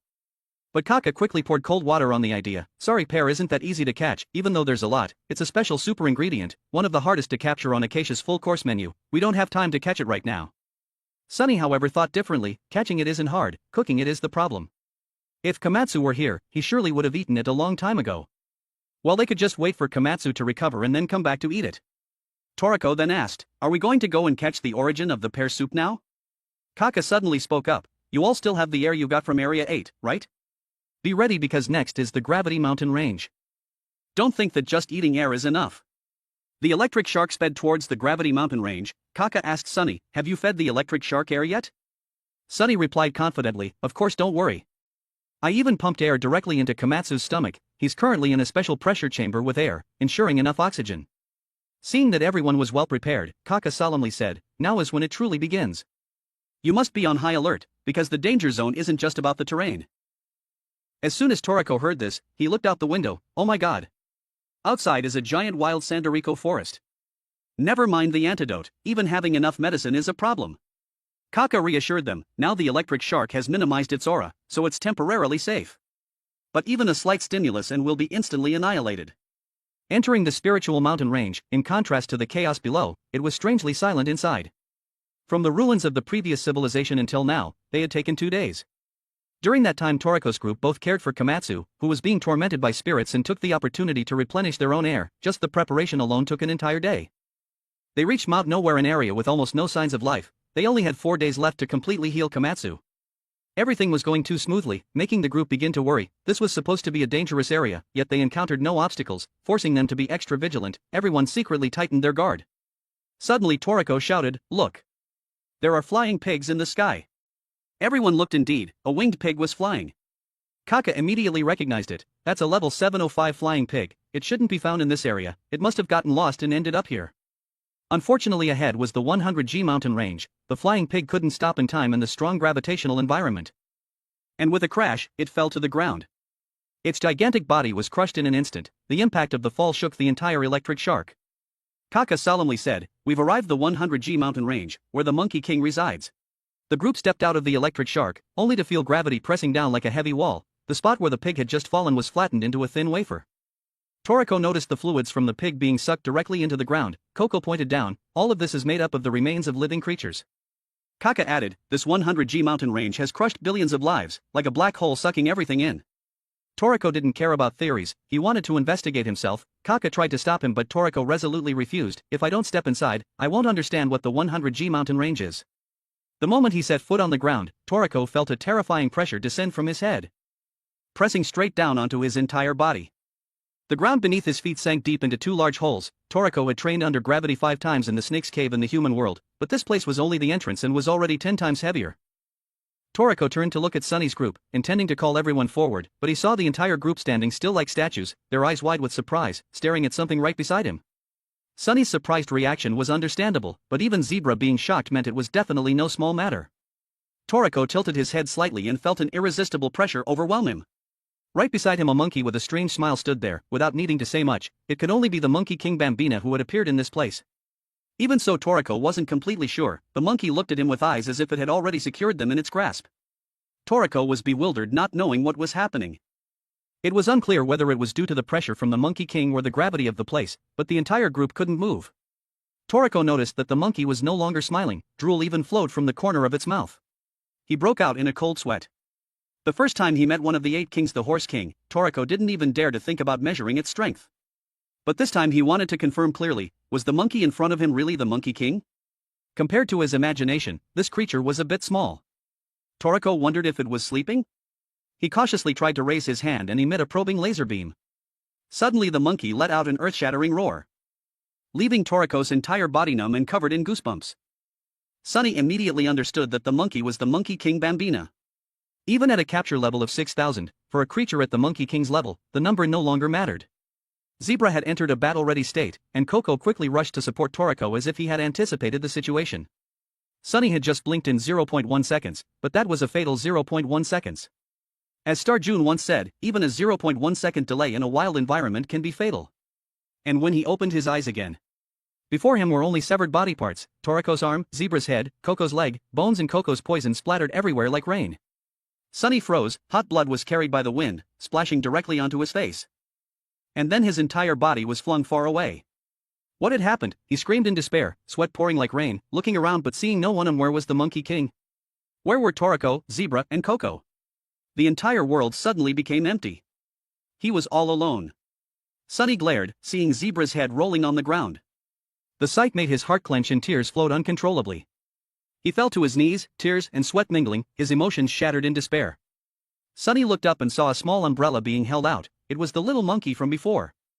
It couldn't speak human language, only made ooh-ah sounds, and pointed in one direction.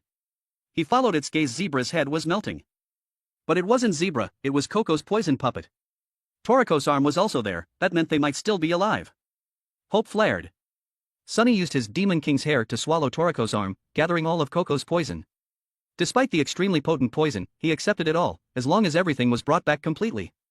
After gathering everything, Sunny followed the little monkey, crossing a region with suffocatingly heavy gravity.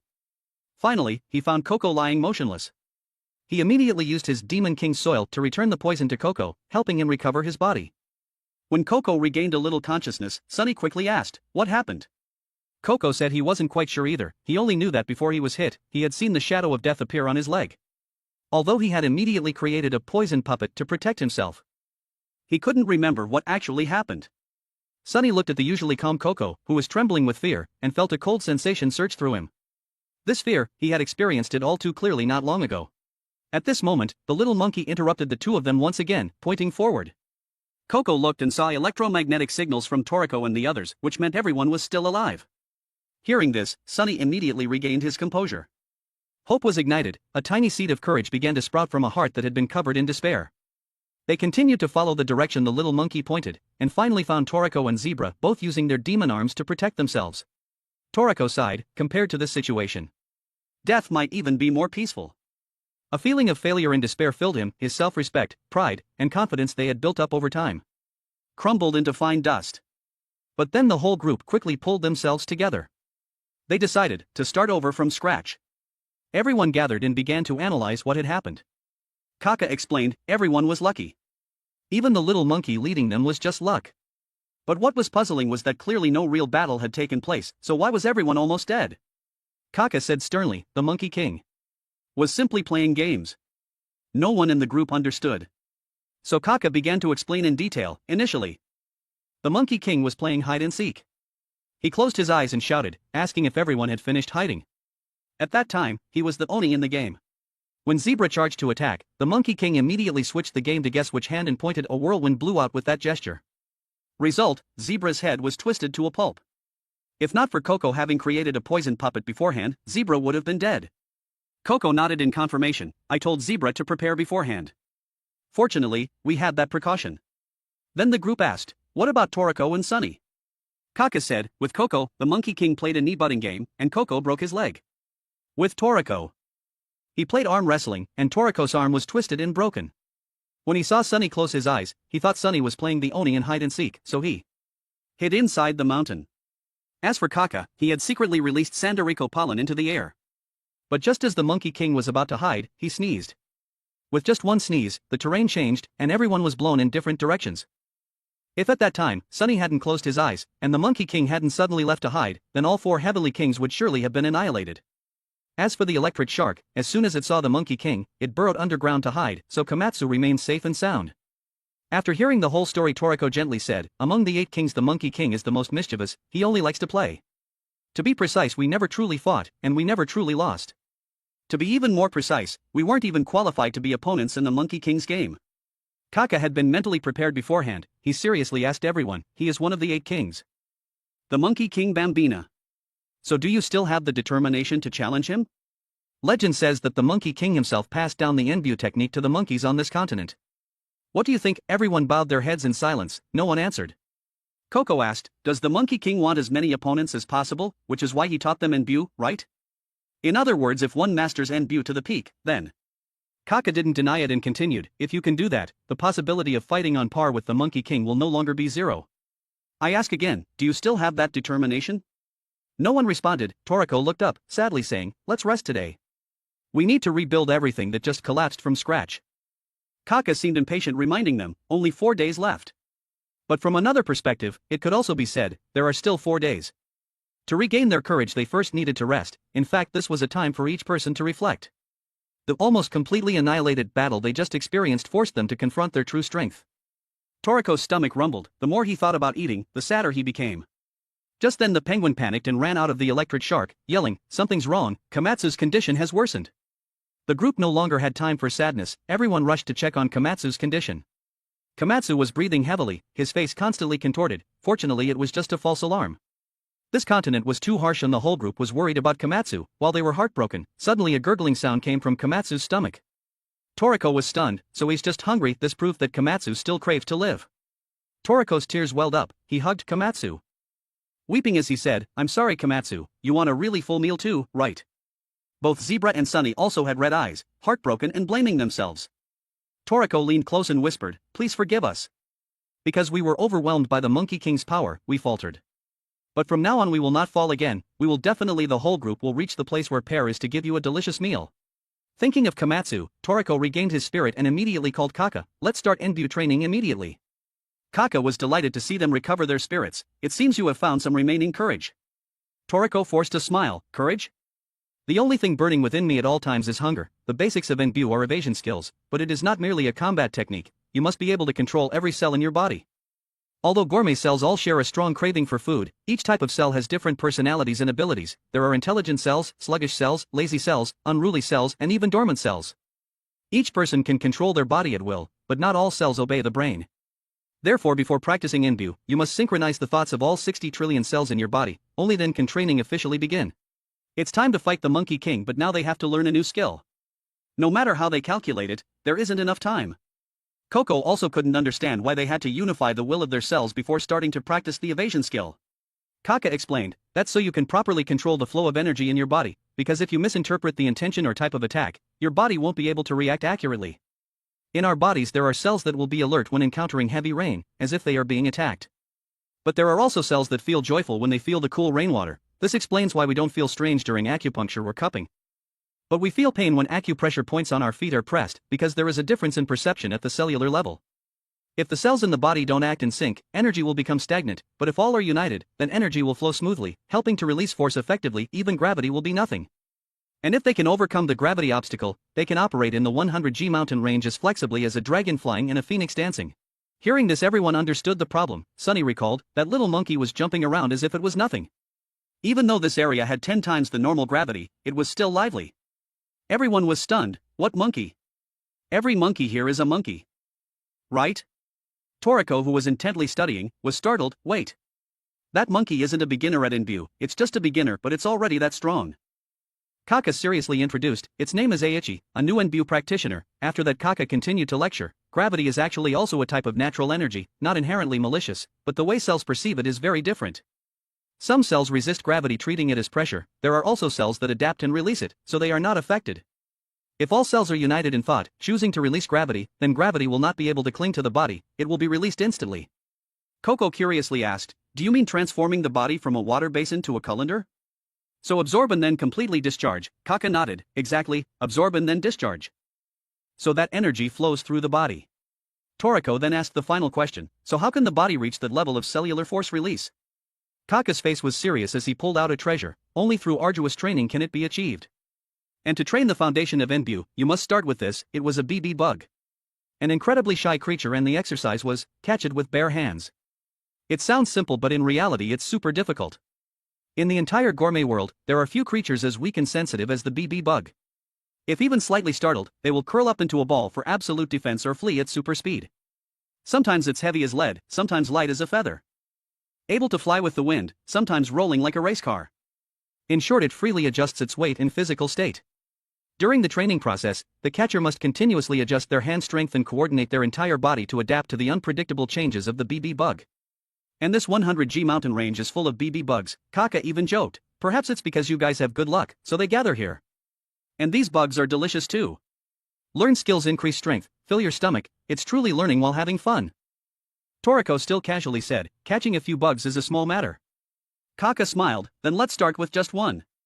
Toriko eagerly grabbed and threw a BB bug into the air, then reached out to catch it as usual, but the BB bug suddenly floated in the air.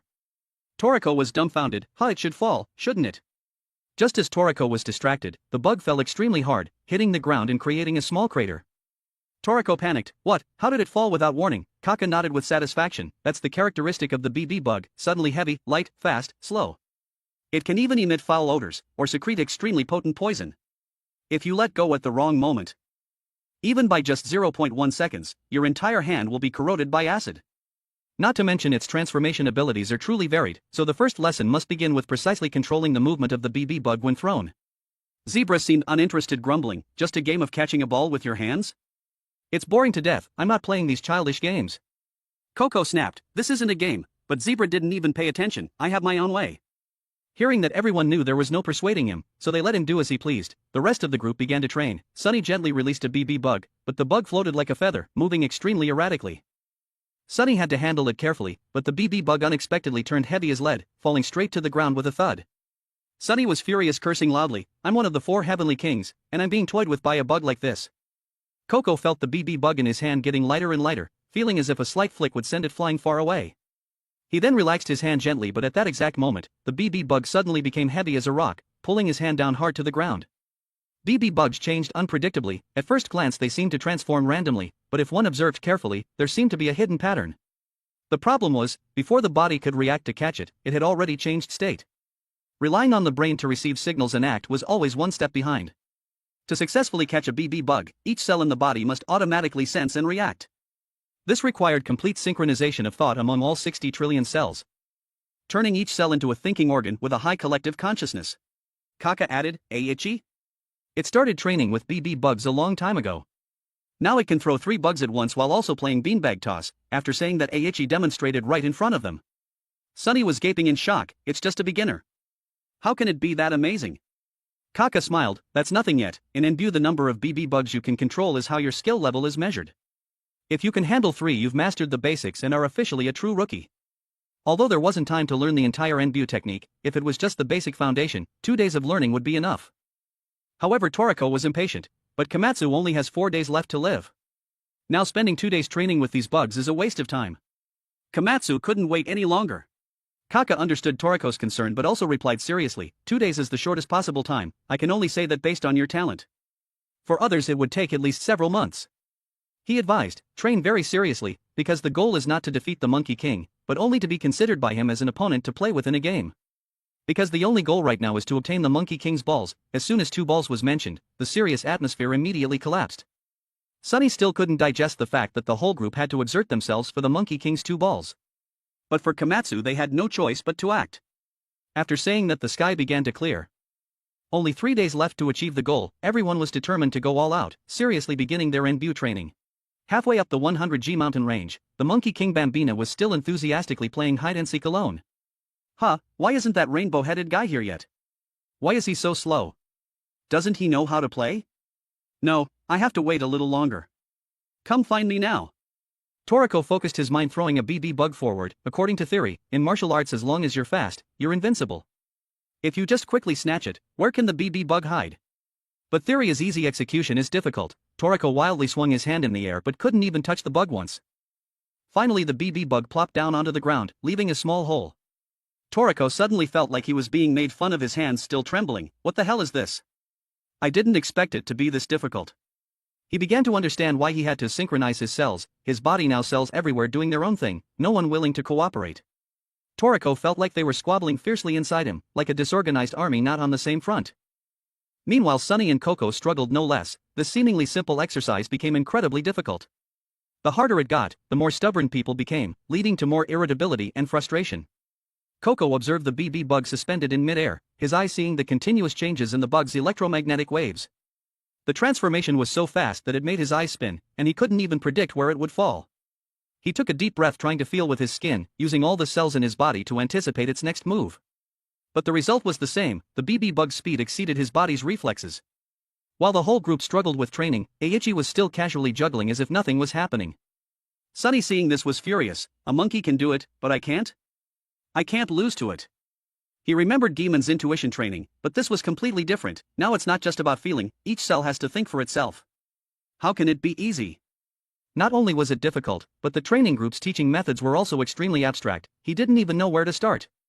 Zebra in his own corner sat still to find the feeling. He didn't believe the bug catching exercise was effective, finding it redundant and time-consuming. But Zebra had experienced a state where all the cells in his body were completely synchronized several times before, and he had also witnessed others achieve that state many times in life or death battles. Just remember that exact feeling, everything will automatically become clear.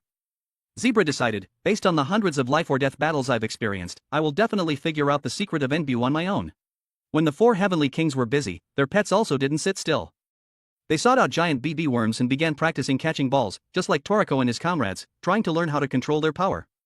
They understood very well that if they couldn't overcome the challenge of the 100G mountain range, let alone support Toriko, they might even become a burden to him.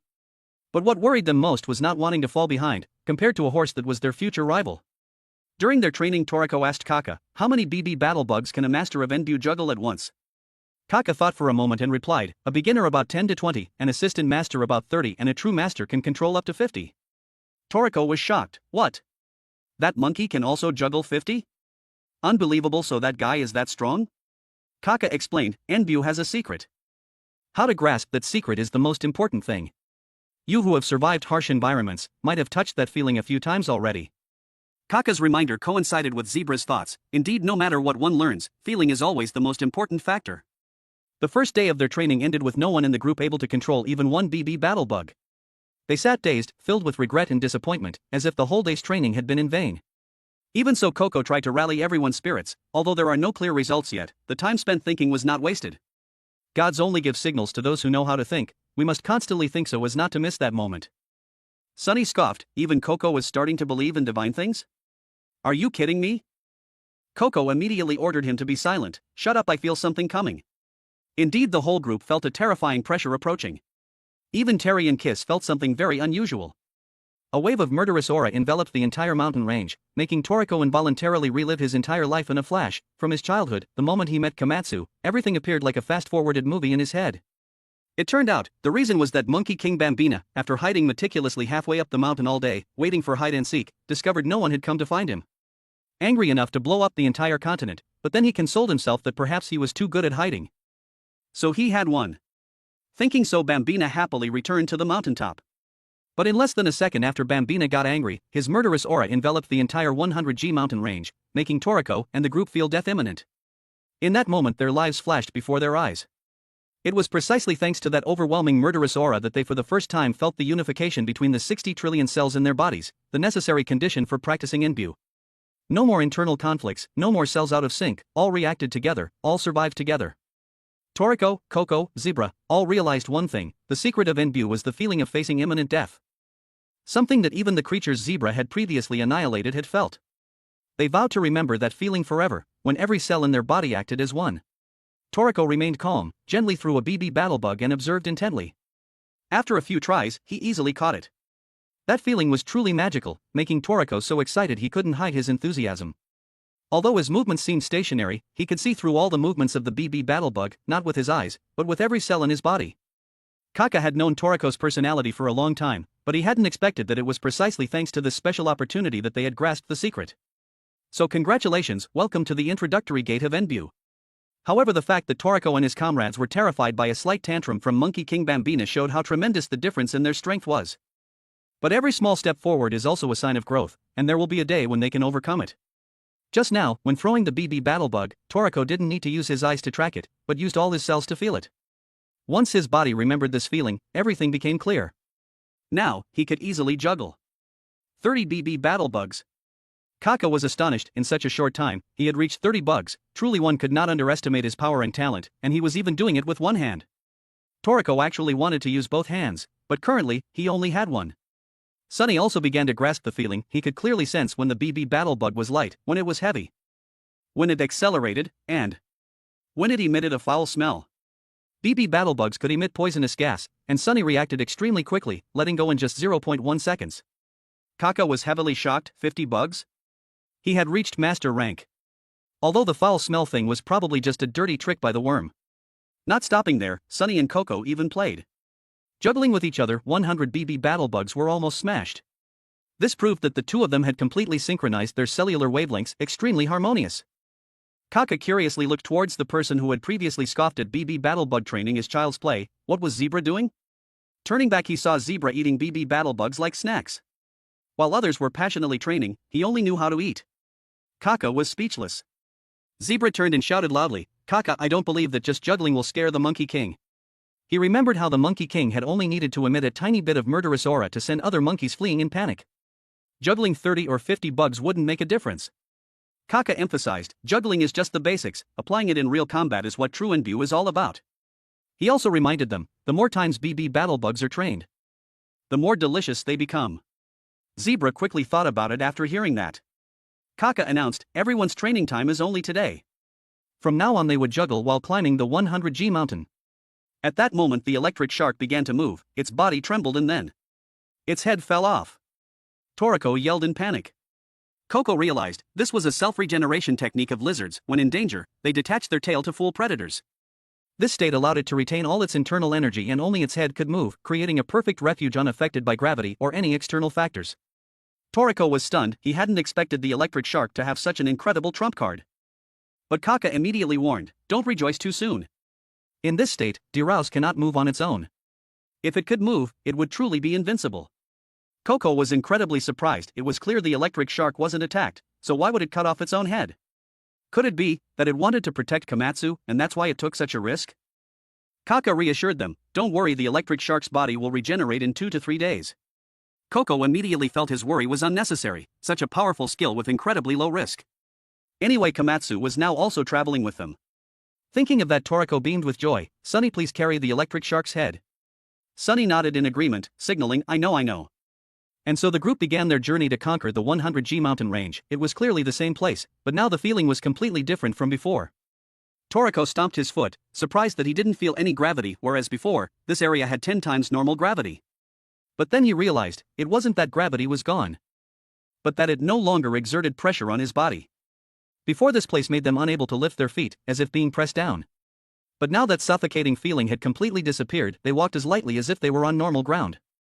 Their bodies had adapted to 10G gravity. This was clear proof that they had successfully mastered the basic Enbu technique. Kaka explained, it was precisely by synchronizing their cellular consciousness, making all the cells in their bodies react at the same time, that they were able to remove the influence of gravity. This was an extremely sophisticated coordinated energy action, and also the foundation of Enbu. Kaka suggested that the group should continue practicing juggling right there. There's a saying, a professional pianist, if they don't practice for 1 day, their skill will decline by 3 days. With Enbu the decline is even faster, after synchronization cells are very easily out of sync. If even one cell is out of sync, the entire system will collapse. If they wanted to remove the effects of higher gravity levels, they needed to concentrate their entire cellular consciousness to an extremely high degree, which would consume a lot of physical and mental energy. Soon the whole group was drenched in sweat, the miraculous moment that lasted less than 1 second, which previously only occurred when facing death, now had to be maintained for a long time. The burden increased manifold. Even so, the 4 of them, as if they had died and come back to life, continued to advance. As long as they hadn't reached the peak, they wouldn't stop. They knew their limits, and Kaka wasn't too worried about teaching them. Zebra, however, was different. Besides food, he didn't seem to care much about what others said. He was juggling with both hands, eating BB battle bugs like snacks, dozens of them rolling around him. He laughed smugly. You said the more you train these bugs, the tastier they get, right? Then I should look forward to their flavor even more. If they're really delicious, I'll put them on my full course menu. Kaka narrowed his eyes and smiled. I can't be sure about that, but their taste is indeed excellent. Meanwhile, a group of people had arrived at the second station of the 100G mountain range and encountered a strange group of monkeys. Leading them was Iai, the small monkey who had previously helped Toriko. It chirped loudly, seeming to want to say something. Everyone now understood it wasn't running away, but going to call for reinforcements. The accompanying monkeys had very high levels, from beginner Enbu to assistant master. Their levels ranged from 753 to 1200. None of them were weak, Kaka explained. Because Iai is just a new recruit, it can only withstand the gravity of the first station. It went to invite the masters to guide everyone to the next station. Toriko offered the grilled air meat to Iai, the monkey that was almost starving to death. That delicious piece of meat made Iai feel as if he was revived. Coco thought that it was thanks to air that Iai was able to cross the Nowhere mountain range, but he still wondered, how did he bring the entire monkey horde here? Kaka replied, they came by special means, the monkey's special training monster, something only used during festivals. Clearly monkeys across continent 7 were very grateful to Toriko's group, and were supporting them with practical actions. Hearing this, the 4 heavenly kings became even more determined. Since you trust us like this, just leave it to us. Zebra bared his teeth and smiled. I've been looking forward to real combat for a long time. Kaka reminded them, even when fighting, don't forget to practice juggling BB battle bugs. That's the foundation of Enbu. Fighting monkeys is just increasing the difficulty.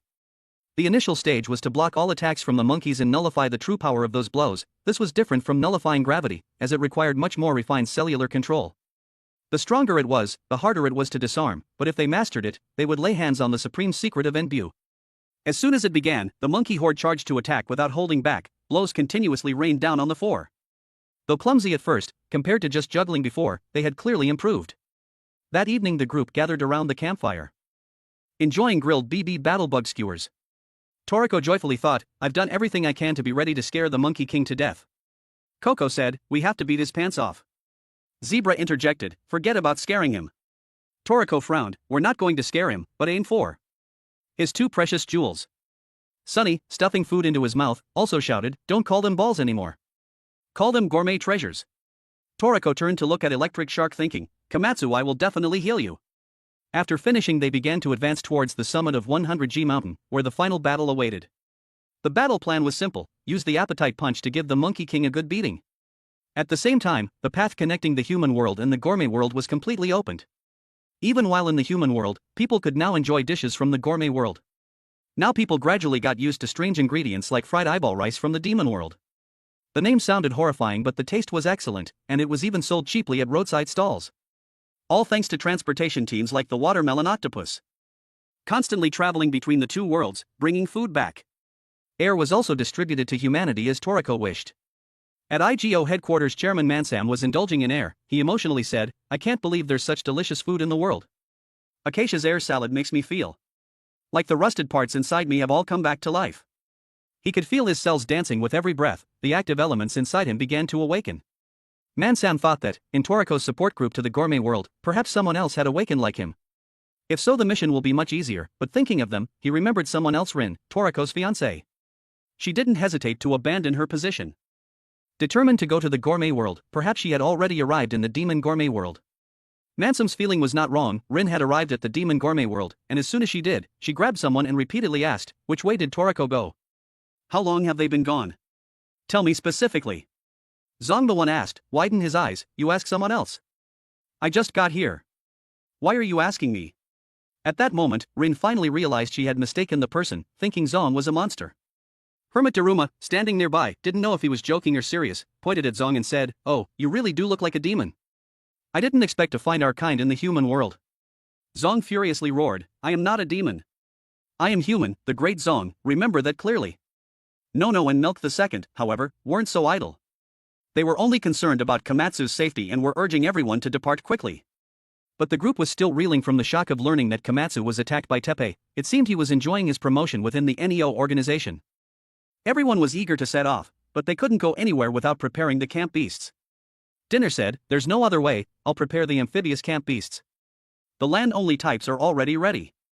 Hermit Daruma added, "The rainbow that Toriko's group used to cross has disappeared. To get to Area 7 now, the only way is to cross the sea, but land beasts can't cross the sea." Nono said, "I'll create land. I can freeze the surface of the water into ice. Freezing the sea surface is a small matter."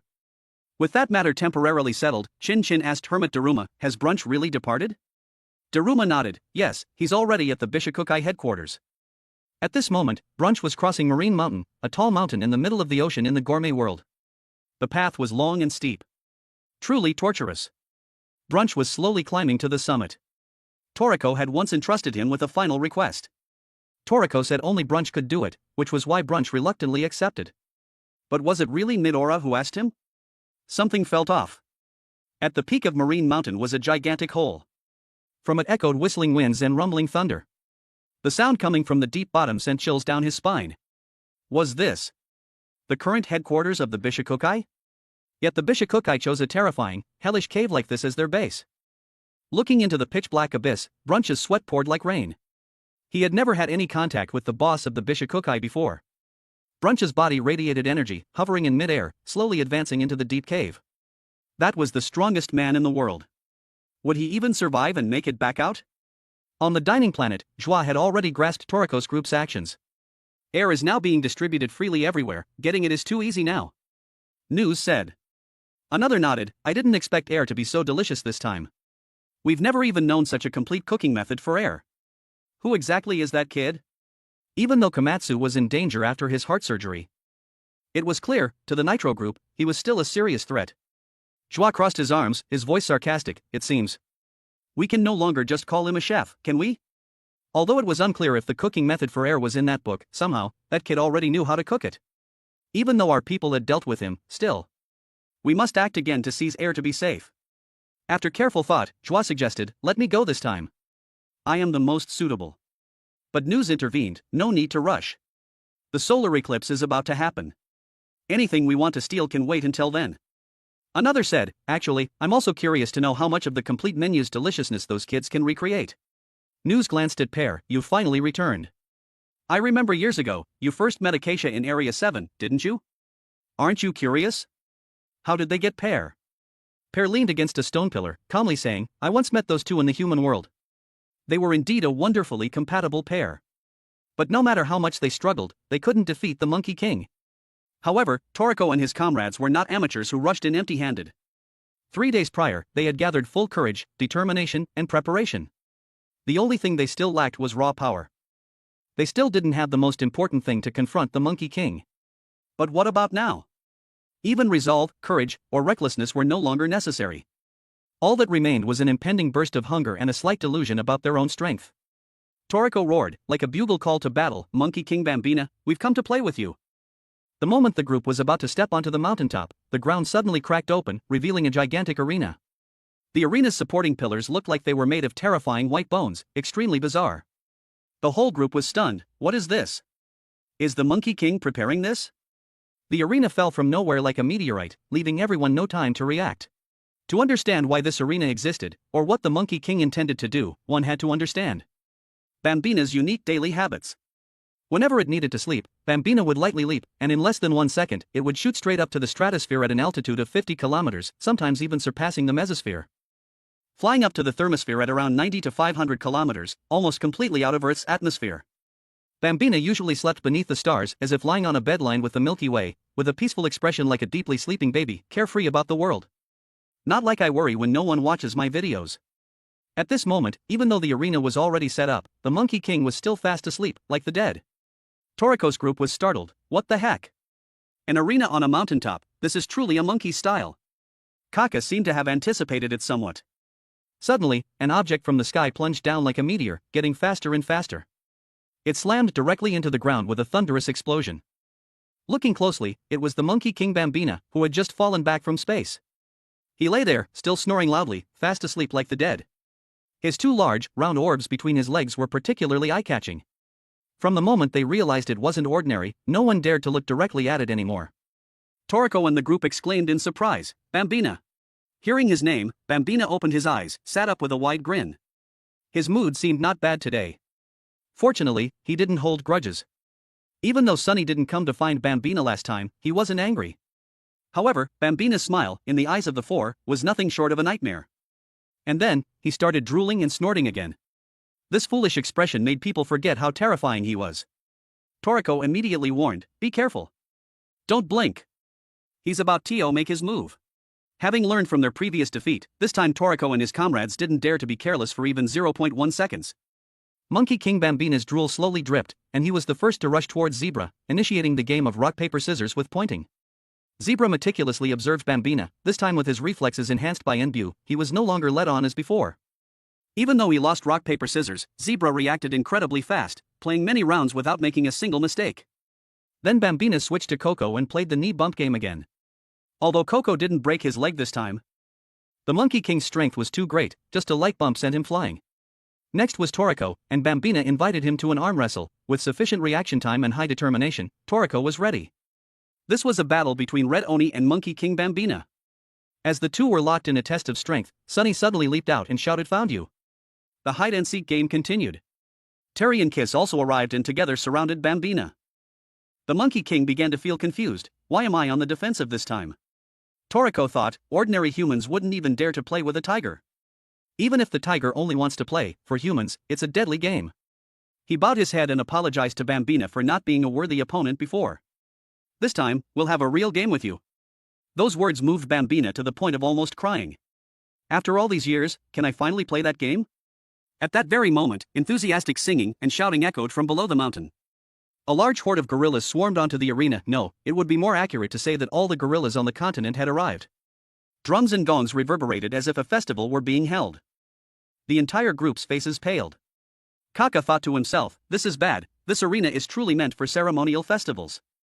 All 51 monkey tribes had arrived not to watch a game, but to witness a life-or-death battle with the Monkey King. Kaka explained, this was a special ritual, the Monkey King Festival. Only those with master-level proficiency or their representatives could reach the peak of 100 G. Every few hundred years, a ritual was held where Enbu masters challenged the Monkey King. If they won, they would inherit the position of one of the 8 kings. Though initially just a demonstration of strength, due to the immense glory, it had transformed into a true deathmatch, watched by 50 billion monkeys across the continent. The name of this ritual was Monkey King Festival, also known as the Great Enbu Battle. Toriko began to panic. Wait, I just wanted to play, how did it become a deathmatch? Sunny was also confused. We don't need the title of 8 kings, so why risk our lives? Toriko yelled, how can we play without rules? Kaka calmly explained, each time the festival is held, the format changes. It could be sumo wrestling, boxing, or this time it seems to be monkey wrestling. Hearing that, both Toriko and Sunny turned as pale as a ghost. Wrestling with Monkey King Bambina, that was beyond imagination. Inside and outside the arena, cheers and enthusiastic shouts resounded as if they were witnessing legendary warriors. Coco, who had previously engaged in knee bumping with Bambina, was in terrible shape. Just a slight touch to his groin had left him unable to stand up. His groin was already a weak spot, and Bambina had only gently touched it. Nevertheless, Coco was the only one who had managed to nullify the Monkey King's physical attack even with careful preparation and neutralizing most of the force. Faced with Monkey King Bambina's terrifying strength, Coco still couldn't hold his ground and was severely injured. Seeing Coco collapsed on the ground, Toriko was extremely worried. This was the 100G peak where just nullifying gravity alone consumed a large amount of stamina. Furthermore, the entire group had just completed a 3-day NBU training session without sleep or rest. Even though they had eaten BB corn, a type of insect that had been thrown up and down hundreds of times and reached absolute deliciousness, to partially recover their stamina, because they hadn't properly rested, they had no advantage whatsoever when facing a fully energized Monkey King who had just awakened. Currently, the group only had less than half of their peak stamina. Forget about fighting on the same battlefield, they weren't even strong enough to play with the Monkey King. But when their eyes met the thing dangling between the Monkey King's legs, the legendary pear, the group suddenly understood they had to get it at all costs. Only that, the divine ingredient called pear, could save Komatsu's life. Toriko intently watched the Monkey King's pear. Suddenly, Bambina let out a shameful shout and leaped straight onto the arena, landing perfectly. And then, that pear began to chime with incredibly melodious and clear sounds. Right in the center of the arena, the Monkey King danced like an artist, the chiming sound echoing across the continent. All the apes around the arena also fell silent in astonishment. Toriko looked at the swinging pear and choked, "I can't believe it's used this way. Why can't I do that?" It turned out this was the true form of the gourmet treasure pear.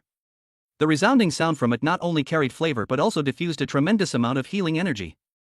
The taste permeated the sky, blended into the air, seeped into Toriko's body, and helped him fully recover his stamina. Toriko was also instantly healed. Toriko was shocked. Sound from that can restore power? How thoughtful. He had previously worried that the Monkey King would take advantage of their exhaustion to easily defeat them, but he never expected him to dance to help the entire group recover their stamina. Coco explained that pear, the ingredient that nurtures all living creatures on the continent, can emit healing tones from its very essence. So if the sound is already so effective, how incredible must its true flavor be? The more they thought, the hungrier they became. Toriko had previously not believed pear had healing properties, but now he had no doubts. If just the sound could heal, then a dish prepared from it would definitely save Komatsu's life. Coco realized, this time, we are aiming for a truly formidable gourmet ingredient. Zebra, however, had no mind for deep thought. He just wanted to rush forward and fight the Monkey King. "My hands are itching. My throat is burning." Before stepping onto the stage, Toriko went to Terry, Kiss, and Queen, instructing them, "Protect Komatsu for us." Because Bambina was a true ape king, having fought on par with kings of other species like wolves, snakes, and crows. This battle was extremely dangerous. Toriko understood very well the warrior blood flowing in Terry and his comrades, always eager to fight worthy opponents. But this time, he implored, "Let us, the four of us, bear the burden of this battle ourselves." He said, "Komatsu's injuries were due to our carelessness. We want to use our own hands to save him. We are not content to be defeated by the Monkey King without resistance. That's why we trained Enbu. As for you, only you are strong enough to protect Komatsu. Please, let us fight with peace of mind, alright?" Terry, Kiss, and Queen all nodded in unison, their eyes filled with determination. At this moment, Kaka approached Toriko, whispering, "Toriko, I want to talk to you for a moment. And by the way, I'll explain the rules of the game." Immediately after, a monkey struck a large bronze bell, its resounding sound accompanied by the excited cheers of tens of thousands of monkeys. Amidst the earth-shattering cheers, the four of them stepped onto the arena. Toriko shouted, "Let's go. Show that ape what it means to be a different person after 3 days' absence." The aura of the four heavenly kings soared to the sky. But Monkey King Bambina maintained a naive, carefree demeanor, as if this were just a small game among the tens of thousands he had played. He grinned widely while spinning in place until dizzy, never stopping smiling. Seeing that foolish expression, Zebra was enraged. Toriko explained, "Normally in this festival, the masters would challenge the Monkey King one by one, in order, one-on-one. Although this time it seems to be 4 against 1, in reality, it's still individual matches on the arena. Basically, it's not much different. The rules of this match were different from ordinary wrestling: no fouls, no surrender, no being eliminated from the arena, and no referee signaling to stop the match. Only a knockout could end the battle." Zebra was delighted. "Sounds good. Let me start the first match." But Sunny stopped him. "Wait. Let me go first." Sunny had kept his eyes closed since entering the arena because he had previously been so frightened by the Monkey King that he didn't dare to look him in the eye. This time, Sunny wanted to crush his own weakness along with that ugly monkey. This will be an extremely beautiful match. The whole group understood Sunny's intention and nodded in agreement. But Toriko warned, "If you're in danger, immediately clap your hands to switch."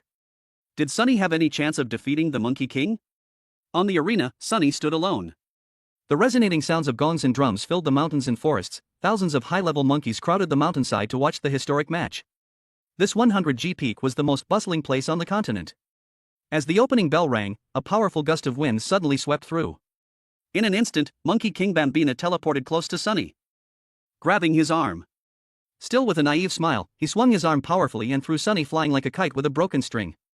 Sunny had no time to react, being hurled straight into the ropes. The impact was so strong that the ropes snapped back extremely far. If there were no ropes, or if the ropes were a little weaker, Sunny would surely have flown halfway down the mountain and broken a few bones. At that dangerous moment, Zebra leaped onto the arena, clamping the Monkey King's arms tightly. Zebra smiled arrogantly. I remember the rules don't forbid anything, right? Then nothing is against the rules. Zebra held Bambina, then yelled loudly toward Sunny, Kid, you finally came back. Now show him what perfect dance is. Sunny clenched his fist. This was the moment to unleash his ultimate technique Enbu, a breathtakingly beautiful strike. The Monkey King's eyes widened. Enbu, the basic technique is to unify all cells in the body, suppress them, and generate energy called weight force. However, the essence of Enbu does not lie in defense. Once the will of 60 billion cells is synchronized and transformed into an attack, it can create a technique with terrifying destructive power. Sunny's punch carried his full strength, aimed straight at the Monkey King's stomach. The Monkey King revealed a look of hunger, but Zebra immediately sensed something was wrong. He was using all his might to restrain Bambina, clearly feeling the Monkey King's bodily state. It felt as if his skin was merely an outer layer. Inside, it seemed to contain a terrifying amount of energy being compressed. Ready to erupt. Zebra was stunned. What? Are we really fighting? If compared to his true strength, their power was merely like a single hair on his body. Realizing this overwhelming disparity, Zebra immediately shouted to Toriko and Coco, he's intentionally taking the blow. All three of you, attack. Toriko immediately unleashed his Enbu technique, Infinite Nail Punch. Zebra followed with a Rhythm Pulse Punch, and Coco used Poison Machine Gun. All three knew well that one person alone could not defeat the Monkey King. They had to unite and unleash their full power. In that instant, the wills of all three merged into one, cells synchronized, and the battle became more intense than ever. But Enbu consumed stamina dozens of times faster than basic defense. This battle was clearly a test of endurance. However, could they truly interest the Monkey King? Could they make him happy? Because the goal was to make him enjoy playing to his heart's content as Kaka had instructed, unleash your full power in attacking the Monkey King. Even the ultimate Enbu technique will only inflict minor injuries, but absolutely do not stop. His goal is to play. Let him have fun. The more they pleased the Monkey King, the easier it would be to access Pear, the precious gourmet treasure. This was the most difficult battle. Sunny and Zebra continuously unleashed their techniques, hair rhythm golden twin hooks. The Monkey King was bombarded, but remained smiling, even seemingly touched. Meanwhile, Coco shouted for Toriko to take the opportunity to pluck the two pear balls. Toriko lunged forward, reaching out his hand, but upon seeing the ripe pear fruit, he abruptly stopped. The sweet aroma from the two balls awakened the demon within Toriko. A burst of hunger erupted. Even the cells at the severed part of his arm began to activate, sending regeneration signals. Coco worried, is Toriko's body trying to reattach his severed arm on its own? This is bad.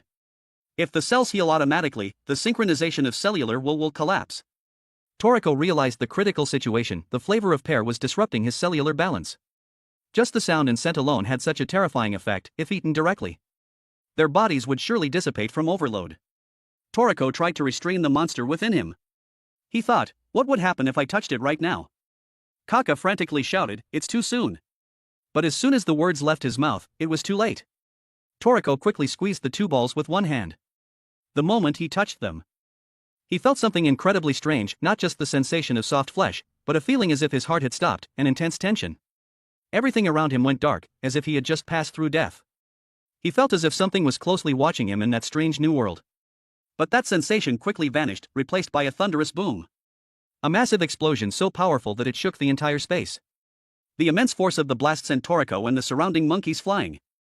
All eyes immediately turned back to the arena. The thick smoke and dust slowly dissipated. And then, at the center of the smoke, a terrifying aura surged forth. It was the Monkey King's true form. Seeing this true form, the baby monkeys panicked and fled in all directions. Run now or it'll be too late. They screamed. The four heavenly kings also stood frozen, unable to utter a word. Kaka thought to himself, this is really bad, this is a big problem now. Before anyone could react, the entire monkey horde retreated like a tide, scattering halfway up the mountain. Kaka's face turned ashen as he looked at the electric shark, left unattended to one side. There's no other way, we have to do it sooner than planned. Meanwhile, the four heavenly kings were still confused. What exactly is that creature standing in the arena? It still looks like the Monkey King, but this form is even cuter than his usual appearance. Because Toriko and his comrades had opened the transportation route for ingredients from the human world to the gourmet world, people could now enjoy ingredients from the gourmet world at home, through food delivery services. The gourmet age was slowly undergoing a revival. But after the sudden famine disaster last time, humanity began to fear, if today were the end of the world, what would you want to eat? If today were the last day?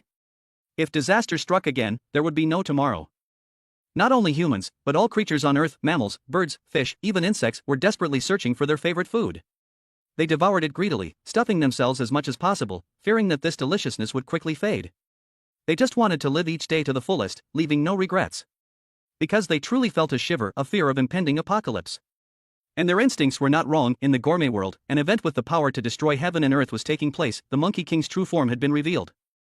Toriko and the others were stunned, speechless. Zebra's hypothesis had now come true. The Monkey King's outer layer was indeed something that covered him, perhaps clothing, or artificial skin. It didn't matter anymore. Whatever it was, this was the true form of Monkey King Bambina. He was sitting on the arena, rubbing his belly, then flashed a sinister smile. Toriko felt immense pressure. My infinite nail punch. Was it easily nullified by him like that? With just a flick of his tail, he had easily crushed them. But what surprised the group even more was the Monkey King had only just swung his tail. And the demon in the four heavenly kings' left arms had automatically manifested. They didn't intentionally summon the demon, it was forced to appear by overwhelming power. But this unexpected appearance was a huge boon for them. With just one flick of the tail, the barrier around the arena was shredded like paper. The destructive power of that energy vortex from the 100G peak spread throughout the sky above the continent, splitting a satellite in space. The group quickly ducked to dodge, narrowly escaping being cut in half. But Sunny's long hair was still cut in half. At least they were lucky to be alive. Toriko immediately knew the situation was unsalvageable. Before, Kaka had warned, when dueling the Monkey King, the gourmet cell monster inside them might manifest. And once the demon appeared, the left arm would no longer maintain conscious unity with the body, which meant Enbu would lose its effectiveness. Without Enbu, they would face 100 times gravity, unable to withstand it. If the demon didn't appear, they would still have a chance to block attacks and find a way to counter. But if they were hit when Enbu was lost, death was certain. In other words, the overwhelming power from the Monkey King forced them to take a risky gamble.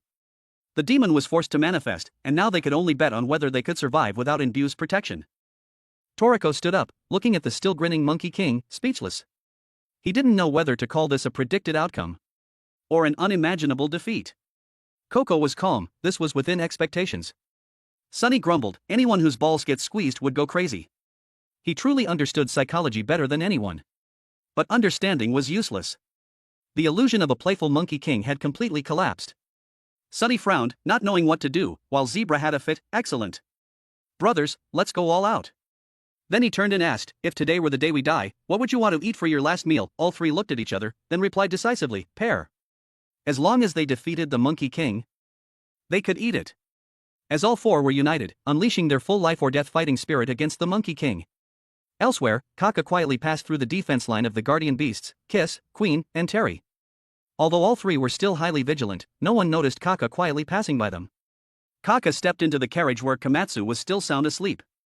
He raised his hand, intending to strike, no longer concealing himself, only wanting to quickly complete his mission.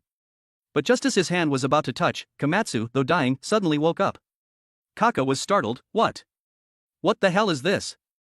Immediately, he realized something was wrong.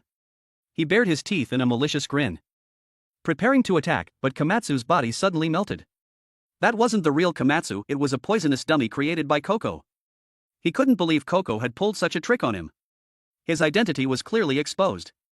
Kaka was bewildered. When exactly was I exposed? Who discovered me? But more important right now was, where was the real Komatsu?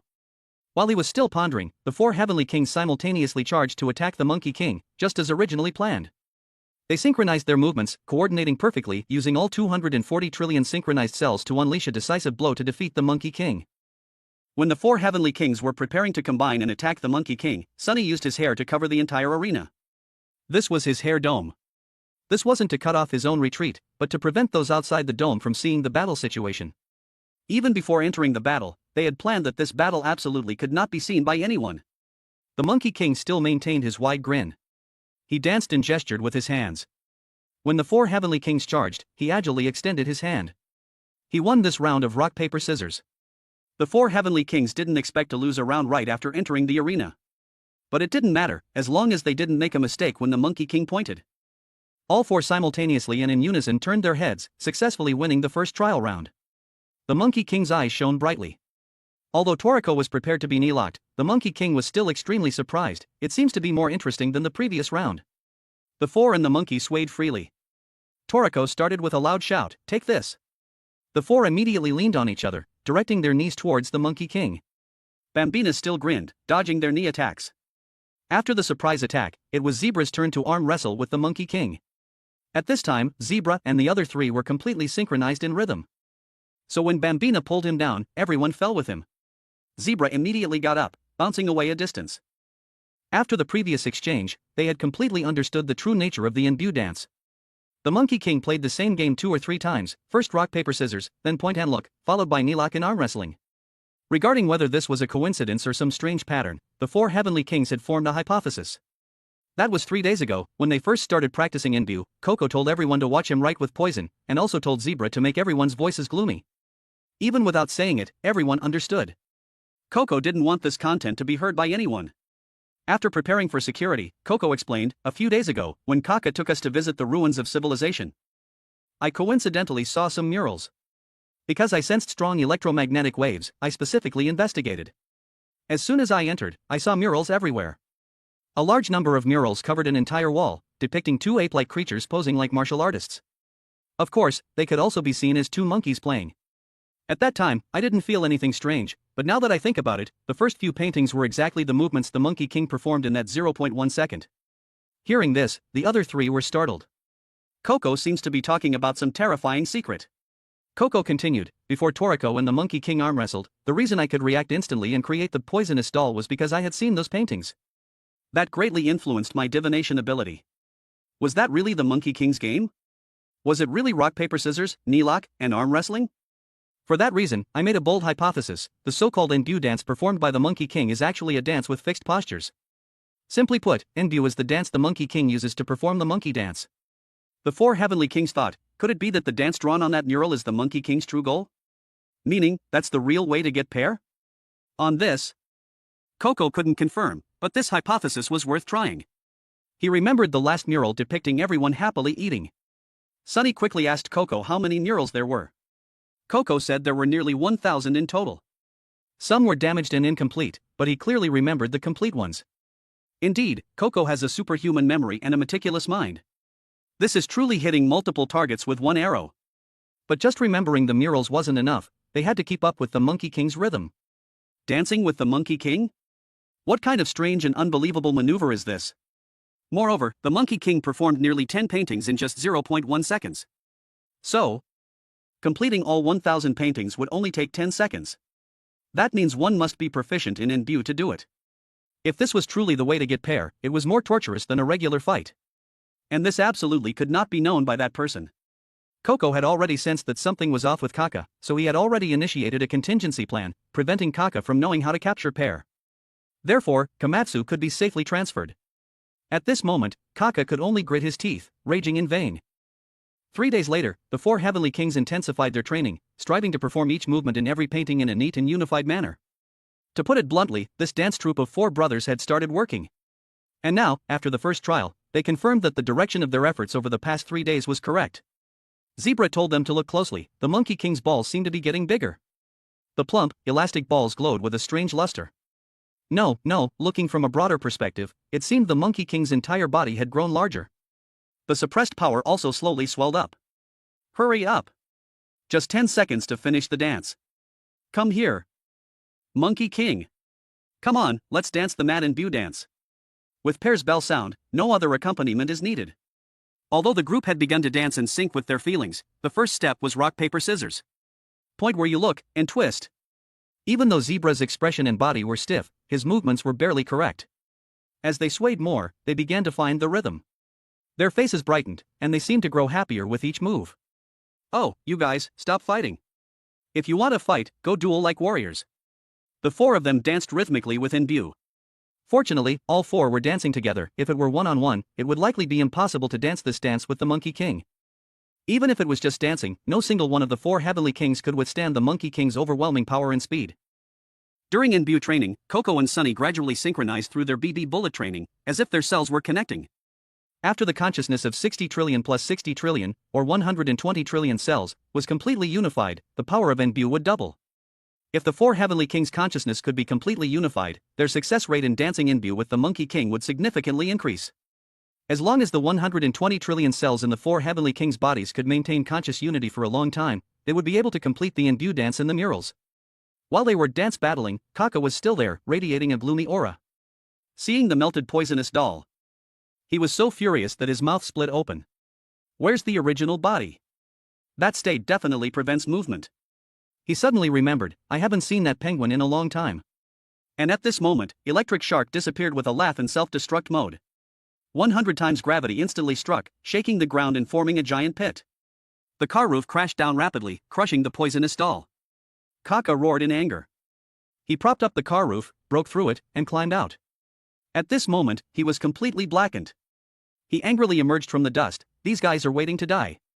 And his movements had already alerted Terry, Kiss, and Queen, the protectors. These three treasures quickly surrounded Kaka, who was radiating immense power. Kaka felt he had to question them. Hey, you guys look like you know something. If you get in my way, I'll eat you. Kaka's drool flowed incessantly, dripping down. Sensing his killing intent, the three small pets also took up battle stances. If this four Heavenly Kings dance sequence were animated, it would undoubtedly be a masterpiece. With adorable expressions and magnificent yet domineering dance moves, it would surely become a shining star. Zebra, forced to perform, would definitely be a highlight. He wildly danced to the Monkey King's rhythm from memory. Although it was only 10 seconds, with the movements of 1,000 paintings, it seemed incredibly long and complex. Within it, missing paintings and vanished murals were restored by Coco using electromagnetic waves. He even predicted the Monkey King's movements from the dance's footwork, striving to synchronize with the Monkey King's rhythm.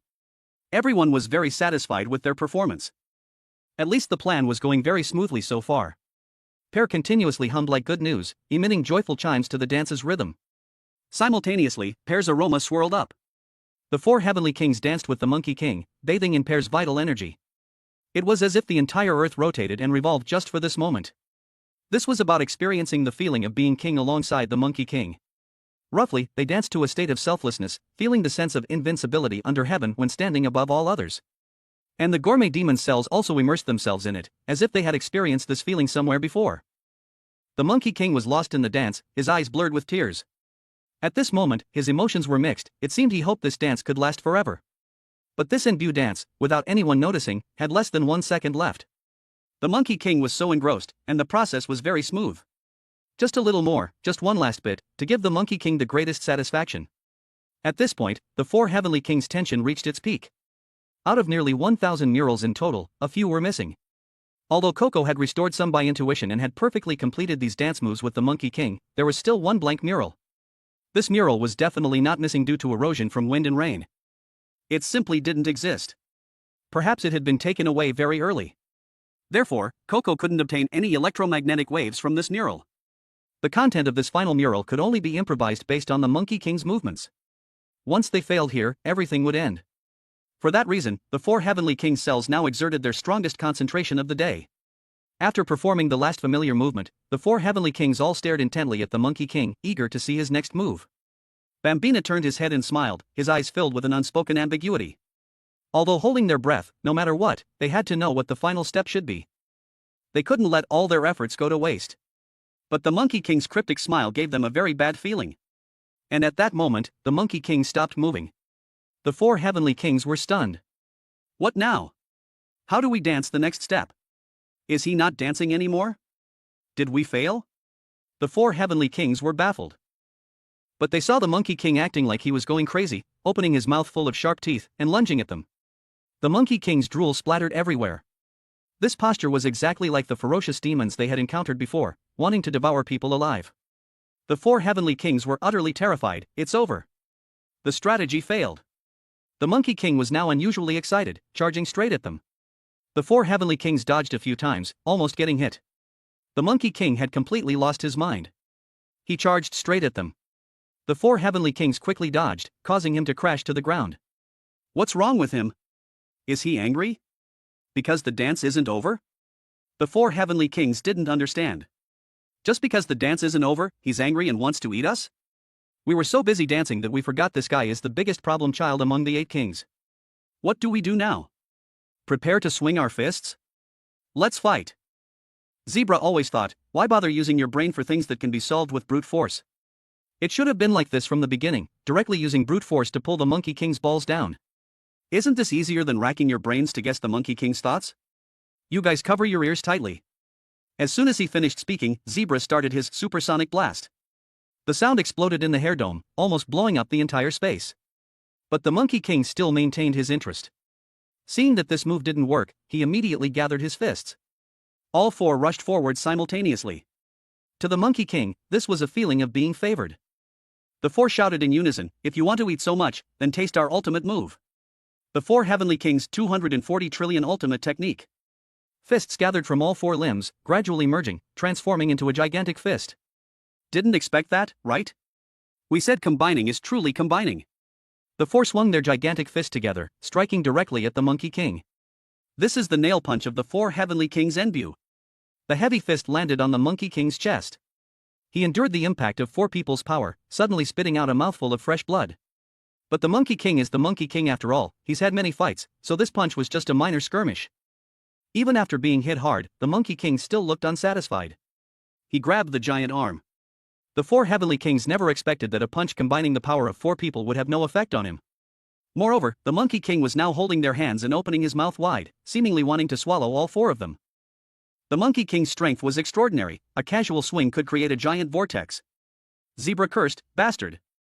The 4 Heavenly Kings' 240 trillion Enbu ultrasonic wave sound cutter. This move was incredibly powerful, directly tearing a hole in Sunny's hair dome. Facing the attack, the Monkey King roared. Apart from his usual madness, he seemed completely unharmed. Zebra was astonished. What? Not even a scratch? Coco pulled out his poison gun and told everyone to attack him together. Let him taste the 4 Heavenly Kings' poisonous gas bomb of Enbu. However, the Monkey King continued to grin, his flexible and light body deftly dodging all the walls. Coco felt as if struck by lightning. How strong is this Monkey King? After all? My attacks are almost light speed, yet he can easily dodge them? Whether individually or combined, they couldn't harm him in the slightest. The Monkey King, with his drooling mouth, charged forward again. He roared as if celebrating victory. For his impending explosive attack, the 4 Heavenly Kings had prepared Sound Wall, Fork Shield, and Super Flail. But these techniques were insignificant in front of the Monkey King. He attacked the 4 Heavenly Kings, and they could only dodge. Moreover, the Monkey King's attack speed was too fast, they couldn't fully dissipate all the force. Zebra told everyone to maintain their Enbu state. Even if they couldn't completely neutralize this beast's attack, they could significantly reduce the damage taken. Toriko said that now they only needed to focus on getting the balls. The balls were the key. Toriko, taking advantage of his inattention, once again reached for the balls. The moment he grasped the balls, his arm exploded into smithereens. Fortunately, this was a poisonous doll that Coco hastily made. If I had gone myself, I might not even be able to use my full power. The poisonous humanoid was not only used for frontal attacks but also to attract the Monkey King's attention, allowing the 4 of them to attack him from behind earlier. The moment they touched the balls, the 4 were both tense and excited. Got the balls. Good, pull him down quickly. However, the 4 tried their best but couldn't pull it off. The balls remained motionless, without even a hint of sensation. All 4 were stunned. We put in so much effort to touch Pear, but we can't get it down. What should we do? How exactly can we pluck the Monkey King's balls? Although they were on the verge of breaking down, the balls were like giant eggs growing from the earth, they couldn't do anything to him. No matter how you look at it, even brute force can't capture Pear. The Monkey King swung his arm, embraced the 4 of them, spun his head, and bit fiercely. The stiff arms of all 4 were torn apart, blood gushing out. Toriko launched a fork rocket, but the Monkey King didn't even have a scratch. Toriko's side was in trouble. Because of the excessive movements and intense emotions, the Enbu dance was disrupted. They were about to face 100 times gravity. Toriko, who was leaping into the air to attack the Monkey King, suddenly fell to the ground due to the sudden 100 times gravity. But the Monkey King grabbed him. His body deformed as gravity pulled his leg. Isn't this the long legs that all girls love? Toriko was pulled hard, his entire body felt like it was about to be torn apart by gravity. And the Monkey King bit a piece of his leg. Toriko cried out in pain, "Go!" Zebra roared, "I can't stand you anymore, you bastard. Enbu, death full course. Since we've decided to fight, let's all go at him." Sunny unleashed his demon hair, rushing to bite and tear at the Monkey King. The enraged Monkey King suddenly stood up, interrupting all incoming attacks. Sunny was sent flying by the shockwave. Moreover, this attack from the Monkey King easily shattered the hair dome woven from multiple layers of super flail. As Sunny was stunned, the Monkey King silently approached, grabbed his demon hair, and bit it. Is he starving? He bites everything he sees. Without waiting for Sunny to act, Coco told the poisonous demon to give the Monkey King a flask of poison. The Monkey King raged, slamming the ground violently, causing the sky and earth to change, mountains to collapse, and the ground to crack. Those who had lost their imbue's effectiveness, along with the shattered mountainside, fell straight deeper underground. Under 100 times gravity, they naturally couldn't move. Is this truly the end? However, the Monkey King still refused to let Toriko go. He tightly grasped Toriko's leg and fell with them. Bambina, do you really want to eat us that much? After the chaos, although they were surprised to find themselves still alive, they didn't know where they were. They were still somewhere like the halfway point of 100G Mountain. No matter where they were, they had to reorganize their imbue first. But they found themselves in a familiar state of dehydration. Toriko's eyes, nose, and mouth were all leaking water. Sunny was about to ask for an explanation, but then realized that he and Coco were in the same situation. Could it be Sandorico? They immediately looked up and saw a large patch of wild Sandorico. They had luckily survived the Monkey King's punches and 100 times gravity, but unexpectedly fell right into the Sandorico flower patch. Pollen was about to erupt. And the Monkey King also strode towards them. Affected by Sandorico, his face was also covered in water. But it was clear that he wasn't worried about this flower at all. Instead, he walked straight towards the four of them. They wanted to reorganize their imbue, even if it was just to eliminate a little pollen and the effects of gravity. But it was too late. The Monkey King lifted the four of them. Because the water in their bodies was constantly gushing out, their stamina was rapidly depleted. Although unwilling, they were completely unable to exert any force. The Monkey King opened his mouth wide. Is this the end? The water in Toriko's body was almost completely drained, blurring his vision. But he wasn't resigned. Since I'm going to be eaten anyway, why don't I taste you first? Toriko bit the Monkey King's extended tongue. The Monkey King's eyes widened like brass bells. Finally, he saw the lover he had longed for day and night. Toriko bit his tongue firmly, refusing to let go, and then saw Komatsu with a horrified expression right before his eyes. That's Komatsu. No mistake. The Monkey King was moved to tears, and his tears and balls fell simultaneously. So Pear has been successfully captured? Toriko couldn't believe he saw Komatsu here. And he was shouting something. Toriko didn't hear it clearly at first, but they all realized, the balls have fallen.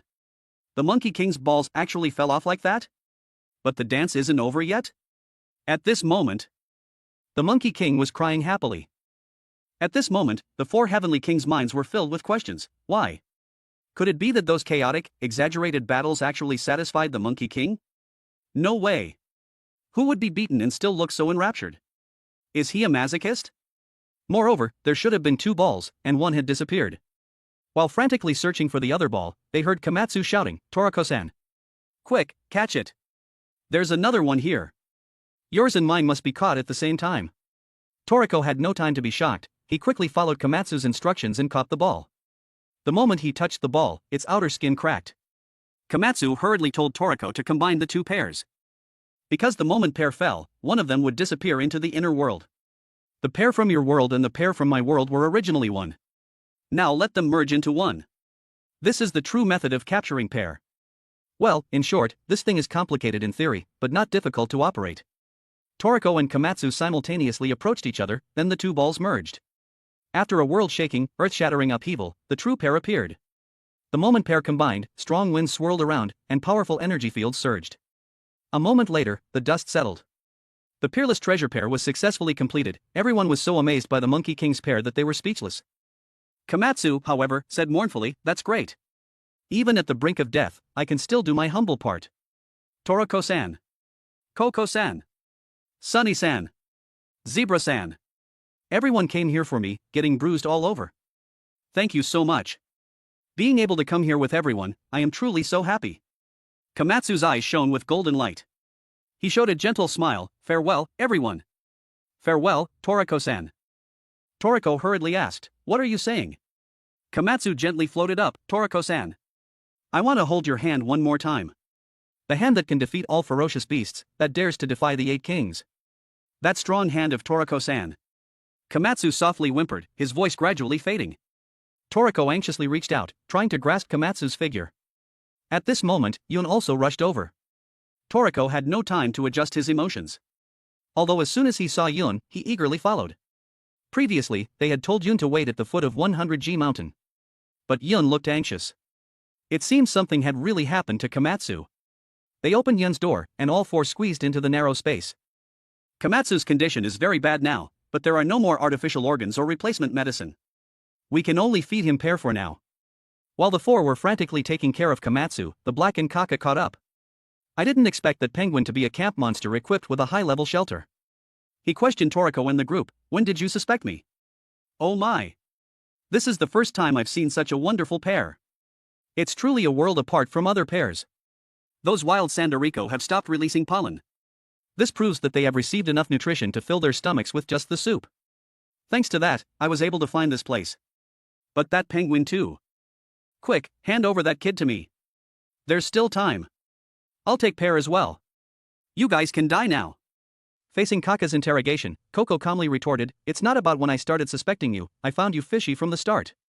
As for who you really are and what your purpose is, there's no time to ask now. Besides, we're not interested at all. It's best you don't come here anymore, because this is the Monkey King's party stage. I advise you not to disturb him." Kaka's face darkened. Monkey King? What kind of trash is that? He strode forward ominously, his mouth gradually splitting open. Unexpectedly, the Monkey King suddenly turned his head and gave him a radiantly bizarre smile. "You want to dance with me too?" Kaka's mouth split wide open, revealing a full set of sharp teeth. The Monkey King's pupils constricted. With a king of the world posture, he showed contempt for the ignorant Kaka. With no intention of backing down, the Monkey King was truly enraged this time. His tail muscles bulged, erupting with energy, then he whipped it powerfully. Almost blown away, Kaka used all his strength to cling tightly to the thick, strong tail. Noticing he was still behind, the Monkey King grinned from ear to ear. Then he opened his mouth and fired a cannonball at him. The super strong shockwave directly shattered him. The entire land was stripped bare. After finishing, the Monkey King looked at his destroyed tail and revealed a mischievous smile. "What a badass monkey. He doesn't even go easy on himself," the four heavenly kings thought to themselves. Although they knew early on that the Monkey King wasn't even trying when facing them, defeating Nitro in 2 moves was truly too shocking, leaving them with no choice but to be utterly convinced. This was the true strength of the Monkey King. At the same time, besides the roar of the Monkey King's power, there was a sound so faint it was imperceptible, the sound of a lifeline snapping. Toriko was too engrossed in watching the drama, almost forgetting about Komatsu. Is it too late? At this moment, the 100G mountain range once again began to collapse on a large scale under the Monkey King's attack. It's too late. Yun. Let us in. The four heavenly kings once again squeezed into Yun's cramped space. Despite their panic, Coco discovered that Komatsu had died. Sunny didn't give up and gave him pear to drink. But even though pear flowed into Komatsu's mouth, the chest under his bandages was still empty. Could it be that's not how you use it? Coco's voice trembled with tension. Toriko was speechless. Komatsu's electromagnetic waves had. Toriko's emotions surged, and he shouted incessantly, "Komatsu! Open your eyes. Do you really want to say goodbye to me forever?" Remembering the dreamlike scene from just before, Toriko couldn't hold back anymore. He wanted to grab Komatsu's hand, frantically shouting, "Komatsu! Come back!" Sunny, Zebra, and Coco also desperately shouted, hoping to wake Komatsu up. Suddenly, Komatsu's body emitted a bright light, the source of which was his chest. At this point, Komatsu's body had drunk the pear, and pear gushed out from the hole in his chest. And at that moment, the four heavenly kings seemed to travel through time again. Arriving in that world. The familiar scene filled them with doubt. Toriko noticed a heart floating in mid-air, beating thump-thump. Coco said he had seen the electromagnetic waves of this heart many times before. Sunny said he knew whose it was. Not a shred of beauty. Zebra narrowed his gaze, staring intently at this powerfully beating heart. Absolutely no mistake. This is Komatsu's heart. The three of them simultaneously grabbed at the heart, but missed. Toriko reached his hand towards Komatsu's chest. "The entrance is here." Komatsu was grabbing my finger, guiding me in. Toriko slowly approached Komatsu's heart. He felt a warm, real touch. The thumping heart beat against his palm. He slowly placed the heart into Komatsu's chest, and in an instant, a dazzling light burst forth. And that terrifying hole was gradually healing. Seeing the hole being filled, the four heavenly kings were all moved to tears. Although they themselves were already crying non-stop because of Sandorico. After having his heart replaced, Komatsu's hole gradually filled, and his whole body came back to life.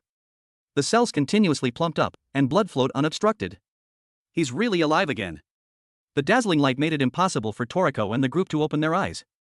When he came to, the sunlight had disappeared, and Komatsu's stomach let out a rumbling sound. He scratched his head in embarrassment. Oh, I'm hungry. Even though a large scar remained on Komatsu's chest, it didn't matter. As long as he was back, that was all that mattered. Everyone looked at Komatsu with overwhelming joy, tears and snot mixing together, looking somewhat frightening. After experiencing life and death, this friendship became even deeper and more precious. Seeing the four of them with tears streaming down their faces, Komatsu also had tears welling up on the spot. Then the five of them sat together and cried like a river. Komatsu's tears flowed like a spring. Looking at the four of them covered in injuries, he was speechless, both heartbroken and moved. Komatsu greeted everyone one by one, and when it came to Toriko, he hugged him and cried. Treating a partner is different, after all. After a bout of excited crying, Toriko composed himself slightly and said in a deep voice, "Komatsu, I really thought you were dead." Komatsu, with teary eyes, sobbed uncontrollably, "Actually, I really was dead for a moment." He took out a small object, already shattered, but it was still possible to see that it was originally a bead. "I don't know what this is. Who on earth put it in my chest? It broke, and because of that, I was saved."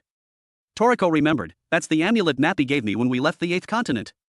When we were climbing the 100G mountain, when I entrusted Komatsu to Yun, I secretly left this amulet on him." But he also didn't know what was inside. Komatsu was also curious. "What on earth is this? It looks like some kind of round bead." "In short, I was saved thanks to this bead." Toriko nodded. "It's true, Mappy's amulet saved him. But it doesn't matter what it is, what matters is that you're alive." Coco said. At that time, Komatsu's electromagnetic waves had completely disappeared. Toriko asked, "So, at that time, Komatsu's farewell was real?" Hearing the word farewell, Komatsu's tears couldn't be stopped again. When he was in a coma, he vaguely remembered everything. Even when he had completely lost consciousness, he still remembered tightly holding Toriko's hand. The more Komatsu spoke, the more emotional he became, his face like a pear blossom drenched in rain. Toriko said he was crying too much. Komatsu retorted, "Aren't you crying too? Aren't Sunny, Coco, and Zebra all crying nonstop?" Even though Zebra's tears were flowing, he maintained a calm and indifferent demeanor. "Idiot. I'm not crying at all." Komatsu wailed, "You're already crying a river, and you're still being stubborn. I never thought Zebra-san had such a gentle and sensitive side." Zebra raised his voice, "Oh. What you see is just the surface. It's all because of that thing's pollen." Knowing that Sandarico was a killer flower and its pollen would cause creatures to have runny noses and watery eyes, Komatsu's first reaction was in fear, but this flower is a cooking ingredient. Eating it will definitely stop the symptoms. "Huh? Why didn't you say something so important earlier? I can't believe the solution is the same as for the stinky durian bomb. Now I'm not afraid of this thing anymore." But if Komatsu hadn't keenly realized this was an ingredient, I'm afraid no one would have thought this thing could be eaten and would have died from dehydration. The killer flower itself was the antidote for its pollen, and it tasted incredibly delicious. The four of them bowed to praise Komatsu. Komatsu said that after coming back to life, his ability to listen to the voice of ingredients seemed to have improved. When he was in a coma, he had heard the voices of many ingredients. Although he couldn't be sure if they were the real voices of the ingredients, he felt that Pear's voice was among them. Komatsu sat next to Pear, staring intently at this round, shiny water-like sphere. When there was no specific antidote, the mortality rate of Sandarico pollen was 100%. Therefore, the reason they could endure until now was thanks to Pear, which helped them retain the water in their bodies. Coco praised, he obviously didn't drink it directly, but he used sound, smell, and touch to provide a huge amount of nutrients. Komatsu believed that when he died, the thing that saved his life was Mappy's amulet. But he was able to recover so quickly all thanks to Pear. Toriko thought, if it weren't for Pear, I'm afraid we would have long been ghosts under the Monkey King's hand, or the next victims of Sandarico pollen. At this point, they realized they had always been saved by ingredients. What Coco found strange was why Pear had suddenly fallen from the Monkey King's nether regions. At this point, they realized they had always been saved by ingredients. What Coco found strange was why Pear had suddenly fallen from the Monkey King's nether regions. Moreover, at this time, the Monkey King had also disappeared without a trace. Where on earth did he go? While they were confused about the Monkey King's whereabouts, the ground suddenly shook. The collapsing areas became more and more numerous. It seemed the whole mountain was collapsing. The entire mountain collapsed. However, everyone felt a terrifying suction force. Looking towards the ruins, they saw a stone house, like a mushroom, round and cute. But in this desolate mountain, seeing such a strange house appear, it was hard not to feel creeped out. And this massive earthquake was clearly related to this house. Coco was the first to notice the Monkey King inside the house and the exquisitely polished coffin. Toriko and the group couldn't see, so Coco described the situation inside the house in detail for them. That's probably the house where the Monkey King once lived with his lover. It's definitely a tomb. The person sleeping in that coffin is probably the Monkey King's lover. The place where that house was built was unimaginable, with an extremely strong gravitational pull. Moreover, near that house seemed to be the center of gravity for this mountain. He placed the coffin here, perhaps so that his deceased lover, even in the afterlife, wouldn't have to worry about food. Over a long period of time, countless creatures were attracted here, thus forming the gigantic 100G mountain range. Komatsu understood, in short, so this whole mountain is the lover's tomb. Then the 4 heavenly kings and the Monkey King have been dancing on a grave all this time. And Coco also noticed a portrait in the center of that house. It seems their guess was not wrong. The in-view dance really was for dancing. And they had also completed all the movements smoothly. At the end of the dance, the Monkey King made a gesture as if to swallow them, but in reality, he just wanted to kiss them. It was just that his image was a bit rough. In the end, Toriko accidentally completed this movement, thus successfully capturing pair. Speaking of which, from the Monkey King's perspective, do you feel the Monkey King was a bit wronged? He clearly just wanted a kiss, but was beaten up by 4 muscular men. Fortunately, their power was not enough. That little bit of damage was just a small skirmish for him. But if it was just insufficient power, it can also be seen that the Monkey King has a pretty good temper. If it were ordinary big shots, they probably would have started a fight directly if they were displeased. But the Monkey King still persistently pursued them, sincerely wanting a kiss. Or in other words, for the Monkey King who was immersed in missing his lover, the battle of Toriko and the group was just flirting. But in any case, the mission was finally successfully completed. Komatsu's fully healed, and the 4 heavenly kings are grinning from ear to ear. But they almost forgot about the electric shark being pummeled by Kaka. Terry sniffed the air, pinpointed the direction, and then signaled to Queen and Kiss, who were following behind. These 3 darlings dashed like the wind, all grabbing onto the sinking electric shark. The electric shark was on its last legs at this point. Terry, Kiss, and Queen had long been prepared for a bloody battle with the blue nitro. Previously, Kaka had pulled out something. It looked like a clump of hair, or maybe skin, but it possessed endless power. The 3 beasts were intimidated into not daring to move a muscle. In the end, they could only watch helplessly as the blue nitro departed. They didn't even know how long it took for the trembling to stop. But Terry and his companions didn't give up in despair. On the contrary, they made a bold decision. Even though it was such a powerful and distorted monster, even though they might face unpredictable, brutal horror, and even though they didn't even know what part of what creature it was, they decided that they would go their own way and grow on this continent, separating from Komatsu, Toriko, and the others. When Toriko and his group descended the mountain, they saw the electric shark that had been rescued by Terry and his companions. The electric shark's condition was very bad. Bruised all over, looking like it was about to kick the bucket. Komatsu learned from Toriko and the group that this fellow was actually a great benefactor. Without him, they wouldn't have been able to get here. It's just that he was quite severely injured now. But Komatsu thanked Sunny, and after being given some pear, he took out his melt kitchen knife and, using pear combined with a secret technique, easily revived the electric shark. The electric shark was instantly revived, excitedly squawking. Sunny was astonished. Komatsu, you can even use this secret skill? Komatsu smiled sheepishly. Oh, the secret technique was from the cooking festival. I just learned it on the fly because I wanted to show off to Toriko, ha ha ha. Sunny was skeptical. Is that a skill you can just learn on the fly? Coco said, Komatsu's kitchen knife was made by the 2nd-generation milk using the teeth of the Dragon King Diraus. Could it be that the Dragon King's teeth also have regenerative abilities? Sunny, being both sharp and meticulous, knew that a healer was essential for the journey. Dying and coming back to life was a daily occurrence for their team. How could they not have a medic? Komatsu said that his secret technique only worked smoothly the first time he used it on Toriko. Probably because I was really going all out at that time. After that, he couldn't use it anymore. Just now was also mostly thanks to Pear's nutrition. Toriko, who hadn't said anything until now, finally spoke up. That's enough. Komatsu turned his head upon hearing this, but was scared out of his wits by Toriko. My goodness. Where's your arm? What happened to your arm? Coco was even more astonished. You're only just now noticing? Toriko said he had also forgotten when it happened. Anyway, it was ripped off by the Monkey King. But Komatsu, hurry up and use your secret technique. With a secret technique, won't my arm grow back?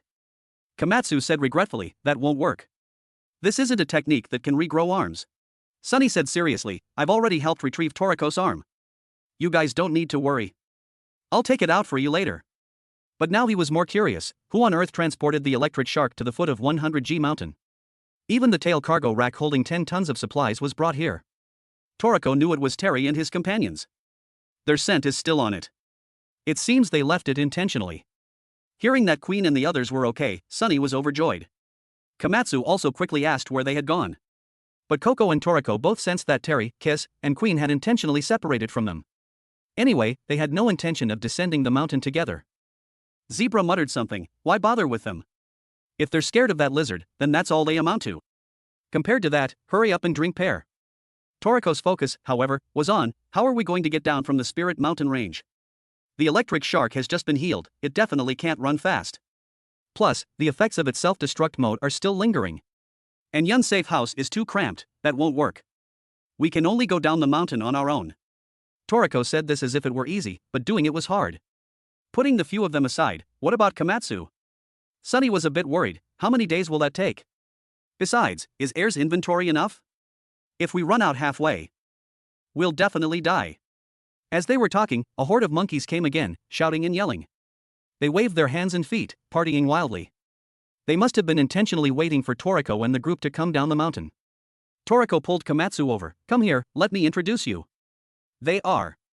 Komatsu was speechless. I'm not feeling well, but I can still recognize apes. Toriko added, they're shouting like that, it's probably their names. Toriko looked at the monkey horde, we've received quite a bit of care from them. Without them, we wouldn't have been able to master Renbu. So how exactly are you guys planning to get down the mountain? As soon as he said this, all the apes fell silent. It seems they have no way either. Sunny collapsed and roasted them as usual. In hindsight, there's no camping monster that can seat so many people. Ah! There's even a master-level ape inside. At this moment, a strange black smoke billowed over. Is this a cloud? No, could it be a living creature? This is too terrifying. It has legs. Run! The 5 of them hurriedly retreated. But the monkey horde was as happy as can be. Coco was astonished, could this be the camping monster that the apes of the continent ride? It's just that this image makes it hard to associate it with a mode of transportation.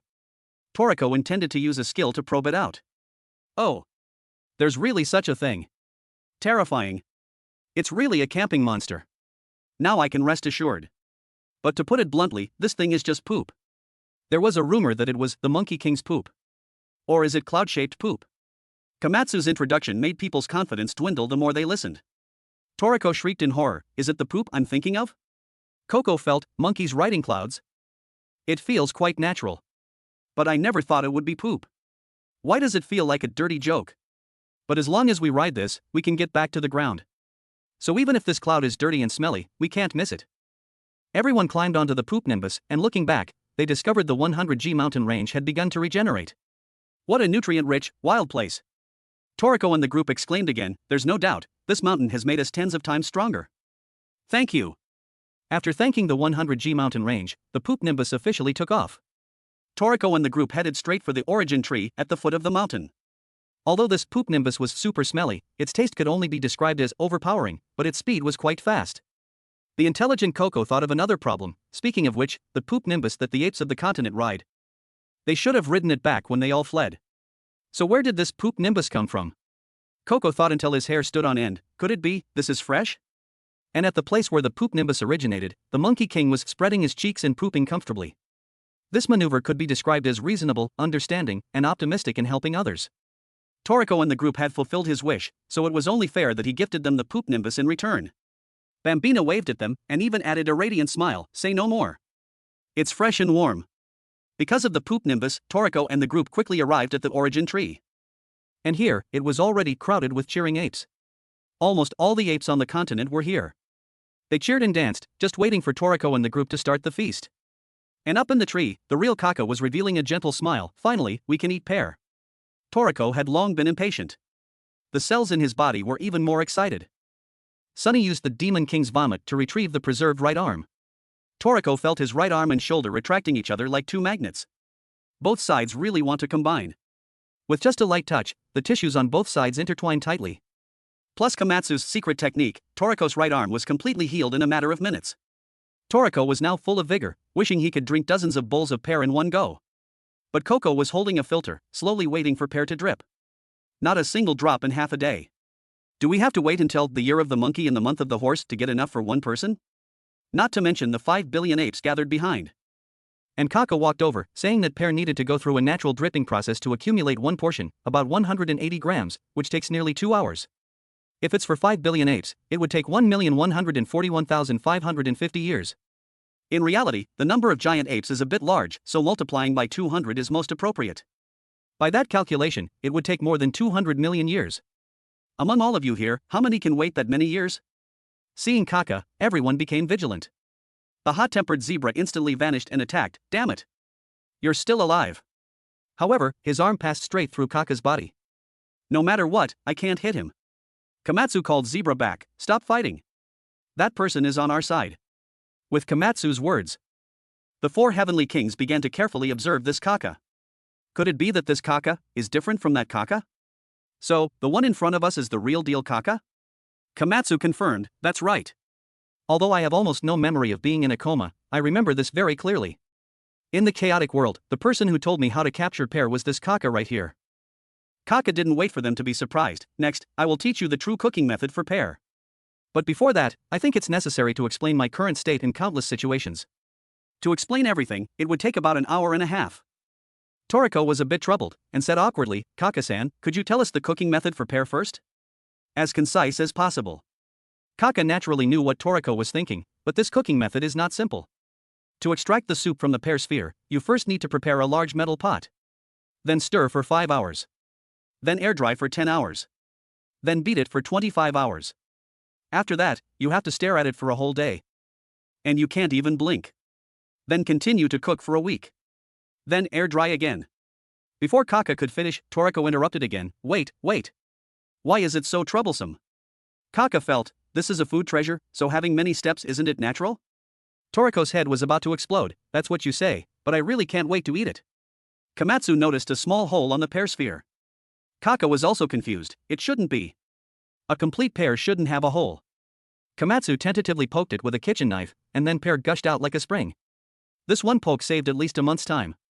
Everyone found it hard to believe. You said it was so complicated, but isn't it just gushing out now?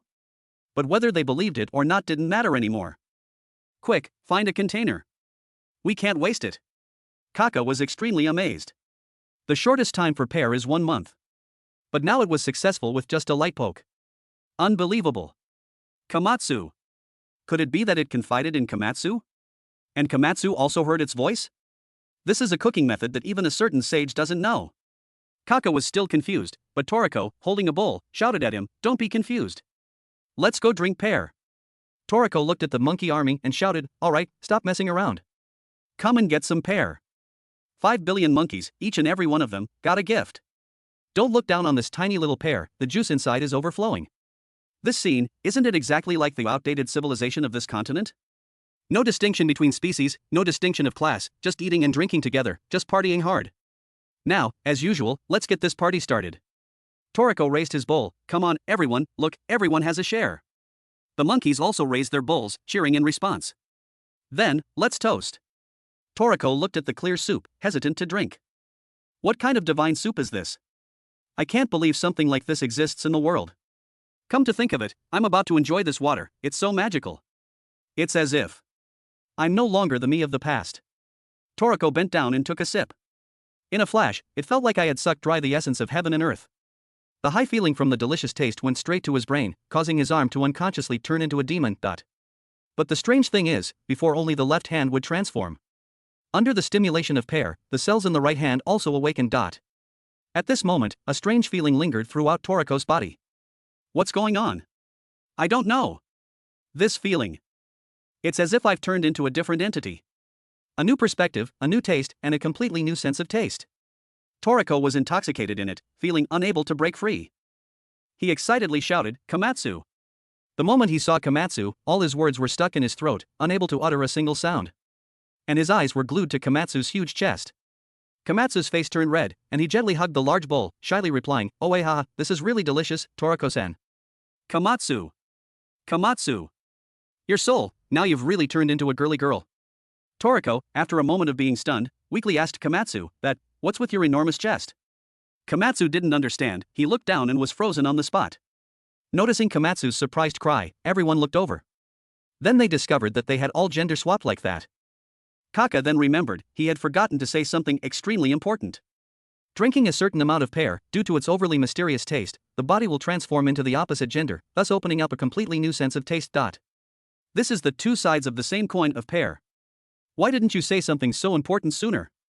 The four heavenly kings stood up in fear. In other words, everyone has now turned into a woman?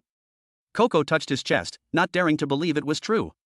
Sunny was the first to react. He felt down below. Oh my god. It's gone. It's really gone. I've really become a girl. After they panicked for a while, Kaka slowly explained, just drink one more sip and you'll change back. Don't worry. More importantly, one and the same inside and out doesn't just refer to male and female, but also life and death thought. Now you guys can definitely see the spirit world, right? Hearing him remind them, the five of them began to look around. Indeed, there are many more people here. Even the enthusiastic old man who showed Toriko the way before. The people of the past civilization have also gathered, just like in the old days. Toriko was surprised beyond words. A familiar voice woke the dazed Sunny. Ha, I can finally greet you. Sunny jumped and turned around. Aren't you Geeman? And next to him was Malay, also from Ring Ring. This was the magic of pair. Besides changing gender, it could also reveal another magical world. While Toriko and the group were having a blast, the people sent by the human world to pave the gourmet road had landed one by one on the seventh continent. The second team, including Yuta, Kairu, and Wabutora, had descended to the monster camp, warning those behind them to be careful. In time, Shin's first team must have already reached the origin tree. Shin was worried they would be attacked by the monkey horde. They immediately contacted the first team, but the reply was, everyone seems to be partying. What? A party? Why didn't you invite us? Looks like we've got to get there ASAP. Over here, Zong had followed the first team and was already near the origin tree. He laughed smugly, nothing showing up. Looks like the gourmet world is pretty scared of this big shot. His disciple chimed in, that's right, that's right. Lord Zong is never wrong. Zong excitedly charged forward, crashing into a giant ape. Zong cursed, you bastard. Where are you looking? Realizing the monster before him was freaking huge, Zong was scared stiff, not daring to breathe loudly.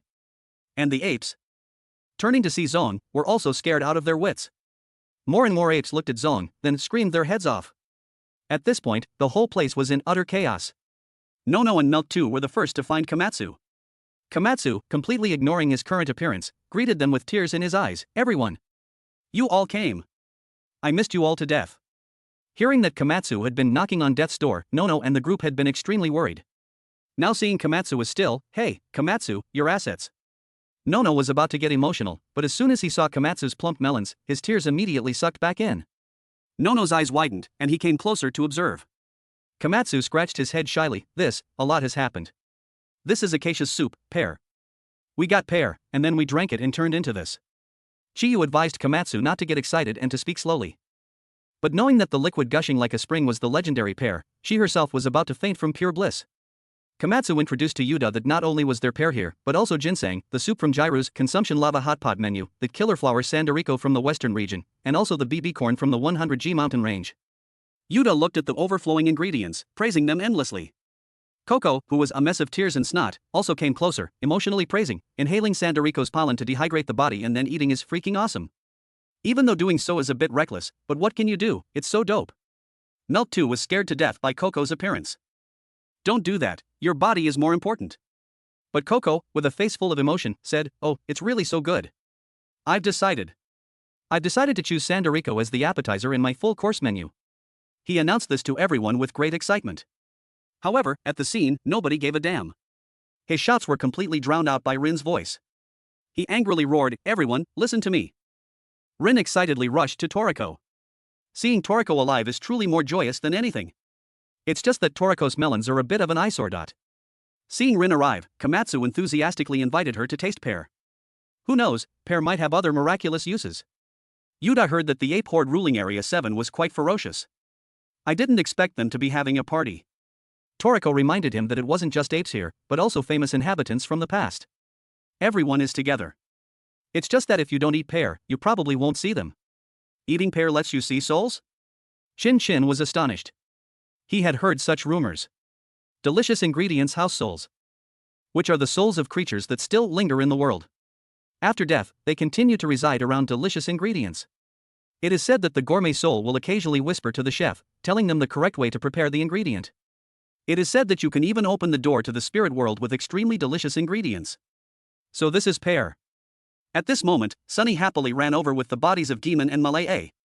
Toriko joyfully shouted, have their corpses arrived? Geeman wanted to smack Toriko on the spot.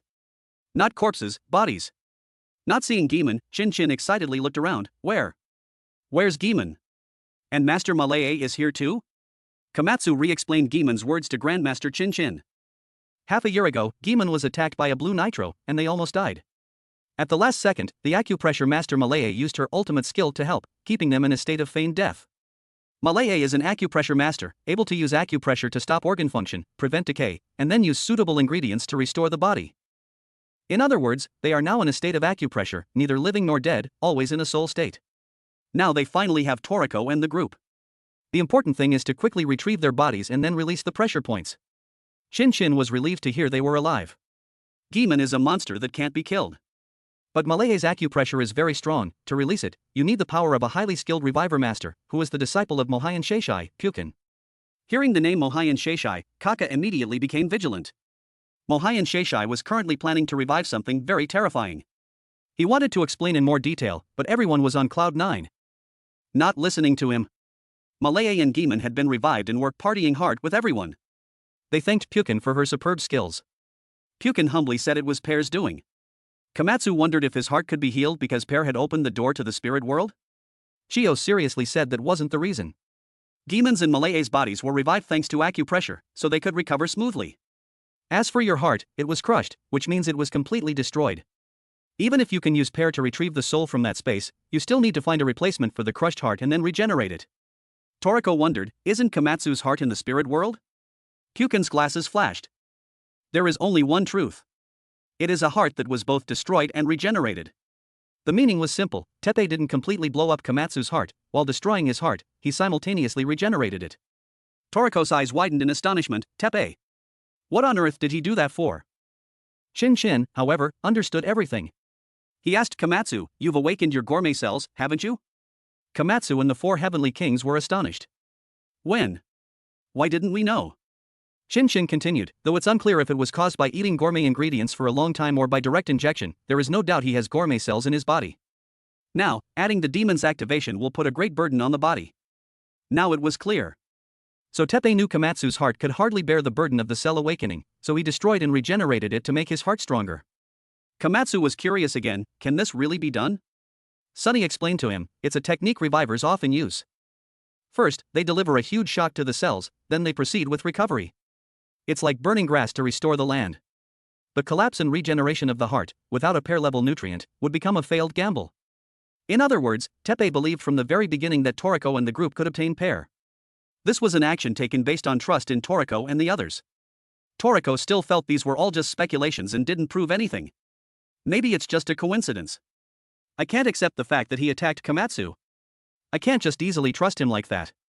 Komatsu immediately mediated, telling everyone to continue celebrating. At this moment, Zong, who had transformed after drinking pear, was carried out by a group of apes. Zong, with a face full of spring, everyone is shaking in their boots before this big shot. He, now you know how badass this big shot is. Why is Zong treated even better than the 4 heavenly kings in Komatsu? Everyone is very confused. Seeing the monkeys cheering and surrounding Zong, there's an indescribable strange feeling. Zong smugly laughs, the capture level of these monkeys is probably around 10,000, right? Judging from their fear, this big shot's level must be 100 million, right? The disciple quickly chimes in, not wrong at all. Lord Zong's capture level is 100 million. Maybe even 1 billion, no, 10 trillion, right? It must be 10 trillion. They joked and made a racket for a long time. Toriko just greeted, isn't this the stinky Zong? You're here too? Zong, as usual, retorted, not stinky, it's Zong. As soon as he finished speaking, he chugged down another bowl of pear. What kind of soup is this? Why is it so delicious? Ha ha ha. Toriko looked at the completely uninhibited Zong, feeling a strange sense of familiarity. Sunny and the others had a similar thought. I always feel like I've seen Zong's face somewhere before. Zebra was more direct, I have some impression of this monkey face. And Kaka felt an irresistible pressure suddenly rush over him. It's the Monkey King. As soon as the Monkey King appeared, all the other monkeys quickly made way for him. And his eyes were staring intently at Zong in the encirclement. Completely unaware of the impending danger, Zong was still immersed in the glory of being surrounded by everyone. Unable to extricate himself. What could happen to a big shot with a capture level of 10 trillion? Seeing the newcomer was the warmly welcomed Monkey King with his extraordinary aura, Zong was utterly terrified.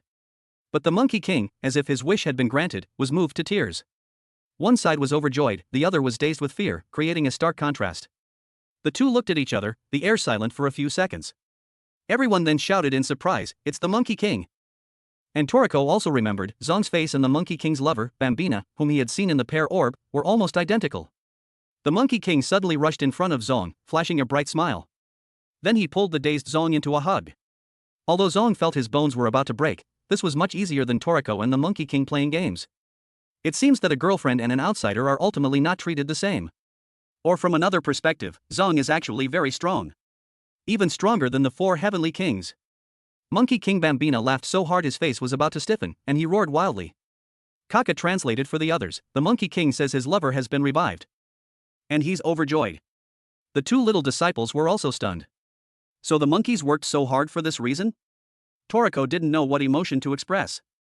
That's great. The Monkey King can meet his living lover again. Humph, but should I say he mistook the monkey, or should I say he mistook the person? But that's not important. That's a private matter between him and the Monkey King. We outsiders just need to eat, drink, and be merry. The celebration for capturing Pear and Komatsu's revival lasted until night. At this time, the second support team arrived in a hurry. They were both surprised by the strange scene before them and joined in, enjoying the continuously spreading joy. This meant that Pear had an indescribable taste. As if in response to their enthusiasm, the clear pear soup flowed out like a spring, continuously. And the pear stars decorating the origin tree also gradually turned into falling stars, sparkling like the Milky Way. Everyone stared in a daze. What a stunningly beautiful scene this is. But to speak a buzzkill truth, it's actually balls falling from the sky. Toriko had an incredulous look on his face. Is this for real? Why are so many monkey balls falling from the tree? Even in Acacia's full course, pear is a proud dish, with a top-ranking capture difficulty. Why is it falling continuously like this? What on earth is going on? Kaka shouted in surprise, the conditions on Bambina's tree have been met. Toriko didn't understand. What conditions? Pear is something the pyramid used to decorate the tree for the purpose of courtship in the old days. If it's the same species, the normal condition for capturing pear is actually very simple. Just kiss someone of the opposite sex that you like. That's all. Everyone looked up at Zong on the tree, who was being kissed by the Monkey King until he foamed at the mouth, and seemed to understand something. Toriko felt a bit of sympathy and shouted Zong's name loudly. But at this point he had already fainted. It's over. The Monkey King played him to death. Sunny found it strange. When did Zong become the same species as the Monkey King? Drinking a lot of pear only changes your gender, right? Speaking of kissing, Toriko and the others just realized they had really fought a useless battle. If they had known earlier that the Monkey King only needed a kiss, Toriko would definitely not have said another word and just appeared. After all, back when he was looking for the jewel meat, he had already agreed to a similar request from Rin. If so, they wouldn't have had to take so many detours. Pear fell quickly, and Imaro caught it with his hand. As soon as it touched his palm, it burst like a water balloon. The monkeys gathered around, squeezing the water balloons and playing. Livebearer looked at this scene and said doubtfully, I heard that to get the real pear, you have to dance with the Monkey King. Compared to that, isn't the normal condition for capturing pear too simple? Match also had the same question, not understanding why this was listed as a super special cooking ingredient. Kaka explained this question to them. Only a baboon with an extremely high capture level can get pear just by kissing. For other creatures, to meet the condition, they have to eat each other. Hearing the words cannibalism, everyone was stunned. There's such a cruel condition? Kaka said, only in this case, the same species or those with equivalent gourmet cell levels. After killing each other for food, there's a chance to get pear. This is really a very difficult method. Even if you know the method, it's hard to do. Kaka's expression was particularly serious. When capturing pear, blue nitro met acacia. Next, I want to tell you about the purpose of the gourmet nobles, the blue nitro, and acacia's next ingredient, another, and its importance. While everyone was listening attentively, Kaka, or rather the blue nitro atom who had been blown away, was still flying in the sky. A figure rushed to block him. Pear snorted, couldn't handle Monkey King Bambina, could you? Adam glanced at him. Is he calling himself Bambina now? The name doesn't matter. He's much stronger than when I fought him. Adam tore off his disguise, revealing his messy hair. He cursed, what a troublesome monkey. He's drunk up the earth's soup source. Pear is the ancestor of that monkey, and so is Heracles. The soup flowing from the earth can actually emit such a rich aroma. Pear said again, the more concentrated the soup, the more fragrant it becomes. Come to think of it, the Monkey King's pear indeed has a capture method and a cooking method that we don't know. Adam's face darkened. He sensed a taste he had never tasted before from the pear orb. No doubt, a soul has said something to the outside world, and that kid can hear this voice. Pear emphasized, giving an order, we need to get the cooking method left behind by the 3 traitorous master chefs. Moreover, that kid is also very valuable. Anyway, next time is the last chance. Acacia has run out of patience. Brunch had met the boss of the Bishakukai, Midora. The new base of this organization is really similar to the old one. Anyway, it's all empty. Midora grinned at the astonished Brunch. You're finally here? I didn't expect you to actually bring it. Midora's image and aura, at first glance, resembled a final villain. His whole body exuded an imposing presence without being angry. Even Brunch, who was known for being a troublemaker, felt a little nervous. He silently reconfirmed, this is the boss of the Bishakukai, Midora? The pressure is terrifying. I heard you entrusted Toriko to get Acacia's full course. Is that true? Midora smiled without speaking, lost in thought. When Toriko came to the Bishakukai to pick up Komatsu, he had met him. He had some admiration for this young man. I didn't expect you to be able to find and come here so smoothly.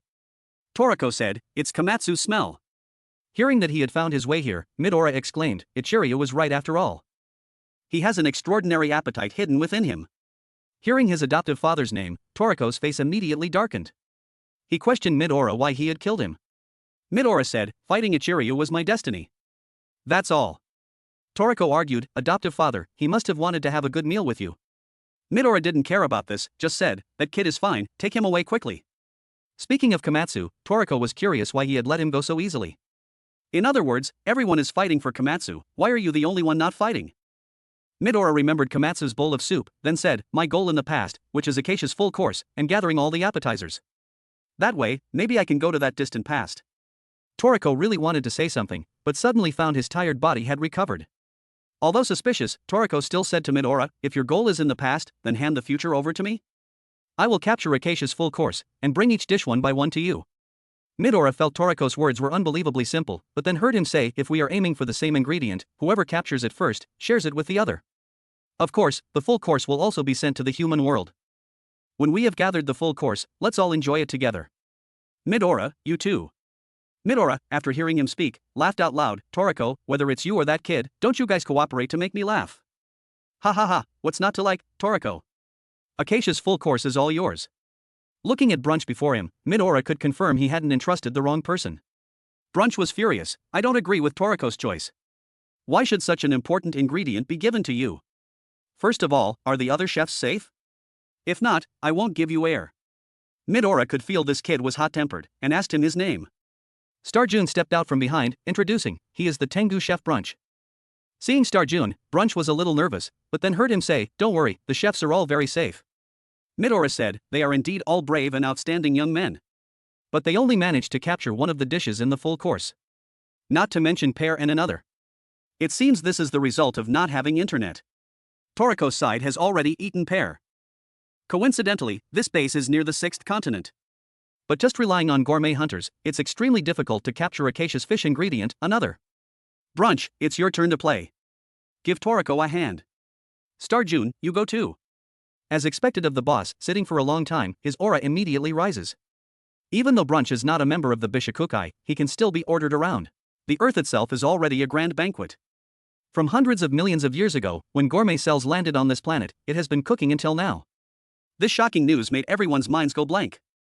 Kaka continued, saying that the earth would be fully cooked during the next solar eclipse, meaning when the fire was sufficient. Then, after a while, it might explode. This news was like a bolt from the blue for Toriko and his group, a completely absurd story that overturned all their perceptions. The earth is clearly a planet, how could it be cooked? But Kaka's next words further opened their eyes. From hundreds of millions of years ago, gourmet cells had invaded the earth, causing major geological changes, which was the beginning of the dish.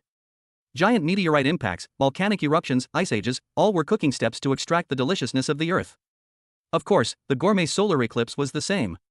Unbelievable. The so-called gourmet solar eclipse that obscured the sun was actually a cooking step.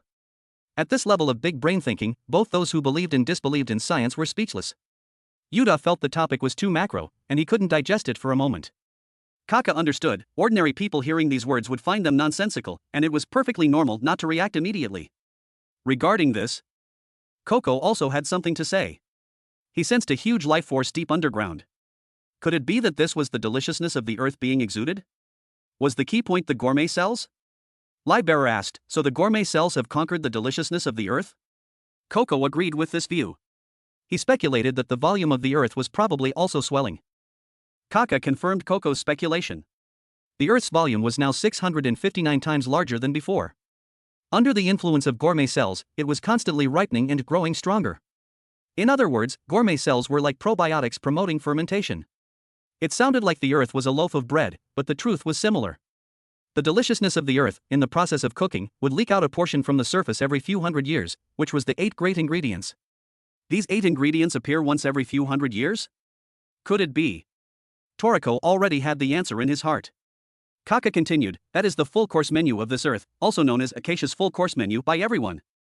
Wait, saying that is too abstract. Everyone found it hard to process. Toriko asked, Acacia only collected the full-course menu a few hundred years ago, right? But the menu itself has existed on this planet for hundreds of millions of years. So who exactly started cooking this earth from that distant past? Kaka answered, the main culprits are the gourmet nobles, the blue nitro, and their slaves, us, the red nitro. Everyone was dumbfounded again. Nitros existed hundreds of millions of years ago? Kaka said more directly, it's not that we have existed for a long time, but that gourmet cells have existed for a long time. Match thought of a problem that had always been overlooked. What exactly is a nitro? Nitro is a monster born from gourmet cells, a Tororo monster. It was said that the name Nitro was given by Acacia. But some also said the name might be a combination of 2 types of Tororo, hence Nitro. There was a rumor that because Tororo walked on 2 legs, they were called Nitro. Anyway, they didn't know the specific origin. The only thing that could be determined was that Nitro was the embodiment of gourmet cells. Toriko thought, speaking of being born from gourmet cells, one can't help but think of the demon in their bodies. Are they also similar creatures? Kaka agreed with this, adding, in your bodies, there is also a monster of desire, which can also be called a demon or devil. A monster in the body, could there be 2 types, red and blue? He said he didn't know. Moreover, he didn't even know if there were really only 2 types of nitro. Livebearer was curious, are red nitros just slaves of blue nitros? But why do blue nitros cook the earth? Someone guessed, could it be to eat it? Aren't they a collection of desire? Wanting to eat the whole earth, that's some big brain thinking. Kaka said they used to think there could be no other reason. But then they found out. And it was precisely because they learned that reason that he, Chi-Chi, and Gigi betrayed the blue nitros. The one who exposed the true purpose of the blue nitros was none other than Acacia. Everything had to start with Acacia and Pear.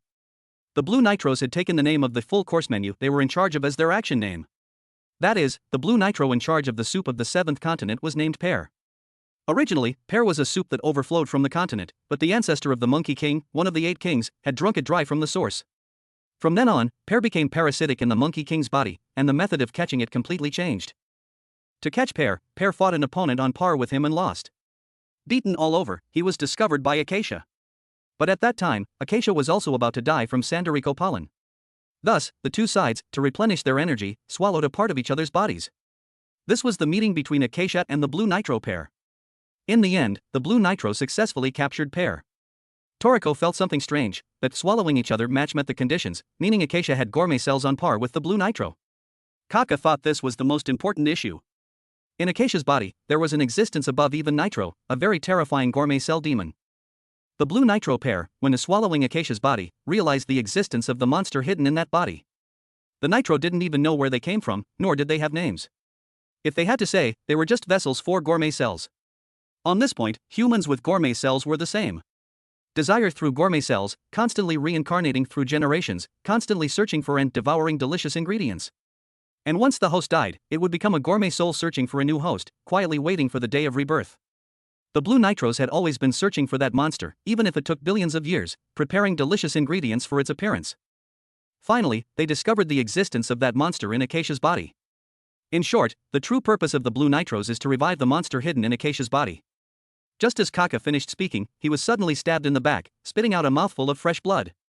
Everyone was unexpected that this would happen, and for a moment, they were frozen, looking at the mirror. A long-haired demon poked its head out, laughing sinisterly, hee hee, this gourmet soul talks too much. Then he called out to Toriko and the group, alright, I'm here now. The other dish of Acacia is waiting. Kaka spat out another mouthful of fresh blood. Toriko and Coco were about to make a move. The demon waved his hand, you can't touch me.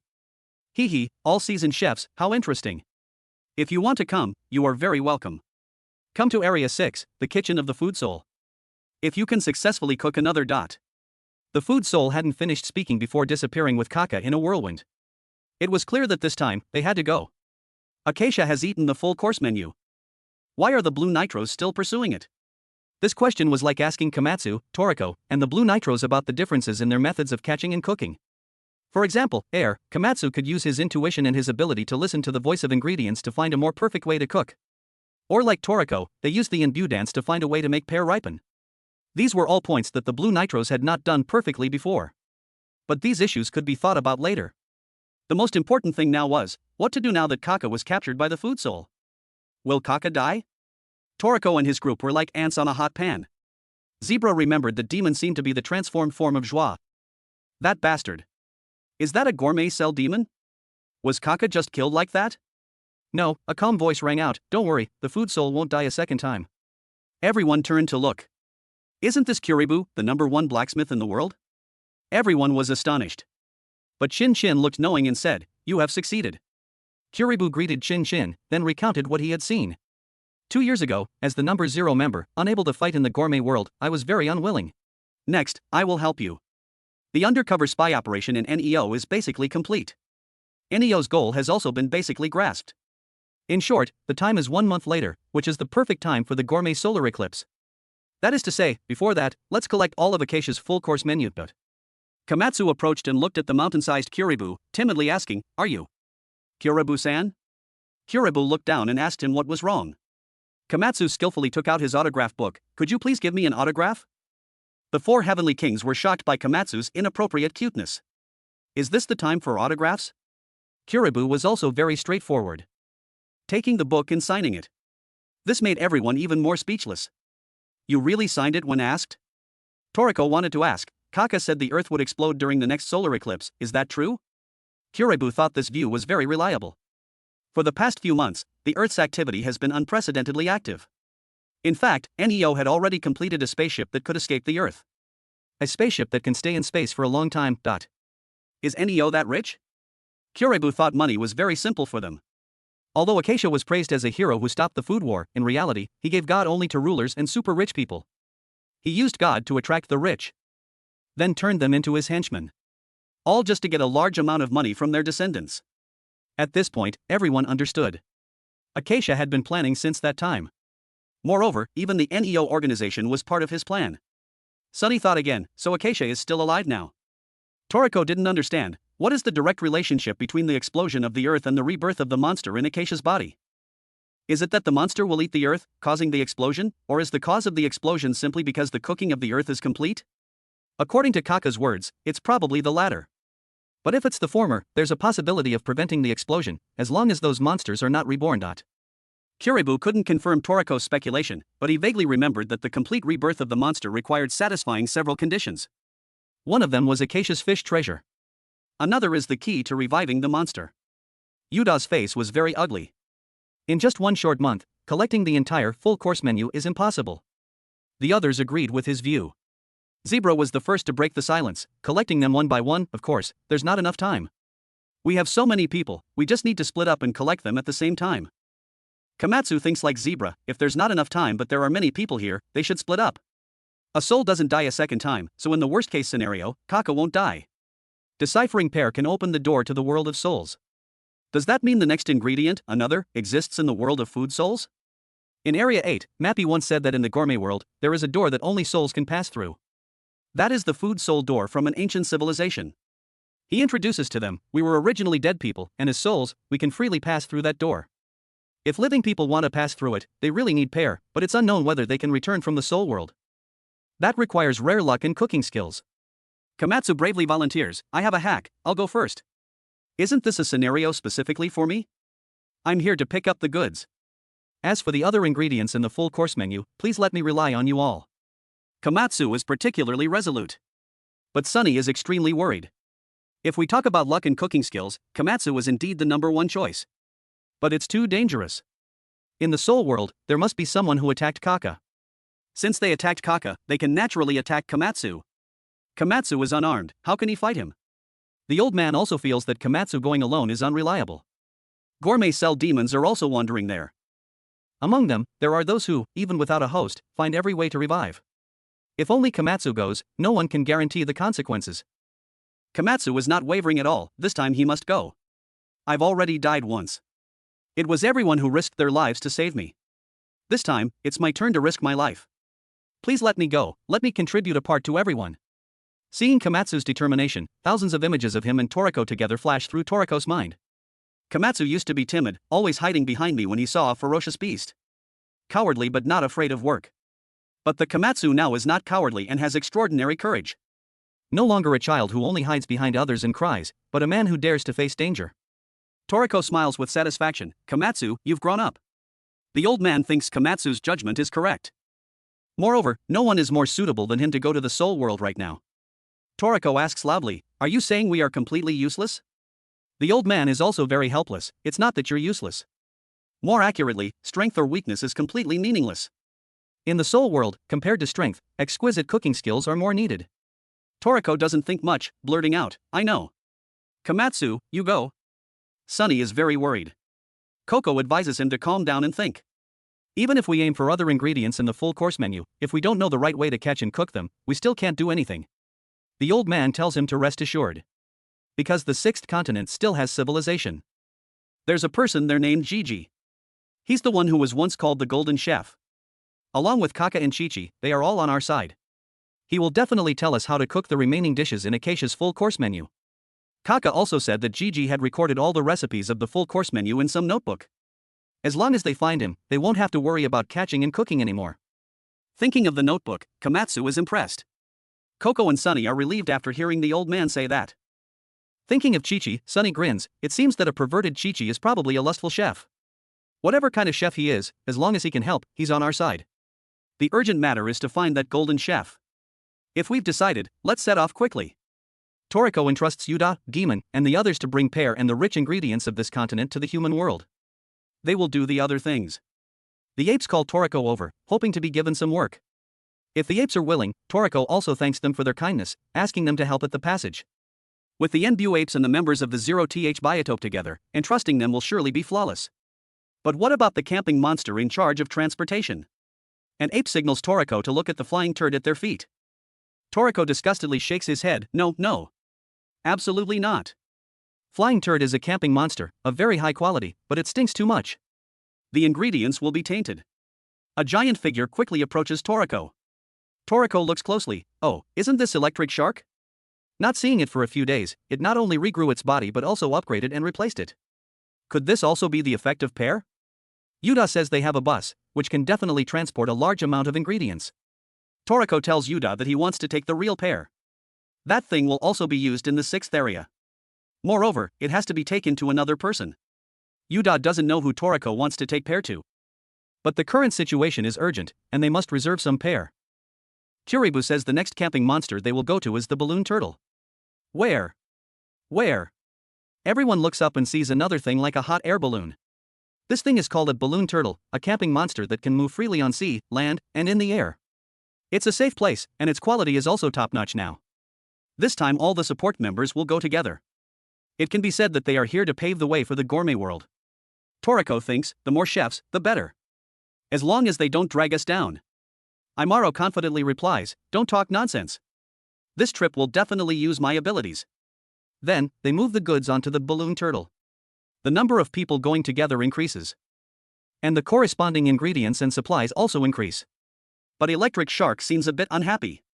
It opens its mouth wide, constantly biting Toriko. Toriko shouts, calm down, little shark. You've brought back enough stuff.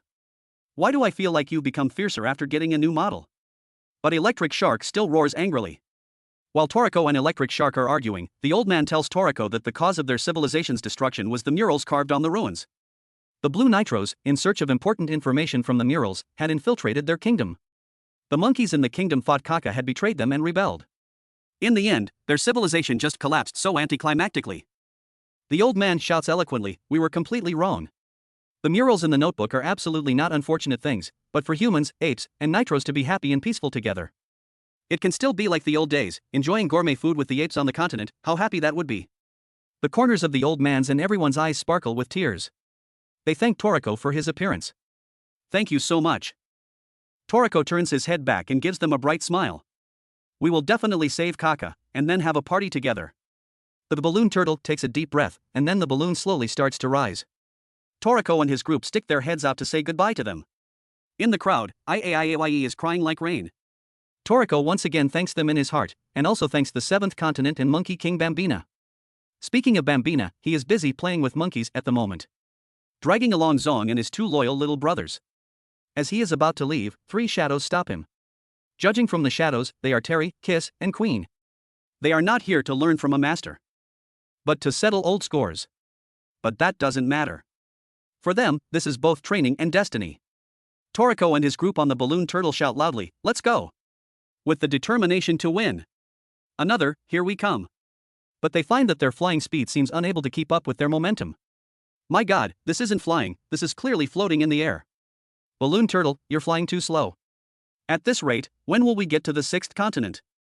After some time, they finally reach the central sea of Area 6. This place is often called the Black Triangle. Kiribu points at the Earth map. This place is called the Dark Sea that can swallow everything. There was once a meteorite as large as the moon that silently disappeared in this dark sea. No one knows what happened. Even in the gourmet world, this is one of the 10 most dangerous areas. Toriko hears these words as if he is bragging. A meteorite as large as the moon can still silently disappear? Coco says, although in the human world there are many seas like the Bermuda Triangle where ships and planes go missing, they cannot be compared to this mysterious sea. And swimming in this dark sea is another. It is said that after another swims by, there will be a splendid river of stars flowing through the dark world. Kiribu tells Toriko that the river of stars is sometimes very common, but most of them are the young of another. Adult another appears once every 100 years in the central area of the Black Triangle. That is also its habitat, so that is the real place to catch another. But the specific location of another in the sea is unknown, so there is a saying luck is more important than force. In other words, I must first find a way to conquer this sea. Several people are discussing animatedly. Imaro interrupts them again, "Can I have a drop of pear?" "Just 1 drop is enough." "What do you need pear for at this time?" Imaro takes pear and points at the globe. This is a real globe developed by IGO. Based on images obtained from satellites, it reproduces the terrain in detail. Not only the terrain, but even a gravity device is equipped. Livebearer says, "I remember this thing has a display ratio of about 1/150 million. The gourmet world has many places where satellites cannot capture images. But it's okay, it's not a loss to use pear for testing."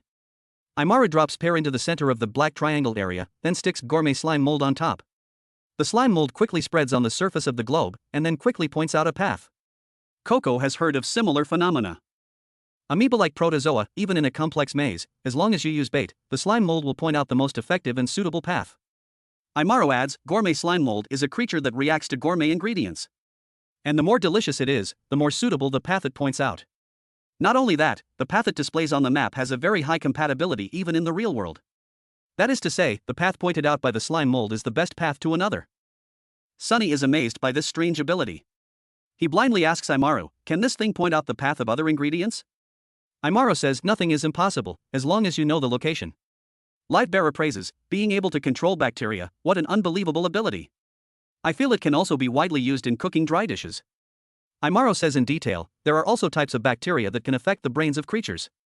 There is a type of fungus that can parasitize the heads of ants, thereby controlling their minds. In fact, there is a dark technique that uses them for cooking. A dark technique that uses bacteria? Everyone is horrified. How can there be such a heretical dark technique? And before the gourmet festival, Cuisine had brought that person. Imaro only then realized this truth. Toriko blindly asks which person. Imaro doesn't answer. Grandma Chio understands. That dark technique, could it be him? Recalling the plot, Teppei was with Cuisine after waking up. So the person Imaro is talking about is Teppei. This also shows that Teppei had already discovered the treacherous nature of his comrades. And the mastermind behind it is obviously Joie. While Toriko and Granny Chio were gossiping about Teppei, a sudden tornado whipped up, making the whole ship shake like a leaf. This was a horizontal tornado, with a chaotic trajectory. Livebearer spotted that this was the mother tornado, a trace left by the 8 Kings mother snake from ancient times. Just passing by could create something so terrifying? There's a rumor that this tornado was born from a clash between the mother snake and the 8 Kings of Area 6. In short, the culprit is definitely related to the 8 Kings. And this tornado path has been raging since ancient times. After all, this is a no-fly zone in the gourmet world. Stop complaining. What do we do now? The horizontal tornado rushed towards them, fierce as if to swallow everything. Getting caught in it would mean game over. So, they had to land in the sea. But life is not a dream, their plan to go by sea also went down the drain. The sea was now filled with countless giant whirlpools. At first glance, you couldn't tell if the island was spinning or the sea was partying. One thing was certain, landing anywhere was unsafe. This was the specialty of the sixth continent, the spinning island, an archipelago that dances non-stop due to the swift currents, nicknamed the crazy merry-go-round. Although it still looked insanely dangerous, at least it was safer than falling into the sea. However, they discovered something unbelievable: the continent was moving at breakneck speed, both spinning and flying. What the hell? Successfully landing on a spinning and moving island, is this for real? Everyone was on pins and needles. If they couldn't do it, the movie would end here. Moreover, if the gray sphere fell into the sea before switching to dive mode, the situation would be worse. For a non-swimmer like Komatsu, the chances of survival were almost zero. While everyone was scratching their heads, the island suddenly froze. Everyone was both amazed and overjoyed. Hurry up! Seize the opportunity to get on the island. But joy was short-lived. A monster suddenly appeared, making them lose all hope. What is this? Capture level 1600. But don't underestimate this sea wave monster. It lunged as if to swallow everything. While everyone was helpless, the monster's body suddenly lit up, roared, and its whole body burst into flames. A short circuit? But what was more amazing was that the sea waves also caught fire. Lightning and fire? Could it be Brunch in action? Brunch and Starjun conferred. The host's weak point seemed to be its head. Ah, easy peasy. Seawater is indeed a good conductor. Seeing Brunch, the four heavenly kings weren't too surprised.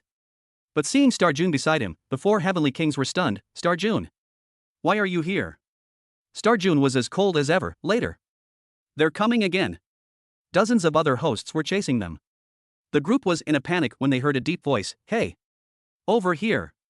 They turned around. On the violent sea with tornadoes and monsters, there was an oasis of peace. A leisurely Nitro was fishing. Beside him was a capture level 1800 sunfish, carelessly blowing bubbles. Attention! There's a well behind, and a black head is sticking out of it. Guess who? Everyone curiously looked over. Brunch was confused. Who are you? What are you yelling about? But Komatsu guessed that this must be the Golden Chef. Gigi enthusiastically waved. I'm here to pick you up. Hurry up and get on the island. Well, whether it was really Gigi or not, just get on the island first. Only after landing on the island did they realize it wasn't an ordinary island. There was a well on the island, and inside was a whole other world. In fact, the island floating on the sea was just part of a giant shell. This was the capture level 1000 camping monster. It could create a special magnetic field, turning its surroundings into a safe zone. Therefore, Gigi could stay inside all year round in complete safety. Gigi sipped some tea and introduced to everyone, this is my villa. No matter how the sea roars, it's safe here. Just relax and rest. Everyone was confused, not grasping the situation. How could they relax? Komatsu bravely asked, are you the Golden Chef? Gigi-san? Starjun put down his hot soup. The soup contained jigsaw plankton. These were plankton with a diameter of 0.1 millimeters, shaped like jigsaw pieces, creating a myriad of flavors. A single jigsaw puzzle contained hundreds of trillions of pieces. To create such a superb soup required super-level cooking skills. There was no doubt, this was the Golden Chef. As soon as Starjun finished speaking, Toriko stood before him. Did you also come under Midori's orders? I can't think of any other reason. Starjun smiled faintly. Don't ask me. The boss's goal has always been the full course menu. I'm just following him. By the way, it seems you've obtained pear soup, right? According to the boss, the gender-bending effect of pear solved some mystery. This seems to be his personal matter. He said at the time, I understand. The enemy I need to aim my spear at. But Starjun didn't know what he had learned. He could only retell that much to Toriko. Yuta also stepped forward to ask about the safety of the other chefs captured by the Bishokokai. Brunch told them to rest assured, he had checked on each of them before coming. Moreover, he had made a deal with Midora. If he collected the entire Acacia's full course menu, he would release all the chefs. But whether he would keep his word was unknown. Komatsu grinned, don't worry. Midora will definitely keep his promise. Seeing Komatsu so full of life, Brunch was overjoyed. He had been worried sick before. Komatsu chatted with him for a bit, then turned to Gigi. Gigi-san, you organized that notebook, right? Then, the two discussed the notebook. Toriko finally realized, the notebook you're talking about is the one from the Gourmet Pyramid. Gigi added, that's the notebook where we recorded important recipes in code. Only exceptionally talented chefs can decipher it. Hundreds of years ago, this notebook was stolen. But I never expected it to end up in Komatsu's hands. Komatsu wanted to return the notebook to him. But Gigi refused, no need. Komatsu-kun has already surpassed me. The cooking methods left behind, the blue nitro are surely waiting for an even more delicious full-course menu. In other words, Komatsu's cooking talent can create a more delicious full-course menu. The recipes in the notebook are outdated. Coco asked him if he knew the location and cooking methods of the remaining full-course menu items. After getting an affirmative answer, Toriko wiped their mouths. Please tell us. The table was filled with dishes cooked by the Golden Chef. But they didn't have time to savor them. They said so, but their plates were spotless. Those words were just polite talk. The gourmet solar eclipse was only a month away. They had to simultaneously collect all the remaining menu items. Knowing Toriko's goal, Gigi pondered for a moment, then opened his eyes. Surprise! His stylish sunglasses were on his eyebrows, and his eyes were under his mustache-like eyebrows. Toriko were also shocked. Ah, so your eyes are there. I thought that was a mustache. Gigi ignored Toriko, glaring at each of them. The captured difficulty of the full-course menu items varied. Choosing people with suitable personalities to capture them would increase the success rate. Gigi asked for their names and sized them up from head to toe. Soon, he made his decision. All members, more than half, must stay in Area 6. Because conquering Area 6 requires a lot of people. The 8 kings of the Black Triangle Sea is the Whale King Moon, who can swallow everything. Its power shows the level of this area, which is why more than half the manpower is needed. The other areas will be handled by elites. They're called elites, but they're really mismatched pairs. First is the 5th continent, known as the #1 food treasure of the gourmet world, the Forest of Greed. To capture the meat dish from Acacia's full-course menu, news, the best candidates are Zebra and Brunch. After all, these two hot-tempered guys are not partnering up for the first time. Next is the 4th continent, the beautiful Garden of the Floating Islands. Sunny and Libearer will go there to capture the dessert from the full-course menu, Earth. Same old rule, whoever is ugly has to go with Sunny.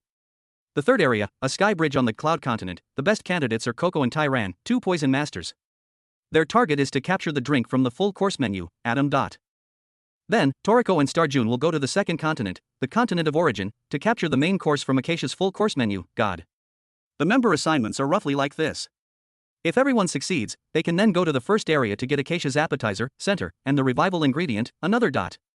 Sunny, ever since he learned he had to go with Libearer, had been protesting. But Gigi ignored him, even cheering, let's go. Sunny raised his hand, I have an objection. Brunch also chimed in, me too.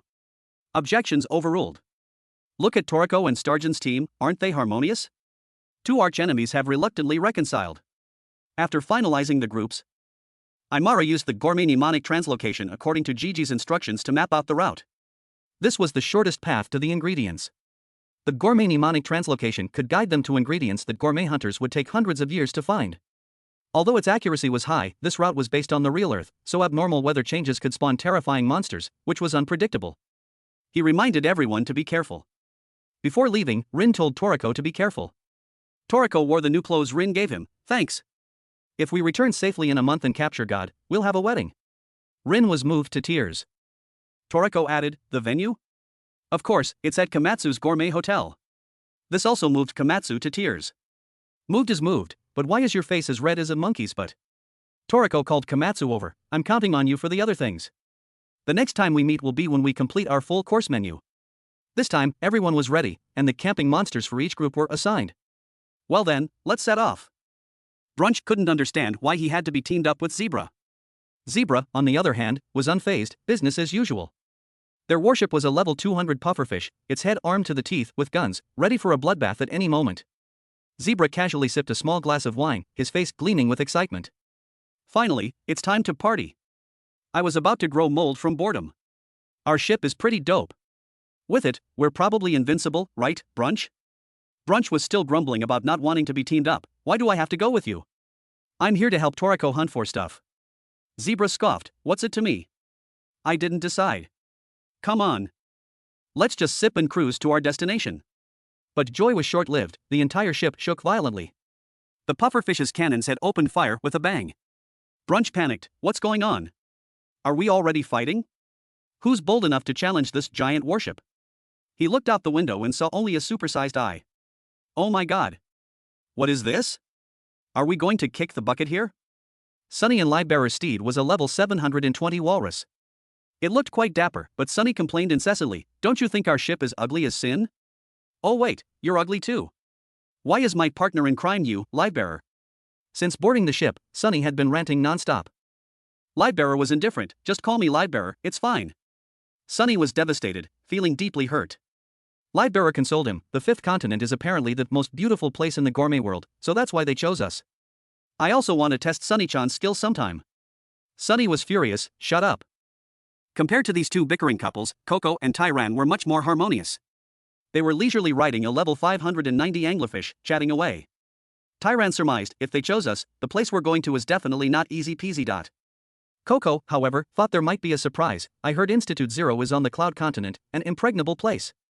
Who knows, it might be a cool place. Let's go check it out. The final couple was Toriko and Starjune.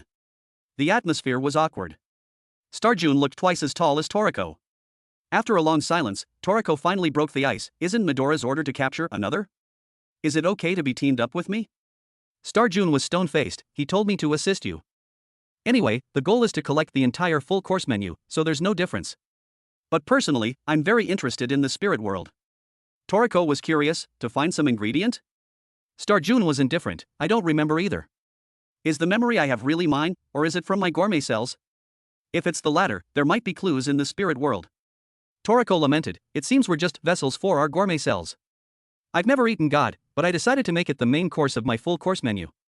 I decided that a long time ago. Why is that? Maybe it wasn't me who decided, but the craving inside my body. Starjune was silent for a moment, then asked, what happened in the last 2 years? You've progressed by leaps and bounds. You're a completely different person now. Toriko recalled the bloody battle, feeling nostalgic, so it's been 2 years already. The battle with you, that single defeat, is something that thousands, tens of thousands of victories cannot compensate for. Even now, that scar still stings in my heart. Now, the result would probably be different. As for Gigi and Komatsu, Gigi explained, there are 4 gates to the spirit world.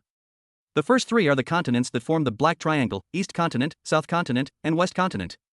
Although each continent has a blue stone gate, the environments are all harsh. Some are surrounded by tornadoes with a radius of over 10 kilometers, others are scattered with monsters of capture level over 2000. It's not impossible to go, but it's not necessary to take such a risk. In the upcoming civilization of the 6th continent, there is the safest gate. But it is the largest and most prosperous civilization in the gourmet world, the underwater gourmet city, the Blue Restaurant. It is a supersized underwater city of master chefs. That place is no less than the human world during its golden age. Komatsu was excited, amazing. There's such a gourmet city deep under the sea. Let's go quickly. Gigi was surprised but still smiled, as long as it makes you happy. Soon, they arrived at the Black Sea, the Black Triangle. The place was pitch black, the seawater black as coffee or thick soy sauce. Yuta thought it was more like squid ink. Komatsu found it a bit weird to describe the sea using ingredients or spices. Gigi said it wasn't weird at all, because the Black Triangle also had a nickname, the Sea of Broth. This was the intersection of the oceans in the gourmet world. The source of the flow of flavor, and the origin of all flavors. This sea was 30,000 meters deep, ranking 3rd in the gourmet world. The flavor of the seawater was divided into regions like the parts of an animal, though different, there was a pattern. The deeper, the more delicious. Some parts could be drunk directly as soup, others used as sauce. A long time ago, many chefs could complete their entire full course menu just by being in this sea. The more Komatsu listened, the more he craved, so there are so many delicious fish and shellfish here.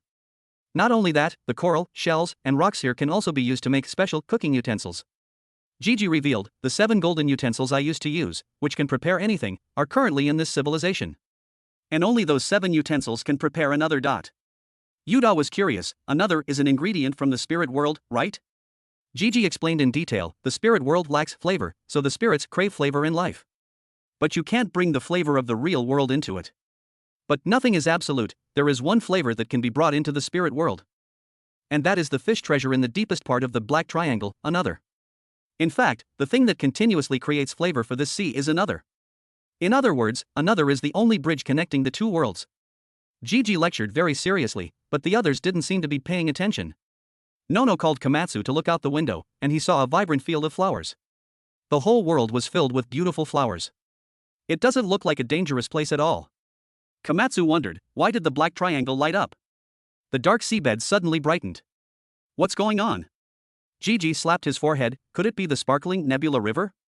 He looked towards the light source. I knew it. It's the Nebula River. It's the trace of another passing by. Even if it's just a fry. And this trace has been here for a long time. If even a fry can leave such a beautiful light and lingering fragrance, imagine how heavenly and mature another would be. Granny Chio looked at the sparkling Milky Way, sighing, so beautiful. Is my little son watching this Milky Way somewhere? That's why I joined the rescue team this time, to enter the gourmet world, because I heard about the spirit world. Komatsu played dumb. Is it about your deceased son? Granny Chio looked at the sparkling Milky Way, sighing again. I'm old but I still can't sit still. My son was frail. From birth to the age of 12, he was hooked up to tubes in the hospital. The day he was discharged, on the way to my restaurant, his condition suddenly worsened. My only regret is that I couldn't let him taste my cooking. My little son didn't even know the joy of eating. What flavor was, before he passed away. I wanted to let go of my son's matter, and I decided to be grateful for the past, to let go of my attachment. But I'm still unwilling. I want to cook a meal for my son and savor it together. If this small wish can come true, even just once. For that, I would do anything. Granny Chio's story was heartbreaking. Komatsu was deeply moved. Chin Chin was stone-faced. If you don't have enough determination, don't enter the gourmet world. At least everyone here has a strong, unshakable determination. The atmosphere was solemn, like a pep rally. Komatsu enthusiastically shouted, "Me too! Me too! No matter what happens.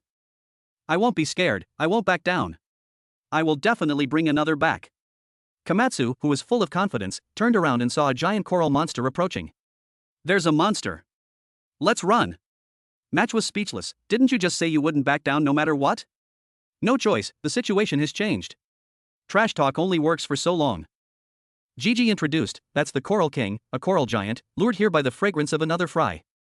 On the 6th continent, besides the 8 kings Moonwhale King, there are 7 kings you shouldn't get close to, called the 7 beasts.